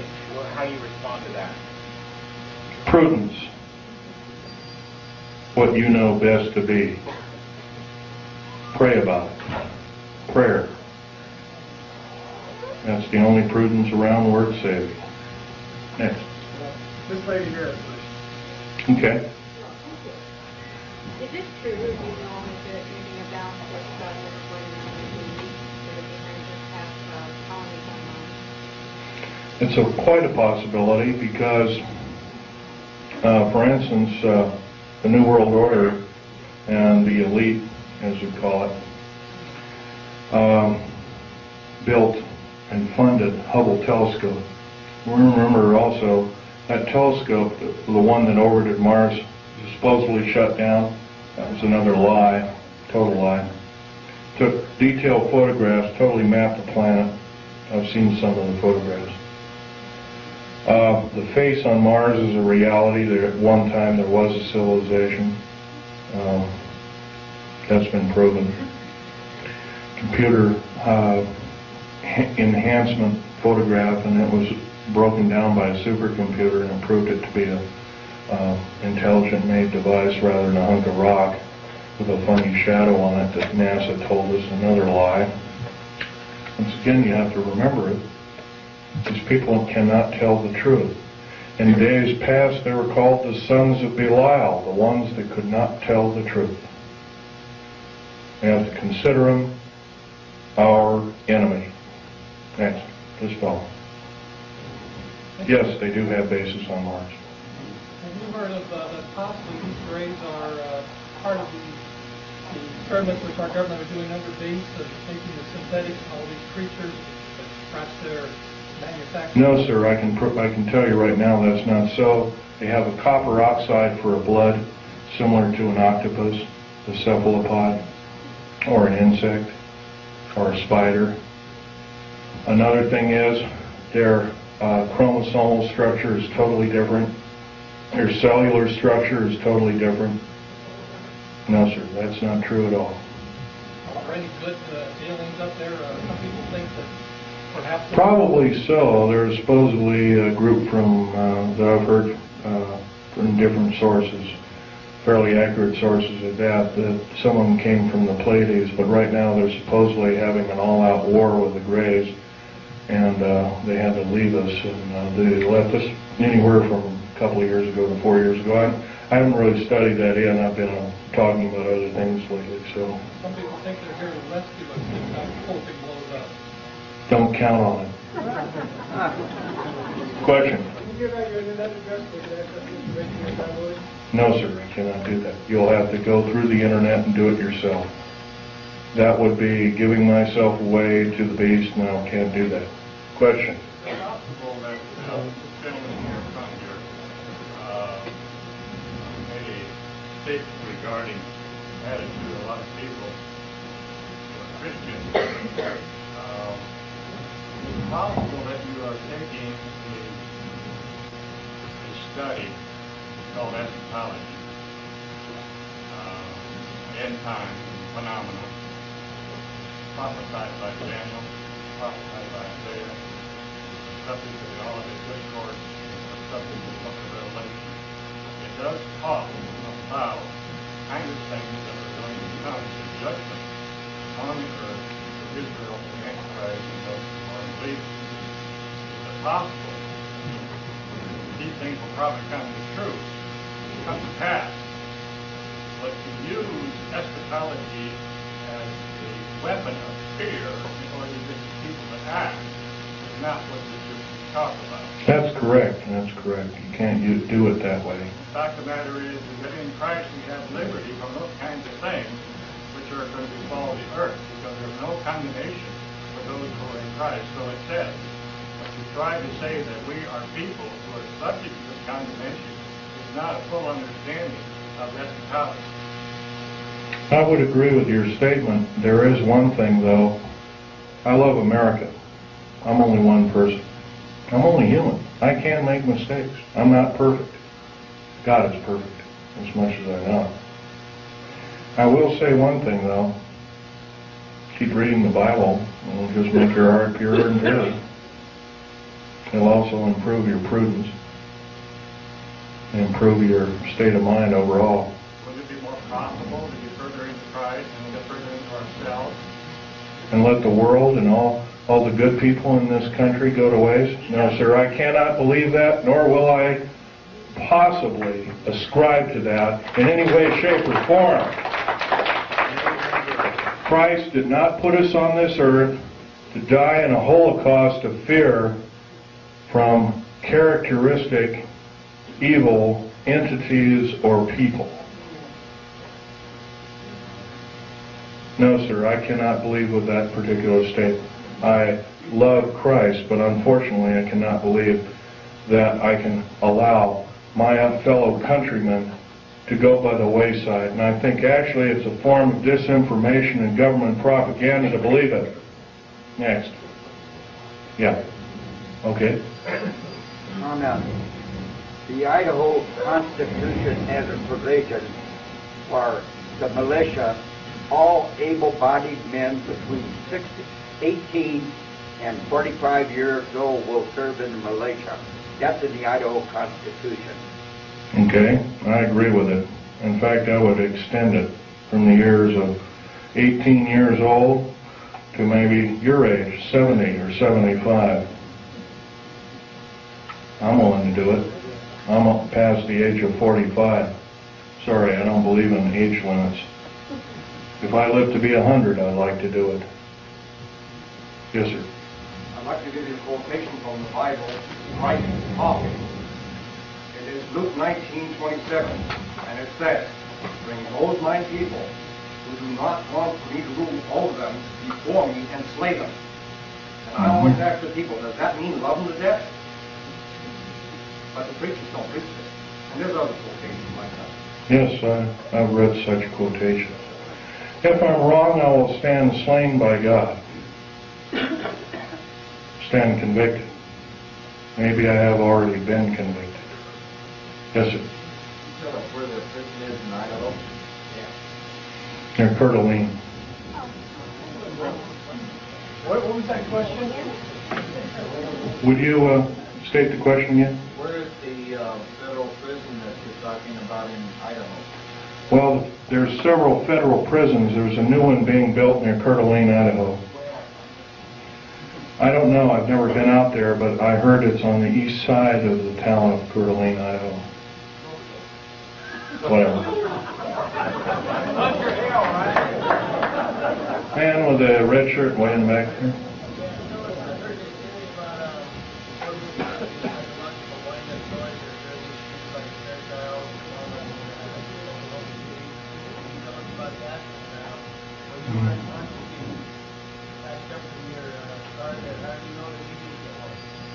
I don't.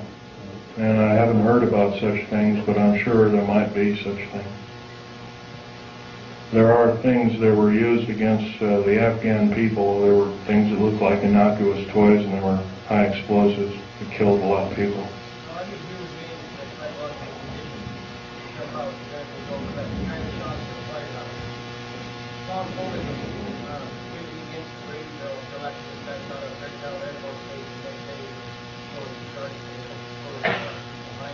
You can bet your bottom dollar that this is some form of a setup of American people's rights, without question.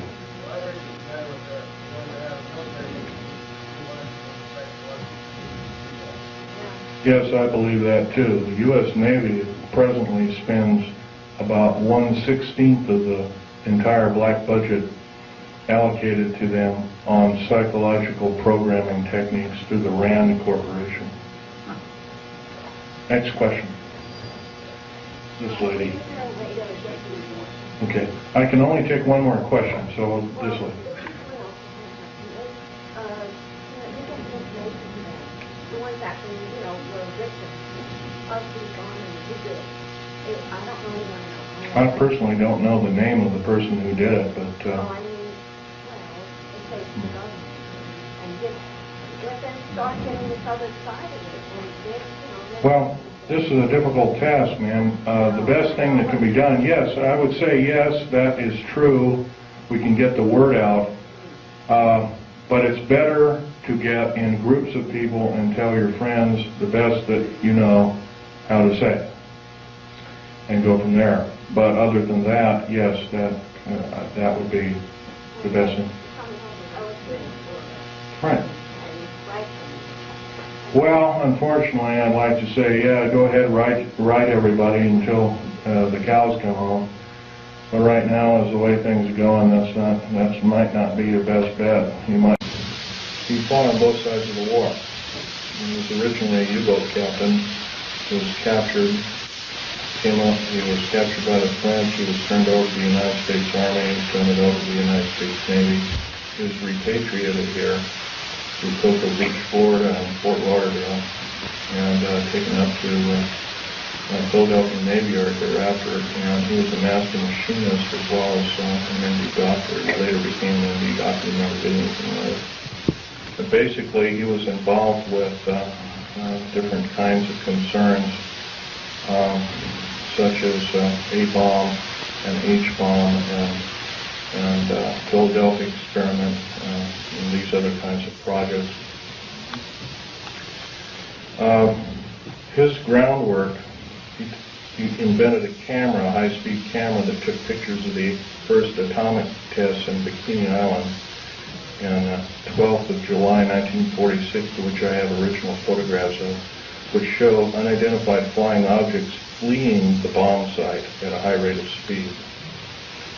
Bikini Island at the time was infested with things in various depths of its waters. The natives always saw them. The natives had problems with their cattle, basically pigs is what they raised, and other things. Although this story has never come out, this is basically what happened. So at that time, through General MacArthur and others, they felt that, in fact, General MacArthur was coined in saying the term, the very next world war we have will be the war of, not with people from planet Earth, but from aliens or people from other planets. And this man was, if we hadn't had him during World War II, we wouldn't be here today. Anyway,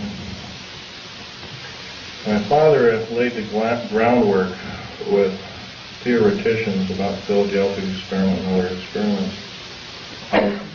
What does that have to do with me? Other than the fact of that, all I can say is that if it wasn't for... See, he never told us kids this, and he kind of kept it secret until a couple of weeks before he died. I kind of regretfully say that. I don't agree with what he did on the other side of the pond in Nazi Germany, but I'll tell you one thing. I think he had a lot of guts in coming here and doing what he did. He was hated in his own land. In fact, there was a $1 million in gold reward for anybody who could kill him. bring the picture back of the dead person, and it never happened. Anyway, back to topic number one is dumb bases or deep underground military bases. We've been basically lied to, folks. We've been lied to a long time. Number one, the alien question.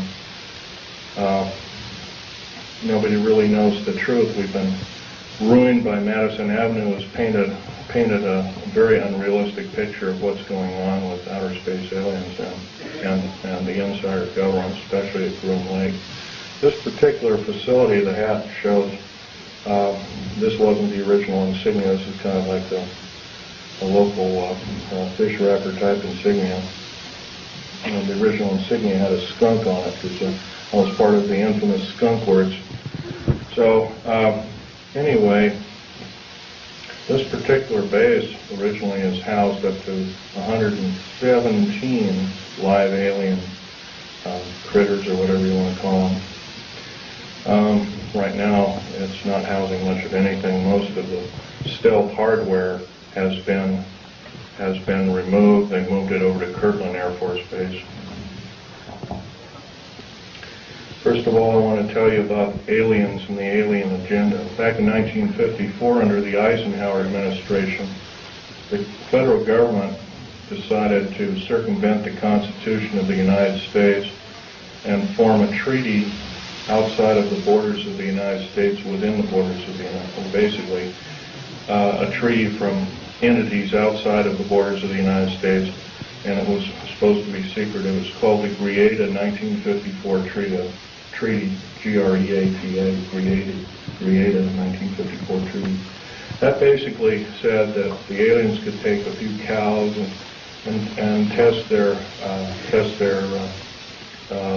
implanting techniques on a few human beings, but they had to give detailed lists of the people involved, etc., etc. Slowly but surely, the outer space aliens slowly altered the bargain until they decided they wouldn't go by it at all.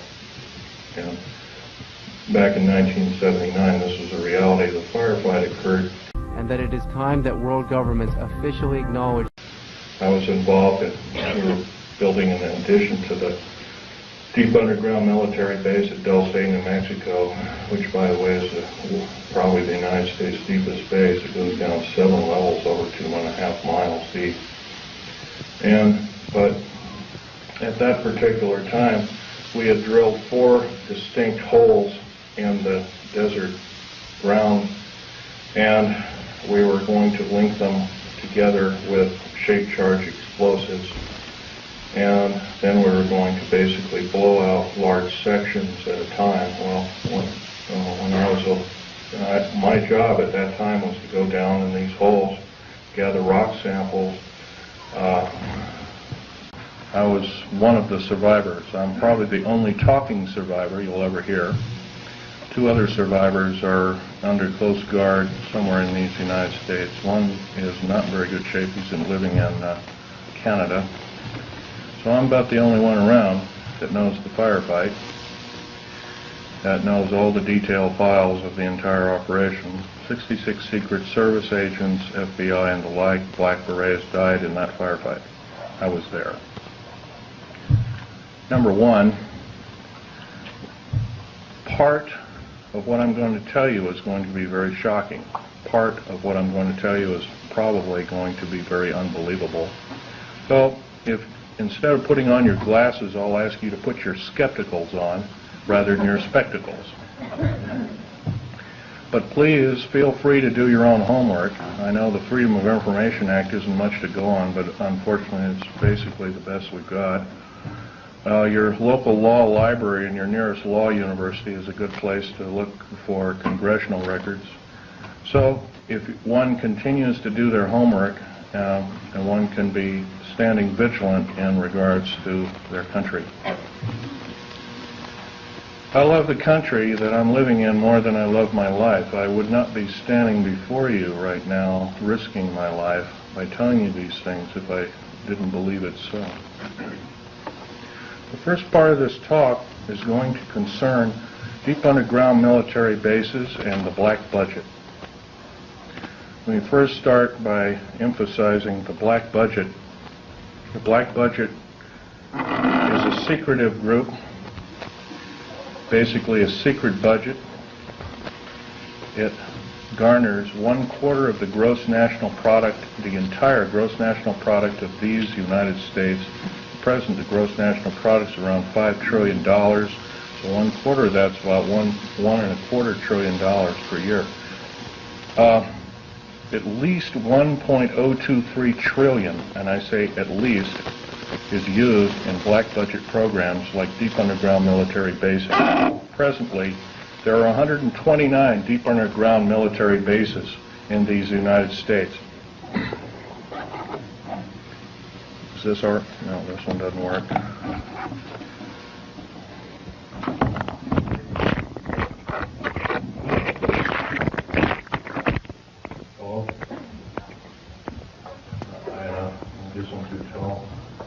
Anyway, of these 129 bases, they've been building them day and night unceasingly since the early 40s. Some of them were built even earlier than that. These bases comprise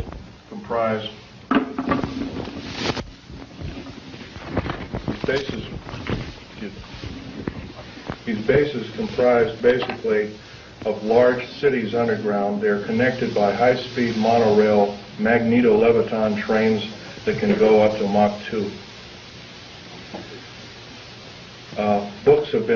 Several books recently have been written about this activity, all of which is verifiable through bibliography.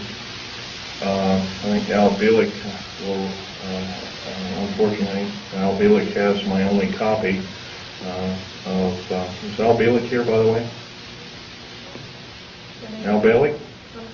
Yes, please do. Richard Sauder's book, he's a PhD architect, and he alone also is risking his life by talking about this. He worked with a number of government agencies on deep underground military bases.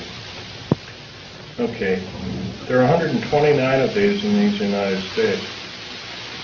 In and around where you live, in Idaho, there are 11 of them. It's a very large number. The average depth of each base is roughly a mile deep. They are basic whole cities hollowed out underground. They are somewhere between 2 2/3 cubic miles and 4 1/4 cubic miles hollowed out underground. You might ask how this is done. Well, right now they have laser drilling machines that can drill a tunnel 7 miles in one day. Obviously, we the public have been misinformed and not told about those things. So unfortunately, I don't believe these things.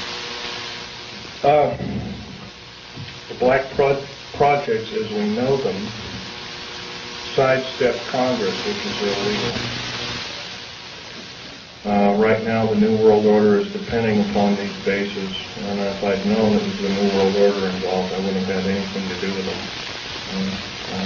I was lied to rather extensively. So. Basically,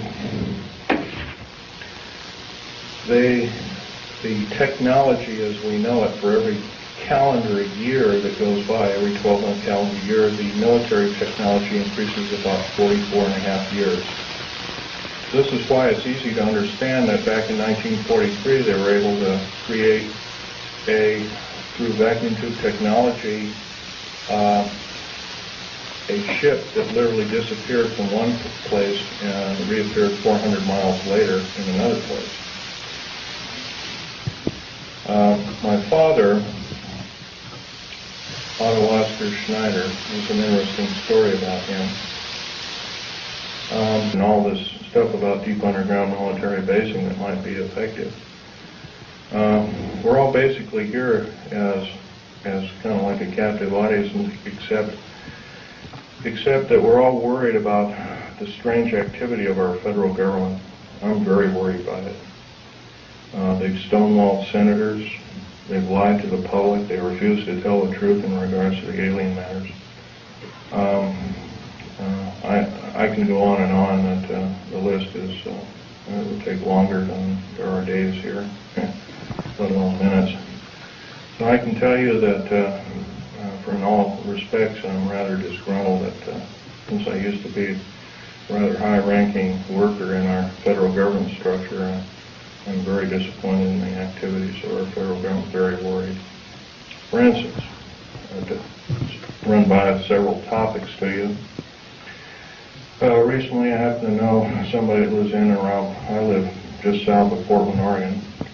I know somebody that works at Gunderson Steel Fabrication, and what they do is they make railroad cars. And a fellow I know, I've known for the better part of 30 years. He works there. He's kind of a lead welder and engineer.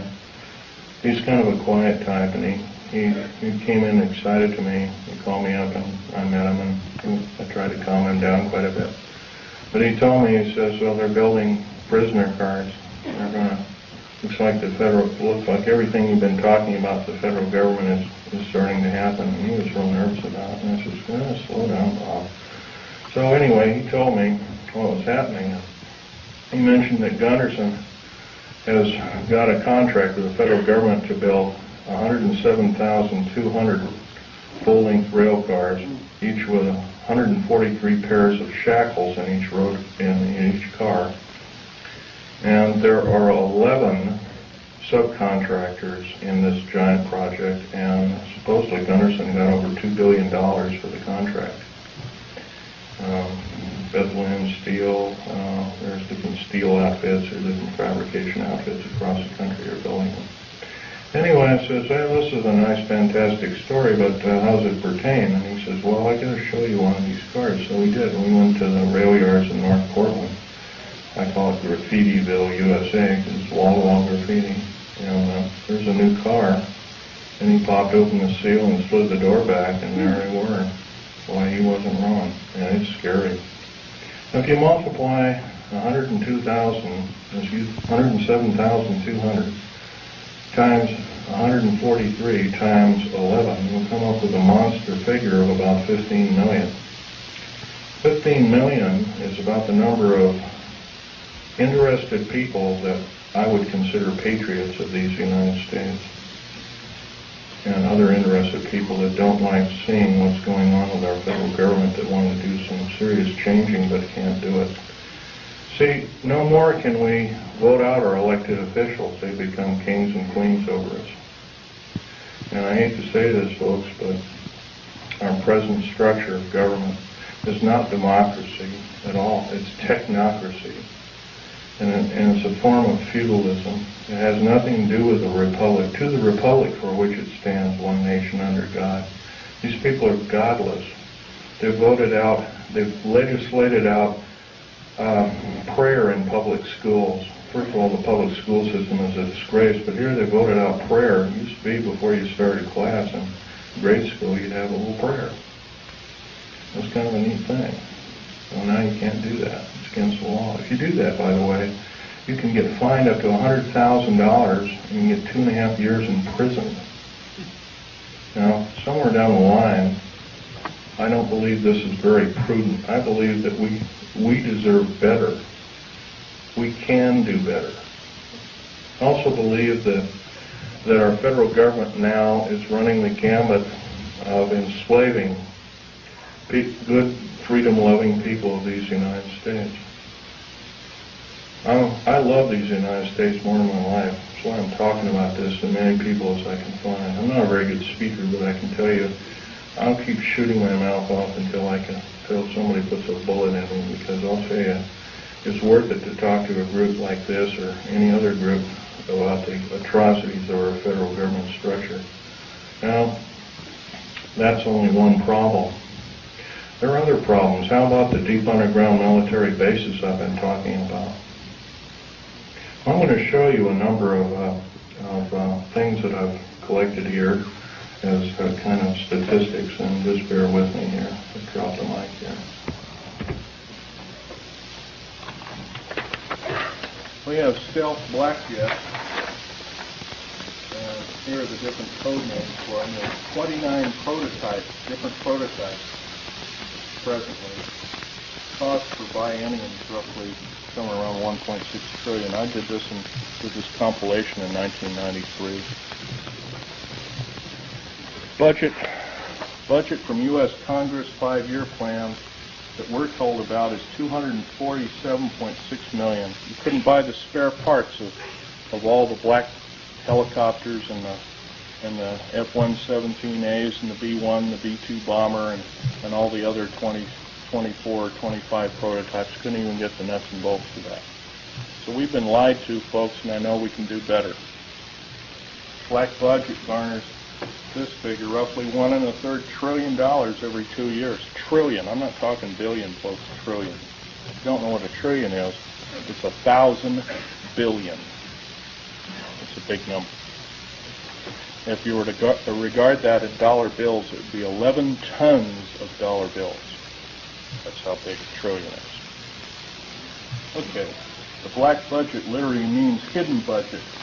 The U.S. Congress never sees the books of this clandestine pot of gold. Contractors of stealth, and I've listed quite a few here. UG&G, Westinghouse, McDonnell Douglas, Morrison-Knudsen, Wackenhut Security Systems, Boeing Aerospace, Lorimar Aerospace, Aerospatiale of France, Mitsubishi of Japan, also Mitsubishi Heavy Electric Industries, Ryder Trucks, Bechtel, IG Farben, that's a chemical company, plus a host of hundreds more. Is this what we're supposed to be living up to as freedom-loving people of these United States? I don't believe so.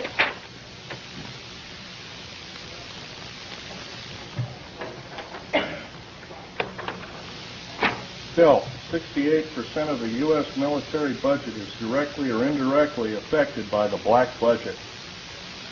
Star Wars, otherwise nicknamed Star Wars, Strategic Defense Initiative, relies heavily upon stealth weaponry. By the way, none of this would have been available without us taking apart with a fine-tooth comb crashed flying saucers that either we downed or they crashed themselves into our deserts. None. All these materials on the table, some of which are formed by our space shuttle, by the way, you might ask, what's it shuttling? Well, it's and that it is time that world governments officially acknowledge ingots of metal that are used, that are specially milled down. First of all, they're milled in the confines of outer space. Most of these metals cannot be produced on the planet. They need a near vacuum of outer space for their production. That's what we're shuttling. We're not even, folks, we're not even getting a semblance of what I'd call pablum. We're not being told anything close to the truth. I believe our government officials have sold us down the drain, lock, stock, and barrel. And by the way, up until several weeks ago, I was employed in the United States government with a Rhyolite 38 clearance factor. One of the highest in the world. Excuse me, questions later. Microphone, we can't hear you. Can't hear me? Okay. Well, anyway, this microphone is, I'm a tall person, this microphone doesn't get up any further and it's kind of hurting me. Anyway, another thing about Strategic Defense Initiative. I believe it's there to prevent alien attack upon planet Earth. It has nothing to do with the Cold War. As we have seen, the Cold War was a total farce. And it was only a toy, an implement toy, to garner billions and trillions of dollars from good, loving, tax-paying citizens like I am and you are. For what? I don't mind a defense initiative against attack from, if it be from a real threat. But I sure hate to be lied to about there being this kind of communism and that kind of communism, and when we all find out the whole thing has been planned lock, stock, and barrel for the last 75 years by an intergovernmental group, I guess then we kind of know which side the bread is buttered on. Anyway, here's another piece of information for you folks. The DEA, ATF, Drug Enforcement Agency, Alcohol, Tobacco, and Firearms, these agencies rely upon stealth tactical weaponry for as much as 40% of its operations and budget. Remember, this is in 1993. The figures have gone up considerably since. The United Nations used American stealth aircraft for over 28% of its collective worldwide operations from 1990 to 1992, and that's taken for the Center for Strategic Studies and United Nations Report 392.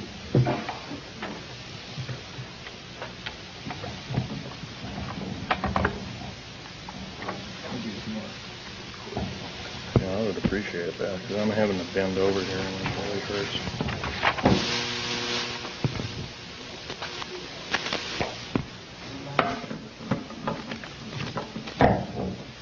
Thank you very much. The Guardians of Stealth. There are over 3 distinct classifications of special police used to guard one of our most well-kept secrets. Number 1, this is the most disturbing of all. The MJTF, and that, by the way, that stands for Military Joint Tactical Force, otherwise known as the Black Berets. Some people call them the Delta Force, and there are other names for it. It's a multinational tactical force primarily used to guard the various stealth aircraft worldwide. And by the way, see the picture over here on the table? You might come over there and look at it. After the talk, you might do that, or during the break. You'll find out a nice picture of it there. Check them for their particularity or particle count. Give a detailed account of what kind of chemical explosive or plastic explosive to use, and we'll go from there. As I was headed down there, to my total surprise, we found ourselves amidst a large cavern that was already full of outer space aliens, otherwise known as large grays. I was petrified, as most people might be. The only thing I could think of doing at the time was shooting at them. I killed 2 of them, but by the time I could reload and refire at that time, I had a Walter PPK pistol. I was an engineer, so I didn't feel I had to carry a gun underground. And I always carried this particular one. It's nice and small, and it's quite effective. But anyway, I killed a couple of these things, and at that time there was several other groups of people down there. It's about 30 people total, and 30 to almost 40 more came down there, and they all got killed. Basically what had occurred was that we surprised a whole under mountain base of existing aliens, and later I was to find out that we are not the highest on the food chain. These aliens have probably been living on our planet for different groups of aliens anyway, the short and the tall grays at least, for 1 million years living here. And this could explain a lot of the theory behind the ancient theory of ancient astronauts and these other kinds of things like that. Might also explain the bloodthirstiness of different kinds of native populaces like the Aztecs, etc., Olmecs and whatnot. Anyway, I got shot basically here, and their kind of weapon wasn't really a gun-like thing. It was kind of like a box that they had on their body that they could manipulate. And it burned a hole in me, and it split my ribs apart, and kind of gory and all that kind of stuff. But anyway, it also gave me a high dose of rather nasty cobalt radiation. And I later had cancer to this day. It's probably a result of it, although I can't prove that. Okay, the second part of my talk is topic number 2.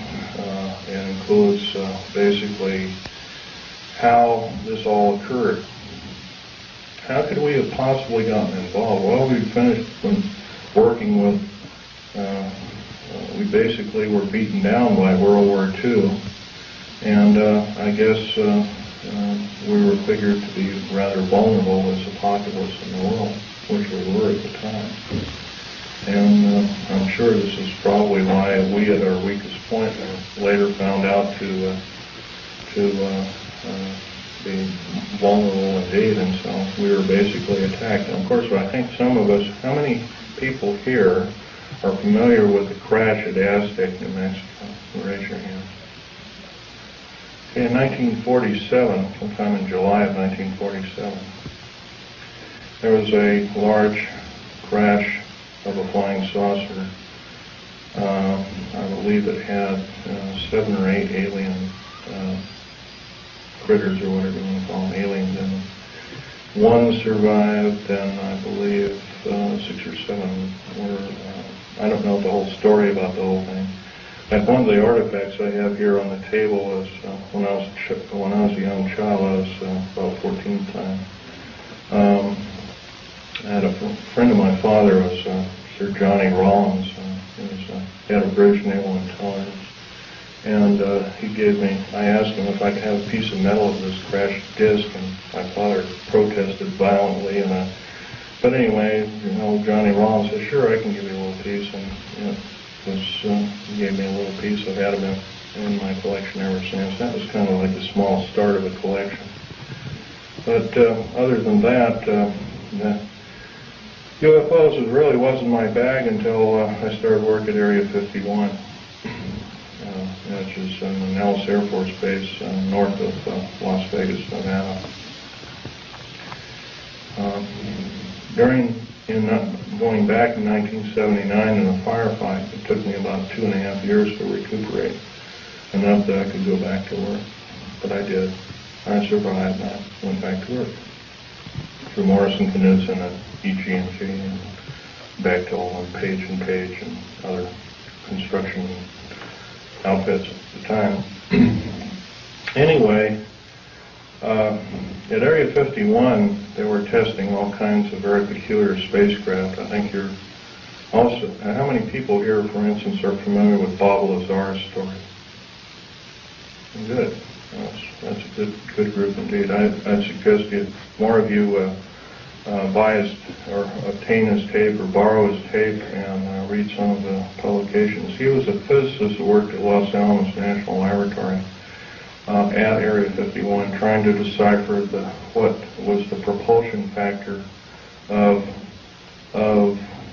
basically these alien spacecraft, these discs and other kinds of type of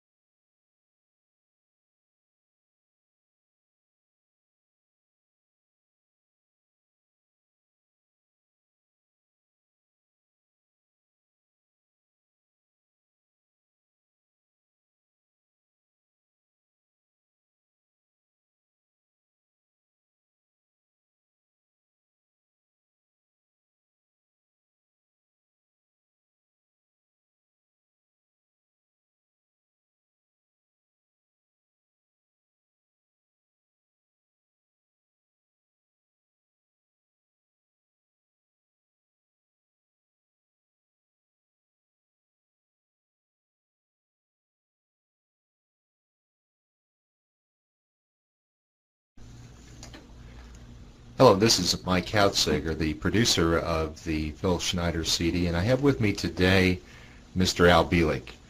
I asked Mr. Al Bielek to come on and say a few words about his experience and his relationship with Phil Schneider. He knew him very well, and in fact he knew him several years prior to his death in 1996, yes. I believe it was. So I asked him to come on and just share with us, share with you, perhaps some of the private conversations that he had with Phil, because there were many times they spent, I guess, at a conference, a hotel room together. They had a lot of conversations together. They were close personal friends all the way up toward the end. And with that, Al, thanks for being here today. Oh, thank you. Hopefully I can contribute something to what is sometimes called the mystery of Phil Schneider. I don't think his life as such was any mystery, but prior to the point when he went public, perhaps it was, because he worked for the government in one capacity or another for many years. He was both at the Skunk Works and what was called the Skunk Works in Burbank, California. He was at Edwards Air Force Base. He worked all over the country and eventually all over the world on underground bases. Told me many stories regarding those. Of course, his involvement of the Dulce Wars, as they were sometimes called, against the aliens. He was one of the very few survivors, and the one which was so disastrous. All of these things, of course, I did not know about him. In fact, never heard of him until sometime in early '93, as I remember, when I was at a conference doing a lecture course in the Philadelphia Experiment in Seattle. He showed up, introduced himself, and says, "I would like to talk with you." He says, "My father, Oscar Schneider, was part of the Philadelphia Experiment." Well, of course, my ears perked up. And over a course of time, he told me some things about his father. At that point, I believe his father was still alive. It was shortly after I met him that his father died of cancer. But his father had been basically a captain in the United States Navy Medical Corps and was the chief medical officer for the Philadelphia Experiment and other things afterwards. Now, didn't his father, that's Oscar Schneider, tell him, Phil, this information just before he died? Yes. He knew that he was involved in the Philadelphia Experiment. That was an open discussion well before he died. Well before, okay. But what was not open discussion until 2 weeks prior to his death, when Oscar knew he was dying of cancer and was, I guess, irreversible at that point, he called Phil into his bedside and says, "Phil, I want you to know my real history." He says, "I've always told you I was born in the U.S. of Jewish parentage and such." He says, "That's not true." He says, "I was born in Germany many years ago. The exact date I don't recall. But during the period when Hitler was in power, it was when Oscar grew up. He was a master machinist," and I'm quoting what Phil told me. His father was a master machinist at the age of 14, which was quite an accomplishment in Germany then, and eventually enlisted in the Navy and became a captain of a U-boat. According to what I was told, Oscar Schneider had something like 68 successful kills, that is, sinking English or French shipping during the early part of World War II, because the United States was not involved until after December 7th, 41. And he was captured at some point along the line by the French. He was taken in custody. He was held there in France late 39, early 40. Sometime in that period, I'm not quite sure of the dates, but it was in that period around the early 1940. And some negotiations took place, and at some point, the Third Army of the United States was involved, when, of course, we had some troops over there. He was turned over to the American troops and brought back to the United States, and suddenly given the same rank in the United States Navy as he had had in the German Navy, that of a captain. And of course, he was a medical officer. Now, Phil asked the same question I did. If he was a U-boat captain and he comes to the United States Navy, how could he suddenly become a medical officer? Well, another statement you said, Al, I see is odd. Did he tell his son that he was Jewish? Prior to the true story, he was not Jewish. So Phil thought he was Jewish? Yes.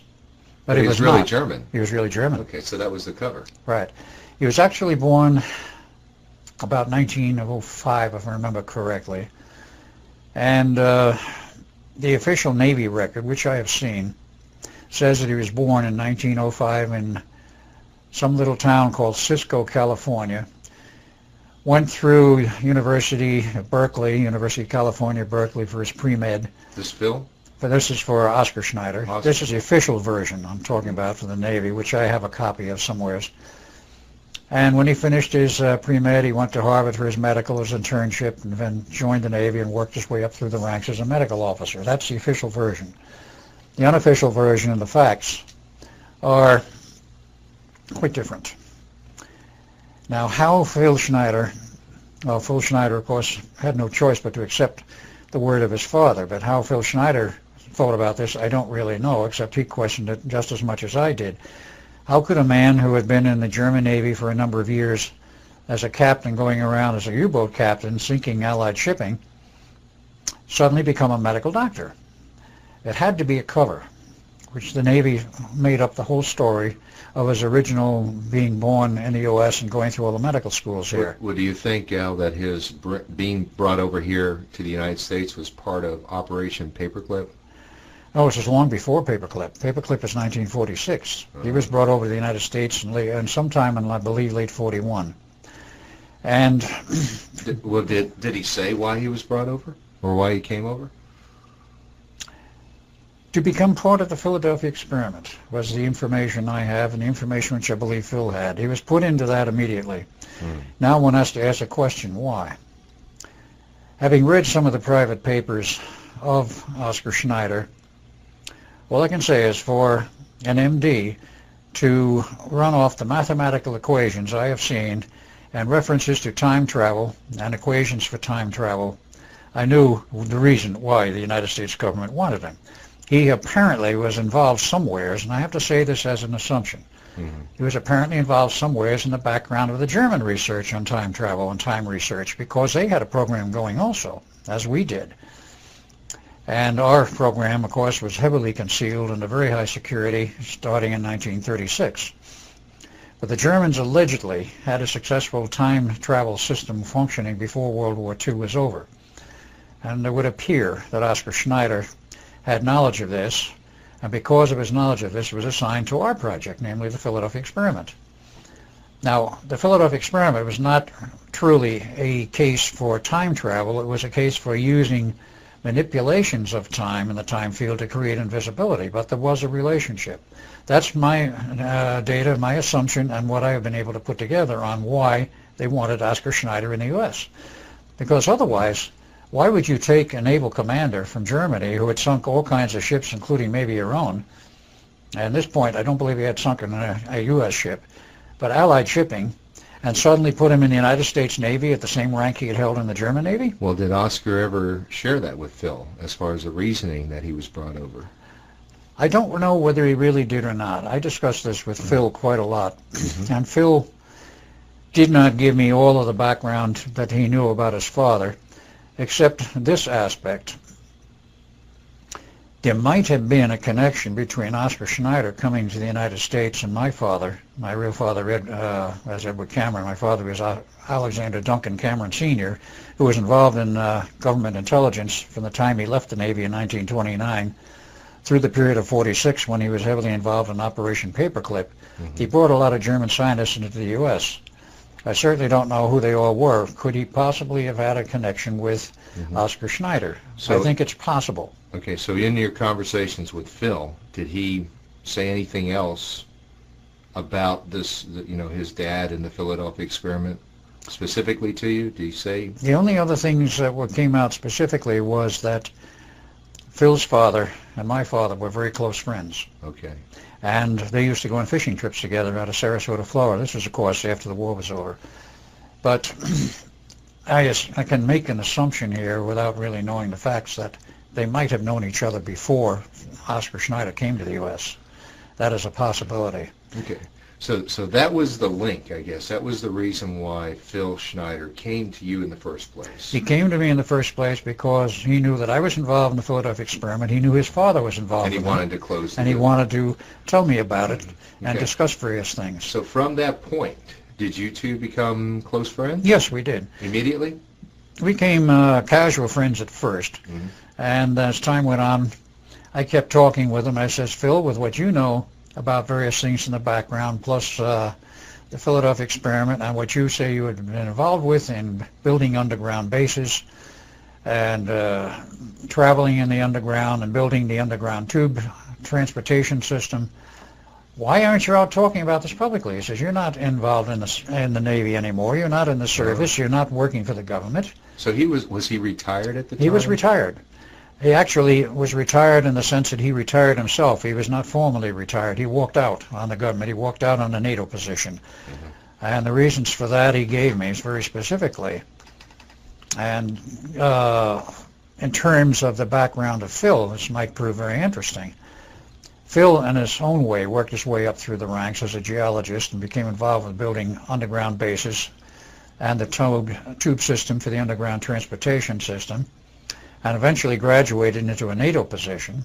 It was all over the world, and he knew how many underground bases were built in the U.S. as well as worldwide. He used to tell me 131 in the U.S. and about 1,400 worldwide, of the type we described, which was 1 to 3 miles underground, anywhere from 1/2 to 3 cubic miles of earth were removed by nuclear detonation, and to create this huge cavern, because earth is the rock is porous, and if you choose the right earth materials, the right rock material, which he was an expert at, you had to use certain types of rock material to build the underground base, or you just forgot it. It had to be certain layered rocks, certain structures, which I am not familiar with, but he was. And you would build these underground bases. They were all over the world. They've been built by other nations also. And part of this led into his NATO operations, but the thing where he left was most interesting. He was online for, and I said 2.5, 3 years retirement for NATO, formal retirement, with his salary at that time in NATO had gone up to something like $500,000 a year. This is a salary. Wow. And his retirement was slated to be $1 million per year retirement. He was an extremely important person at a very high level, had high-level clearances, but he said what changed his mind and he decided to walk out on everything was the fact that he was invited to attend some UN meetings, the very classified ones, which were not held in New York at the UN terminal and the UN buildings, but in a deep underground military base. And they said there was a facility which had all of the layout exactly like they have in the UN headquarters in New York, underground in this base. He never told me where it was. But there was an extra row of chairs, or a ring table and a row of chairs above the rest, which was not extant in the usual settings for the UN, for the meetings. Everybody would go in there, including spectators were there, himself and some other people. Everybody would sit down and be waiting, and then the final group came in, would sit at this upper tier of chairs. They were all tall grays, extraterrestrials, 7-footers. Like the ones he shot in Dulce? I don't know if he ever shot a 7-footer. He didn't tell me particularly whether it's a 7-footer or not, but he said the ones that came in on the UN meeting were the 7-footers, and they dictated policy to the United Nations. He attended not one but 2 meetings of this type. And he says after the second meeting, he says, I am working for the wrong people. Had a conference that day with some of his NATO friends in the NATO Department of Geology, I believe is what he called it. There's a whole group of about 40 of them. They all decided they wanted no more of any part of it. They walked out on retirement, salaries, everything. All 40 walked out the same day and wiped out the NATO's Department of Geology. And he retired. He went back to Portland, Oregon. He was living alone in his own apartment. I had an ex-wife and a daughter, about 8 years old, I met at that time. She's a little older than that now. And sort of ruminated within himself, talked occasionally before one group in Oregon, which was the Western Bigfoot Society. There's photos of him talking before that, and there is one article published on the net about it. He used to talk about some of the things he knew at this Bigfoot Society group, but he never went totally public. This was a private group. It was not a really public group. I kept insisting, with what you know, Phil, you should go public with this. I said it's in the interest of the public. They should know some of these things. I said, I'm not telling you should say everything you know, but certainly about the underground bases and operations and so forth. So I finally got him out on the lecture circuit after we talked about this quite a bit. The first attempt at a lecture, which was successful so far as the lecture was concerned, but in terms of videotaping, it was a failure, and that was on 7th of May, 1995, in Las Vegas, Nevada. Was that his first lecture? That was the first one public of this nature. Okay. It's not the first lecture he ever did. Yeah, because he mentions that he did like 30 or 40 lectures. He did a total that year of about 30 or 40. He made some prior to that, again with the Bigfoot Society and the small groups in the Portland area. But this was in Las Vegas on 7th of May. The next day we were slated, the 8th of May, to talk up in the Coeur d'Alene area of Idaho. So was it 94 that he decided to go public? It was early 95. I kept twisting. It was early 95. I kept twisting his arm, and he finally decided, all right, we'll try it. Yeah. The first one that was recorded successfully was the one outside of Coeur d'Alene. I think it was Post Falls, Idaho. Mm-hmm. That was on the 8th of May. Then there was the August one in Denver at the Dean Stonier's conference, Global Sciences, and he did a workshop for about 2 hours. September, for the preparedness show in Seattle. November, another preparedness show in, not Seattle, it was elsewhere, I think Denver. And that was the last of the public series which were recorded. In between this, of course, he had many other lectures. He knew a great deal about the Kobe, Japan earthquake, which is what it was formally called. Oh, and many others, too. Yeah, but he knew a great deal about those. He knew a great deal about the earth faults. He used to tell me about them. The earth faults? Earth faults all over the U.S. He knew all about them. Faults, yeah, the fault lines. And the Denver was relatively safe, but he said if you go west into some of these so-called secluded areas for survival, he says they've got fault lines running right through them. He says the first ridge of the Great Rocky Mountains, as an example, is loaded with fault lines. He says you don't want to be there. He says you go further west in the second ridge, he says you're okay. He knew all the geologic layouts and where the problems were and such. But he was invited to go to Japan to speak over there. The State Department refused to let him go. They says, you're not going. He says, we know you have a passport, but you're not going to Japan. We will not allow it. Oh, because he wanted to talk about the Kobe earthquake. He wanted to talk about the Kobe earthquake and a few other things. And they wanted to find out, didn't they? And they wanted to find out the facts of what he might know. Yeah. So they arranged that. Since he's now long gone, it doesn't make any difference. He arranged it very neatly. The Japanese says, we'll pick you up out of Vancouver, BC. He says, we'll fly our own jet over. Says, you drive up. Says, you can drive across the border with no problem. Of course you can, unless there was a strict order at the border that he's not to go, which there wasn't. He could just, as a tourist, drive across the border into Canada on a driver's license. He didn't have to show a passport. So he did that. And he met them at a particular airport in Vancouver area, and they flew him over to Japan in their private jet. He was there 3 days lecturing on the Kobe earthquake and who knows what else. When you say they, who were the they? They were the top executives of major Japanese corporations. Mitsubishi is one example. I remember he mentioned Mitsubishi and some of the others. I don't remember all the names. So they must have given him quite a bit of credibility. They did give him a great deal of credibility. Was there any retribution that the Japanese enacted as a result? No, there's no retribution on the Japanese or by the Japanese. By the Japanese, yeah. I mean, because obviously what Phil's saying is that we blew off an atomic bomb that caused the earthquake, right? That's exactly correct. Now, there was a tactical nuke in the harbor, which was planted by, as he said, Navy SEALs. And it followed a long argument between the United States government and Japan over the fact that Japan was the world's leader in synthetic intelligence computer technology. And all of it centered in Kobe. Right. So, what happened with the executives? That's an unknown, to me anyway. Yeah. Kobe was leveled, and particularly the building which contained most of the research for this was leveled.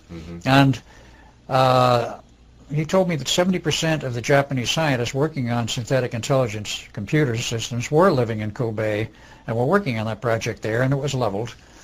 And that put them out of business, and the U.S. government probably, whatever elements in the government, it can't accuse the whole government, it's certain sections within it,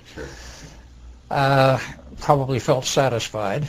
There was no repercussions that I know of, but at the same time, those executives learned what Phil had to say regarding the facts of what happened, and what may have happened after that, I have no idea. Okay, and about what day again was this? What was the date when he was actually flown to Japan? Was it 94 or 95? It was in 95, after he had gone public. And I would say it was in the fall months, but I'm not sure of the dates. Okay. Because Phil died, murder by suicide, if you will, on or about the 10th of February of 1996. Right. It was just before he was going to go to the Global Sciences Congress in Florida, that Winter Congress.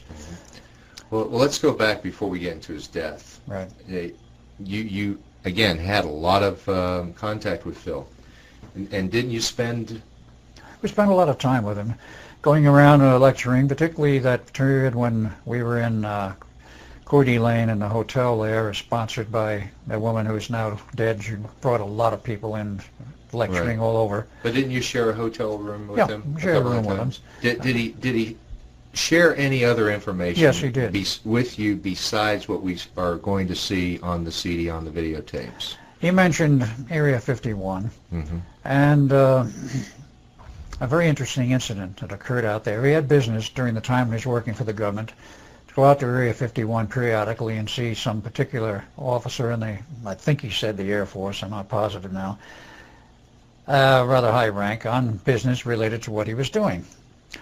And in this one particular day, he said when he went out there, he went in, and he went into the outer office, and a Marine guard there says, Mr. So-and-so is not ready to see you right now. Please have a seat in his office.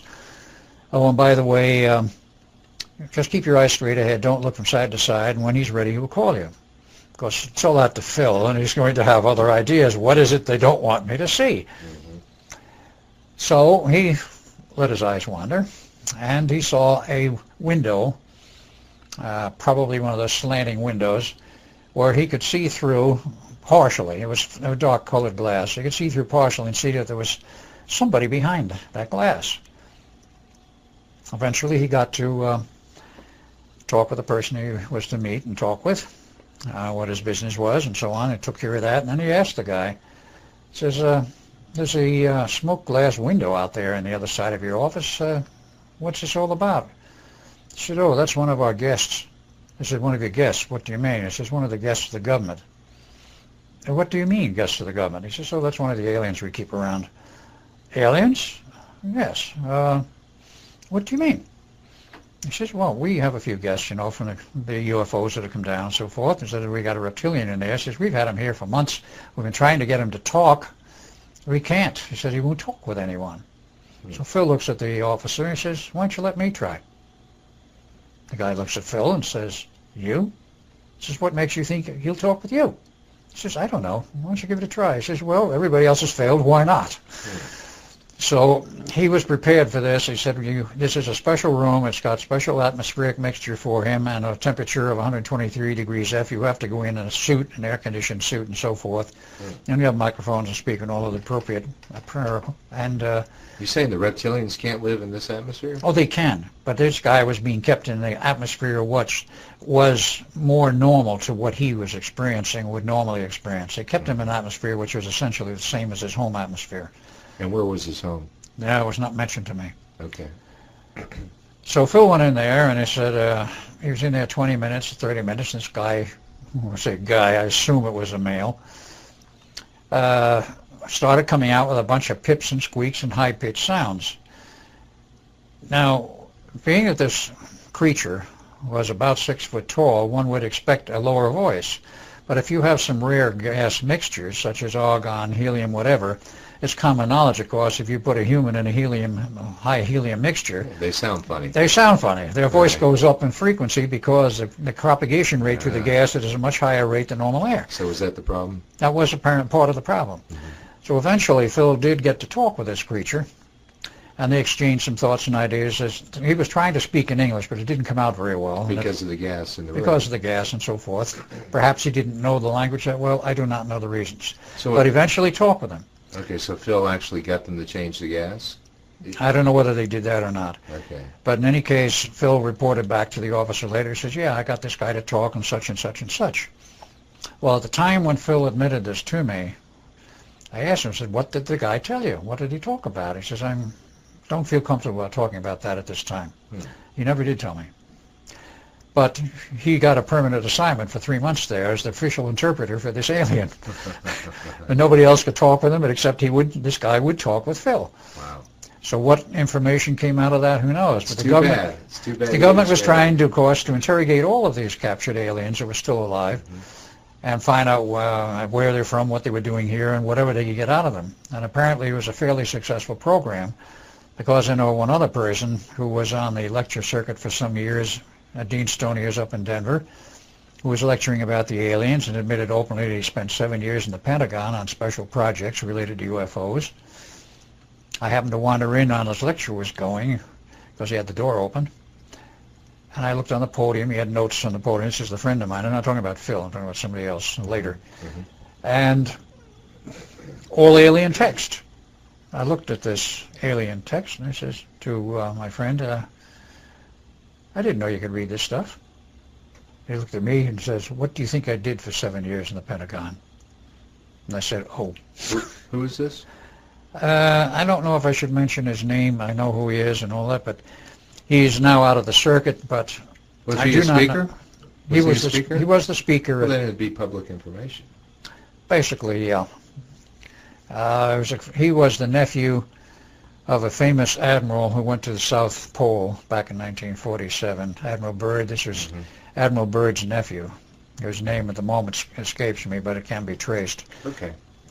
But in any case, I found that curious because here was more evidence of alien language text. There has been a great deal of communication with aliens by certain elements of our government, the secret government. Right. And Phil was involved with this for some 3 months. Well, did Phil know who this quote-unquote secret government is? Did he know the people? Because he talks about his security clearance. Yes. I forget the name of it, something 3, that he had this very high-level security clearance. You know, this got into an interesting point of contention later, not with Phil and between Phil and myself.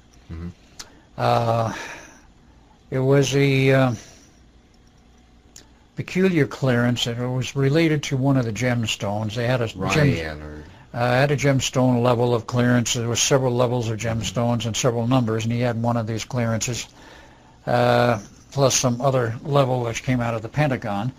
And many years after this, after Phil was dead and gone, I was on the one and only time on the program as a talk. The host was the former director of the FBI in Los Angeles, who had me on his talk show, and we got talking about Phil and his level of clearance. Was that Gunderson? Gunderson, Ted Gunderson, correct. And I mentioned the level of clearance, and one of Ted's friends calls in and talks on the show, introduces himself and says, I don't know if he said former NSA employee or still was NSA, but he says, quote, there's no such level of clearance. I got into quite an argument with this guy, and finally, I was cut off the air. Quite literally, just chopped off. I talked with Phil much later, years later, about this. Why was I cut off the air at that time? He says, I had nothing to do with that. I says, well, who did? He says, I had orders from the program head that runs the program for the station that I was to be cut off of the air. The program's going to cut off the air. Who, Ted said that? Yes, he said that person to me. Wow. So here you were on the air, you're describing Phil's level of security clearance by name. Right. And Ted Gunderson, who was the host, told you later he had to cut you off the air. Right. He says it was not my doing. He says I had orders to cut you off. That's interesting. It's very interesting because... Well, he's the one actually who's involved in that lawsuit with Art Bell right now. Ted Gunderson? Yeah. I didn't know that Ted Gunderson was involved in a lawsuit with him. Yeah, he's the one. I know we're sort of veering off a little bit, but that's... I know somebody else was in a lawsuit with Art Bell for 2 years, and finally that broke off, and that's the guy who was the founder of reverse speech, so-called. David Oates. David Oates. No, just to let all of you guys know, it was there was this on the radio, this insinuation on Gunderson's program that Art Bell was a child molester. Pedophile, right. I remember those charges, but I never knew. That was on his radio program. I never knew who made those charges. I did not know that Ted Gunderson had made them. Well, in reality, he didn't. He did not? He did not make those. But somehow Art Bell thought he did, or... was told that there's a mystery behind all that. Yes, there is some mystery involved in this whole thing. Yeah. It became quite a problem with Art Bell. He went off the air twice because of it. He's now back on, but it was basically because of family problems involving his son. Well, it's I just watched his tape, so it's an interesting story. Yeah. But let's get back to Phil Schneider. Right. And the reason why people are listening to this is they want to get the rest of the story. Yes. So what else did he share with you? He mentioned the fact that he had been in Europe and in Russia, and though he claims he never rode on these underground railroad systems, he helped build them.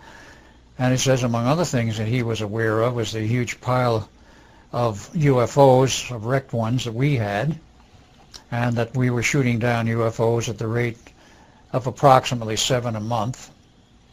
And did he see these piles of UFOs? Yes, he did personally. And where were they? He didn't specifically state where in the U.S., other than there was more than one. There were several piles of them. But he said while he was in Russia on NATO business, he looked into the matter over there, and he said they had football fields. He said fields full of junk UFOs covered 2 football fields. He said they were shooting them down at the rate of about 1 a day. And I said, well, what about the occupants? He says, I don't know what happened to any of the occupants. But he said the orders have been out for quite some time. This would mean prior to 95.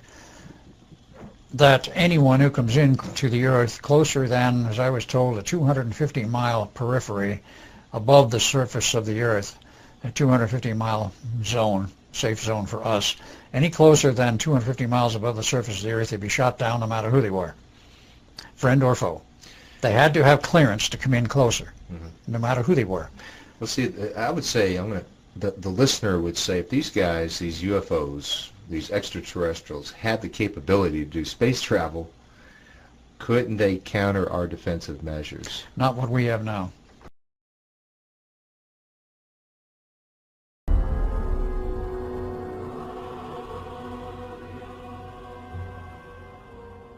A few years ago there was an astounding book published. It's called The Day After Roswell. And it's written by a gentleman called Philip Corso, who's now dead. He had a military career that lasted more than 20 years, and during that time he served at the White House, and then he was a senior official at the Pentagon. And in this book, which is an astounding book, he clearly says that there is a war going on in space.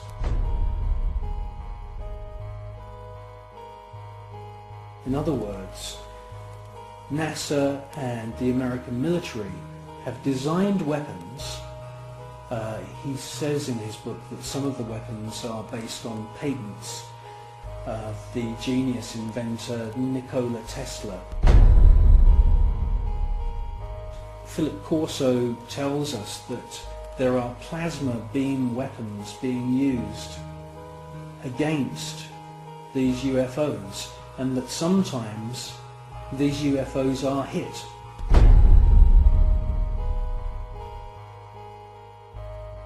A special team then travel out to wherever it is in the world and collect the wreckage.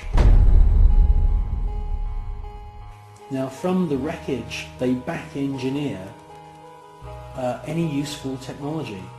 In his book he clearly states that microchips, semiconductors, fiber optics, lasers, many other new metal alloys have all been back engineered from wreckage which they've collected from UFOs which have been shot down by the American government. Now, we have particle beam weapon systems a la Tesla, but of course vastly beyond what even Tesla dreamed of in terms of power. They now are so powerful that much of the research was done at Montauk Point in conjunction with the Montauk Project. But quite aside from that, we have them all over the planet now. There's some 36 major high-powered ones from what I understand.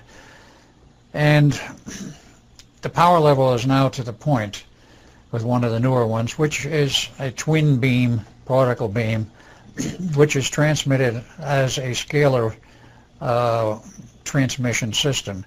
And if you know anything about scalar theory, which maybe some of your listeners will, if you cross two scalar beams so they cross each other, you manifest a strict electromagnetic beam with all of its manifestations at that crossover point.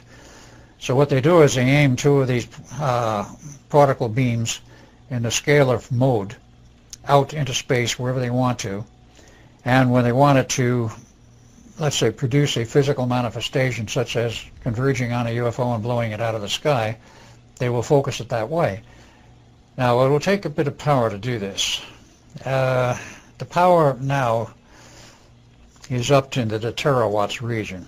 It has gone from megawatts to gigawatts. It's now up to terawatts. And the last piece of information I had on this was that we have been using the moons of Jupiter for a shooting gallery for practice when the particle beam, the newest one from Earth. The tunnel for these have to be optically aligned, laser aligned, and so forth. 300 miles long?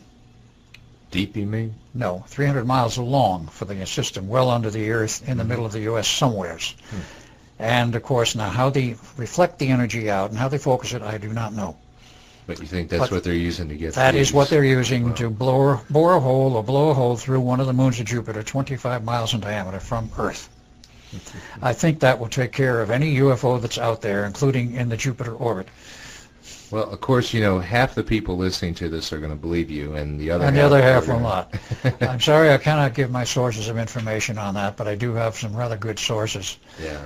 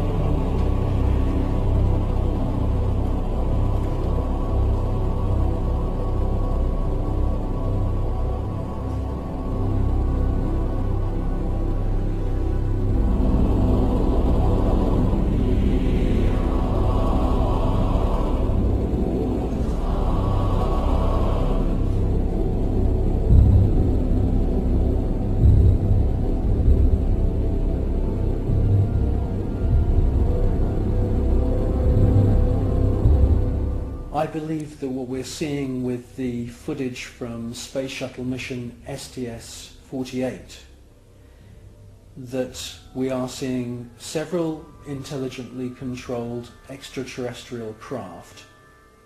And yes, I do believe that the flashes are the firing of some very, very top secret weapon which is able to produce an electronic or electromagnetic plasma kind of death ray that is being used against these UFOs. I do believe that that is exactly what we're seeing.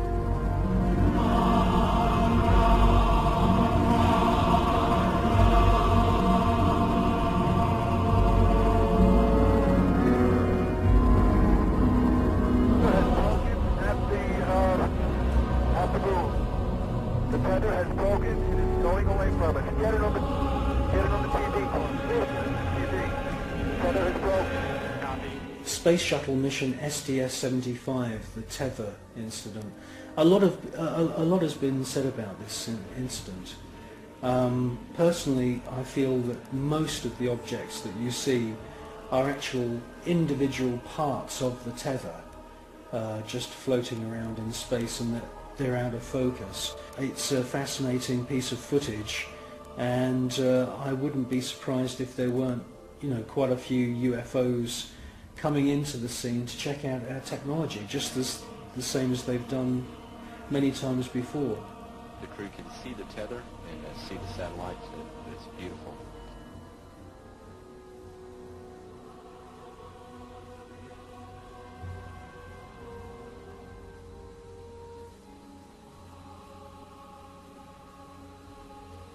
This view showing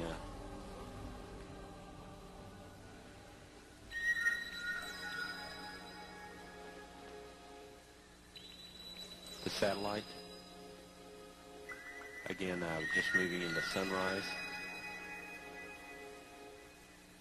81 nautical miles now from Columbia. Okay. What else did Phil tell you that was interesting in those private moments? Well, he showed me, of course, his scars, which are obvious. They're on the video. They're on the video. Right. There's nothing unusual about that. But he told me about one of his encounters in the underground when we were doing a bore for preparation to build an underground base. They said the typical procedure was they bored a large diameter hole, large enough to run a captain's chair down through. It was about 6 feet or so in diameter. And it could be earth boring, it could be laser, it could be whatever. But they bore this hole down, he says, anywhere from 1 to 3 miles. The goal typically was between 1 and 3 miles, no less than 1 mile.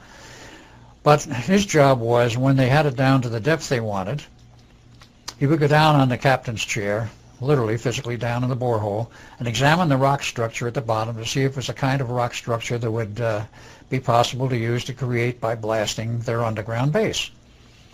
He says more than once it happened that as they were boring, they hit an open area, an underground cavern system.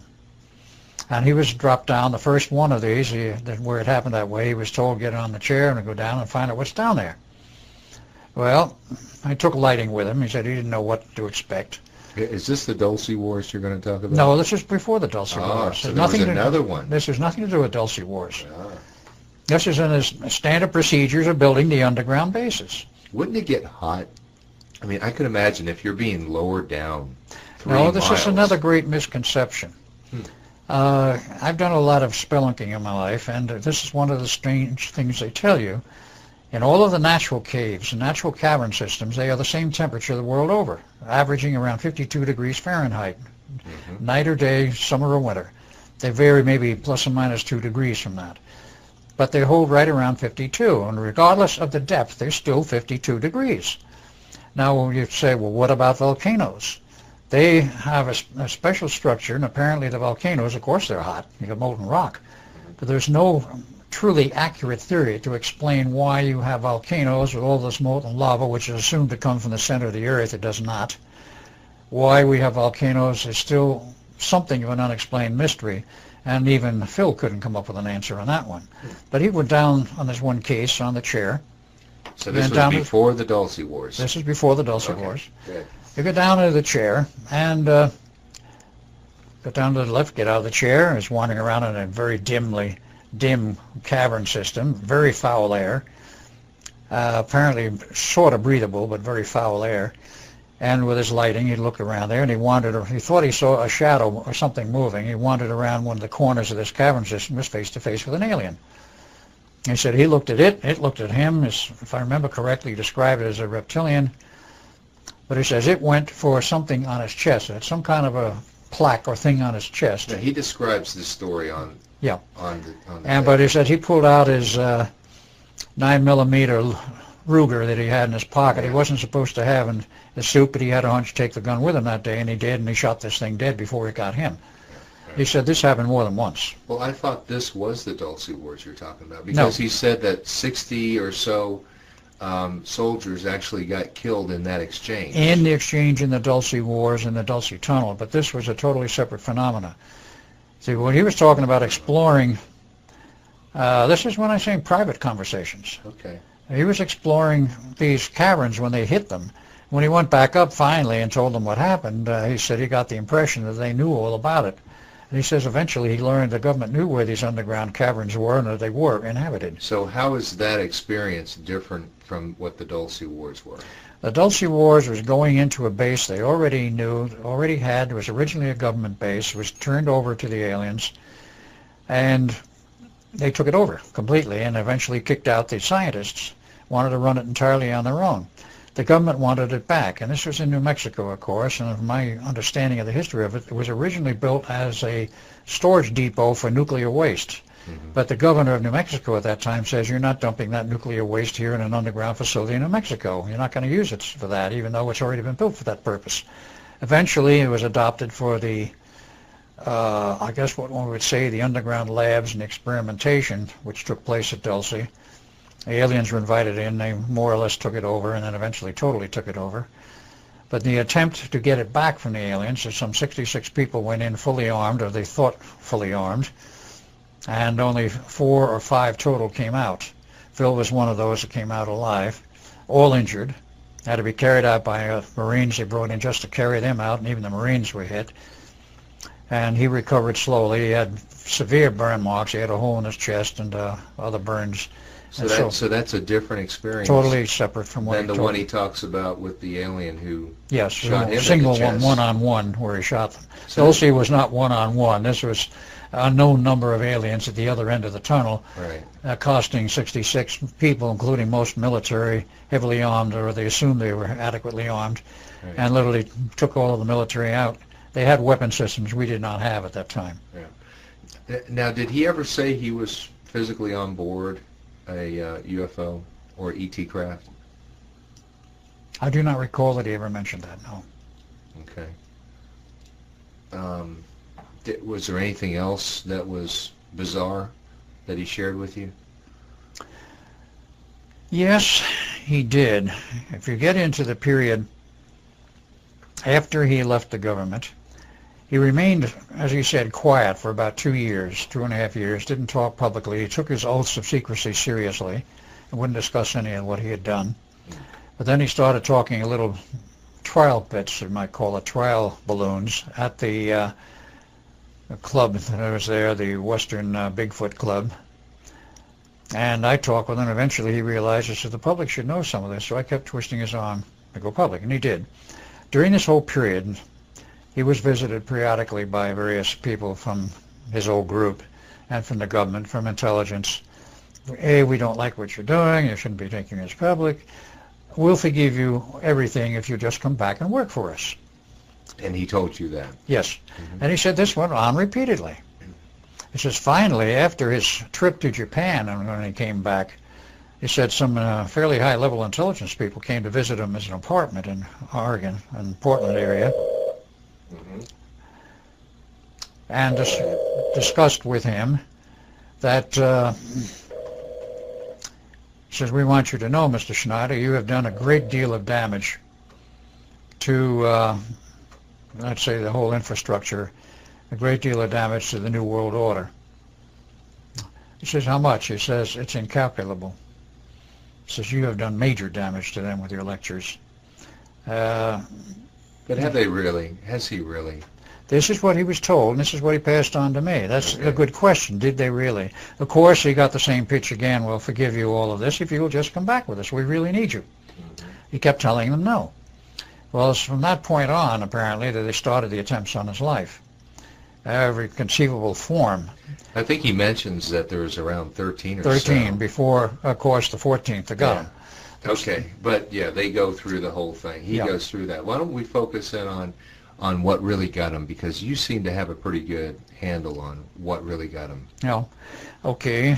I was given a phone call by his ex-wife a few nights before the February conference was to start in Florida for Global Sciences, because he was to be a speaker. He was a scheduled speaker there, and he was going to come up to Atlanta from there and do some major videotaping on what he knew.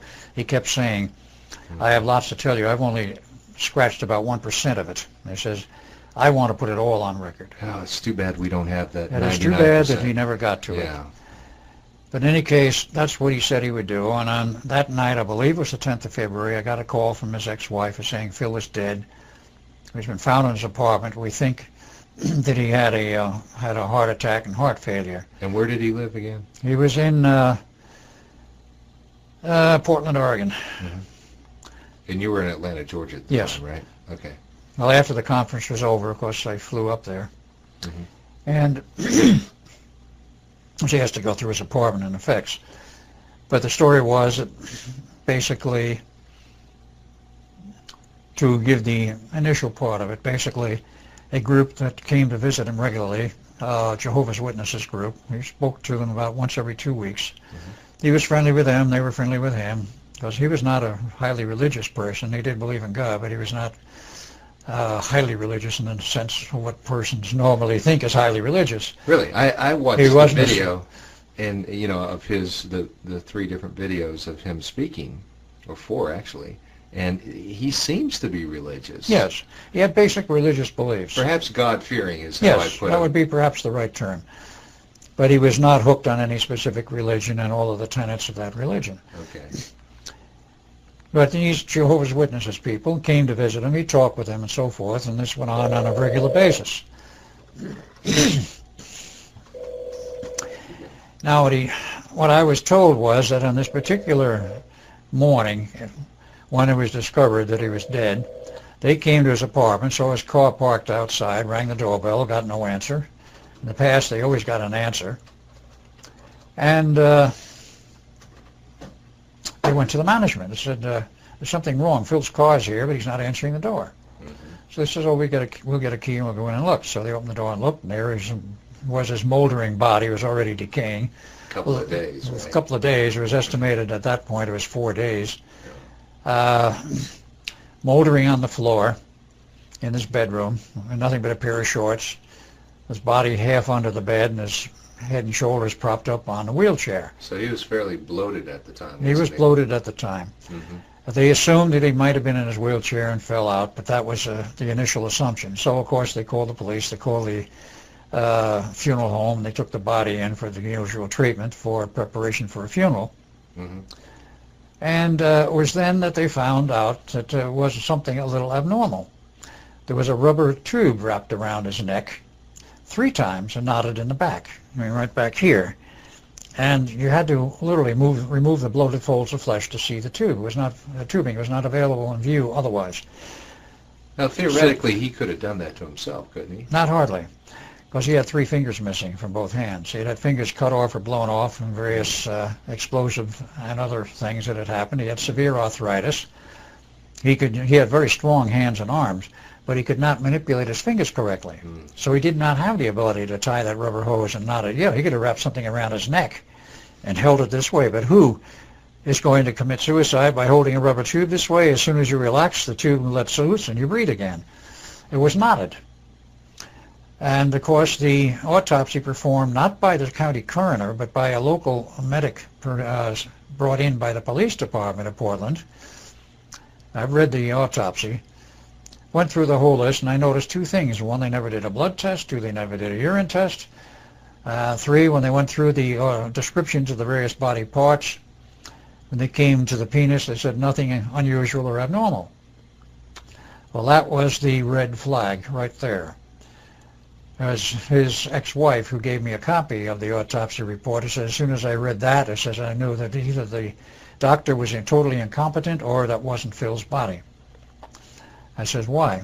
Because I didn't know at this point what she was referring to and what my friend in Seattle, Washington, he spent a lot of time with, because he was preparing to buy property up in Washington State to carry on with his research, revive his defunct UFO magazine, and so forth, but he had severe, obvious stitching in his penis.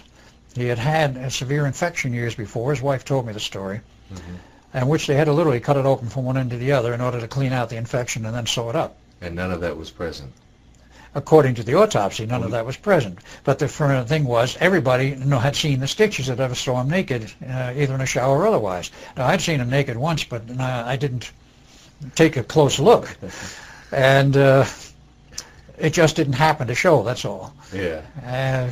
He was not in a position where it would, so I'd never noticed it.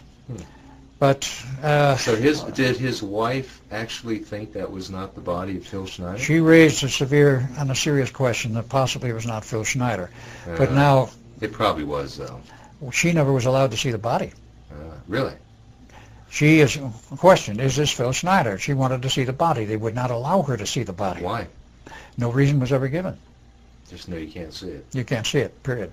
Now, other friends of his in the Bigfoot Club and his brother. Did anybody see the body? Oh, yes, his brother did, and other people who knew him well, and they all said... His brother saw the body, but his wife couldn't? Yes. That's interesting, isn't it? That's very interesting, yeah. And they all said, other than his wife, that, yes, that was the body of Phil Schneider. So, being it was declared suicide, even though it was obviously not, the coroner said it was suicide. That is, the doctor appointed as coroner. And that was the official version. Now, did you fly up there for his funeral? No, I was not there for his funeral. I came up a little after it. And I met some of the people in the club. I met his ex-wife for the first time, and I was asked to come up literally to go through his personal effects in the apartment. So I did, and a friend from Seattle, I'll use the first name, Mark, and I noticed something rather strange. He had a 4-drawer filing cabinet, a standard office variety. It was totally empty except for perhaps 2 inches of papers in the middle of one of the drawers, in which I looked at it. It was nothing but the receipts and filing papers for a business which he attempted to run as a consulting engineer of some kind some years prior. So who cleaned his file cabinets out? That's a very good question. Who cleaned out the filing cabinet? What about his brother or wife? Did they go through it before? No. His wife said absolutely not. She didn't go through anything. His brother said there's nothing about going through anything. So how did you get access to his Because apartment? His wife asked me to, because I was known to her. He had discussed me many times with his wife. His wife had a strange view of Phil, in that she considered him as somewhat overly paranoid.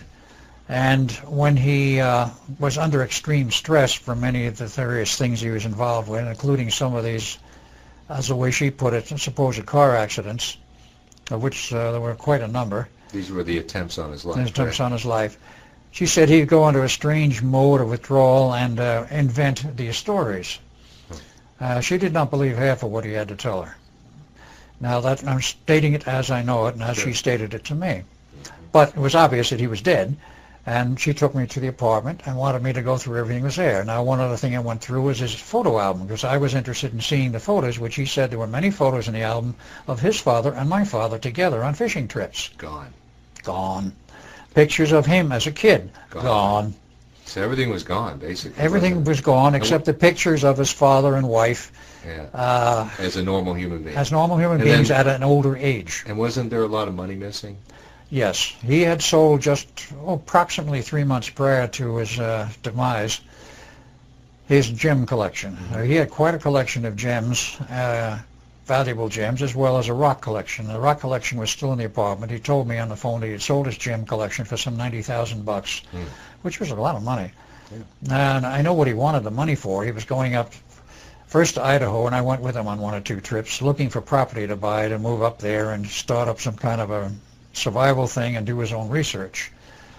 He went up to Seattle to meet my friend Mark up there, and he and Mark went all over Washington State, and the rumors were that he had bought property up in Washington State someplace, but that never turned up. There was no deeds, no title, nothing could be found anywhere in any of the searches of the state records that he had bought any property. But the money was missing, some $90,000. So whether he did buy property or not, we do not know to this day, and whether the money was just absconded, we assume probably it was, but we don't know. Now, there's some other interesting aspects as to what disappeared. He was known to have a safety deposit box. It was common knowledge among his friends. He mentioned it to me many times. He mentioned what he had in him, among other things. That was a collection of gold bars. And I said, gold bars? He said, where'd you get them? He says, from my father. I says, did you ever see any of these gold bars? I never saw them, but a number of friends in the Bigfoot Club did see them, and I told him about them. I says, did you ever see these gold bars? He says, oh, yes. He showed them to us many times. He brought them out of his vault, brought them down here, showed them to us. They all had the death's head stamped in the bar. And the death's head. Yes, this was the symbol for the German submarine service. They were all commanders, captains that is, of the German subservice had to carry a certain amount of gold bullion with them. That was law required in Germany. In case they got stuck someplace and had to buy their way out, they could always buy their way out with gold if they didn't have any of the local currency.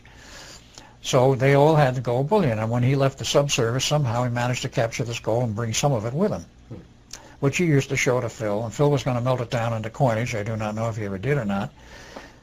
But I never saw the gold, but he had the safety deposit box. Who knows what else might have been in the box. Did his wife open the box?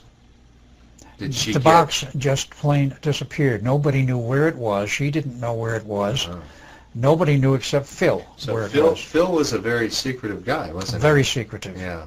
He also had and that perhaps contributed to his demise, didn't it? He also had, according to his words, and this is in private discussions again, a lab which he had jointly with somebody else who was a very good engineer scientist, and they were doing some of their own private research on possible time travel, teleportation, whatever. And they said this guy created what he called a miniature version of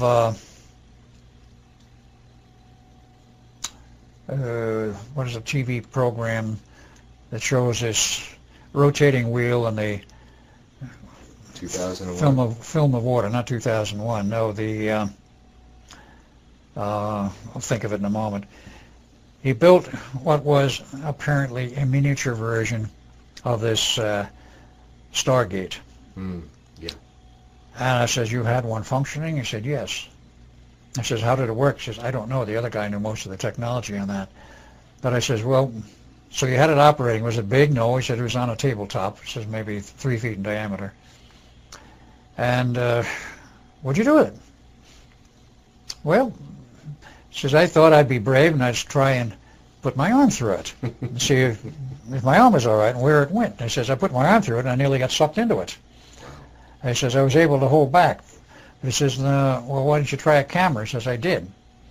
I says, would you get pictures? He said, yes. He says, I'll show them to you sometime. I never saw them. Wow. This lab, and any reference to it, disappeared. Nobody else seemed to know anything about it, except whoever the second party was, and I never did learn who that was. The lab disappeared. Supposedly he had a complete machine shop somewheres. That just disappeared in the woodwork. Everything disappeared. Including his own records of medical care out of the federal office building and the federal case he was building up in Washington, in Seattle, in the federal courthouse there against someone. Well, you know, during his lectures, he shows all these rare materials or alien materials. Yes. Was all that gone as well? Oh, yes, everything. So we at least know from the videotapes that he did have some exotic materials. I had them in my hands. I examined them. So, but you go back to the apartment after the death, all gone. Right. His bowling ball was still there because he used to bowl once in a while. With 3 fingers? Apparently. Well, if he could bowl, he might be able to put you can do it with 3 fingers. I guess. He was strong enough. Huh. What about all those pictures, you know, the Bikini Island atomic explosion? Were those gone or were those still there? The ones that he showed publicly were still there because that was already in the public domain. See, that's why he should have gone public even more. Yeah. I say, yeah. Well, we can do that Sunday morning quarterbacking here, I guess. Oh, yes, exactly. Yeah. Let's just sort of close this out. I would say a lot of people probably thought he was a bit loony to some degree.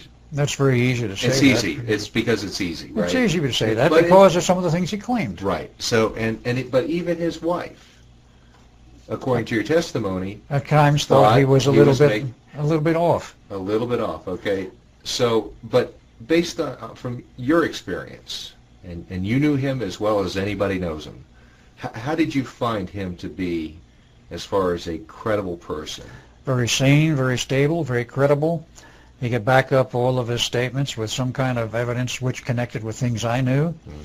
And everything hung together. Now, the claims that he committed suicide don't hold water for another reason.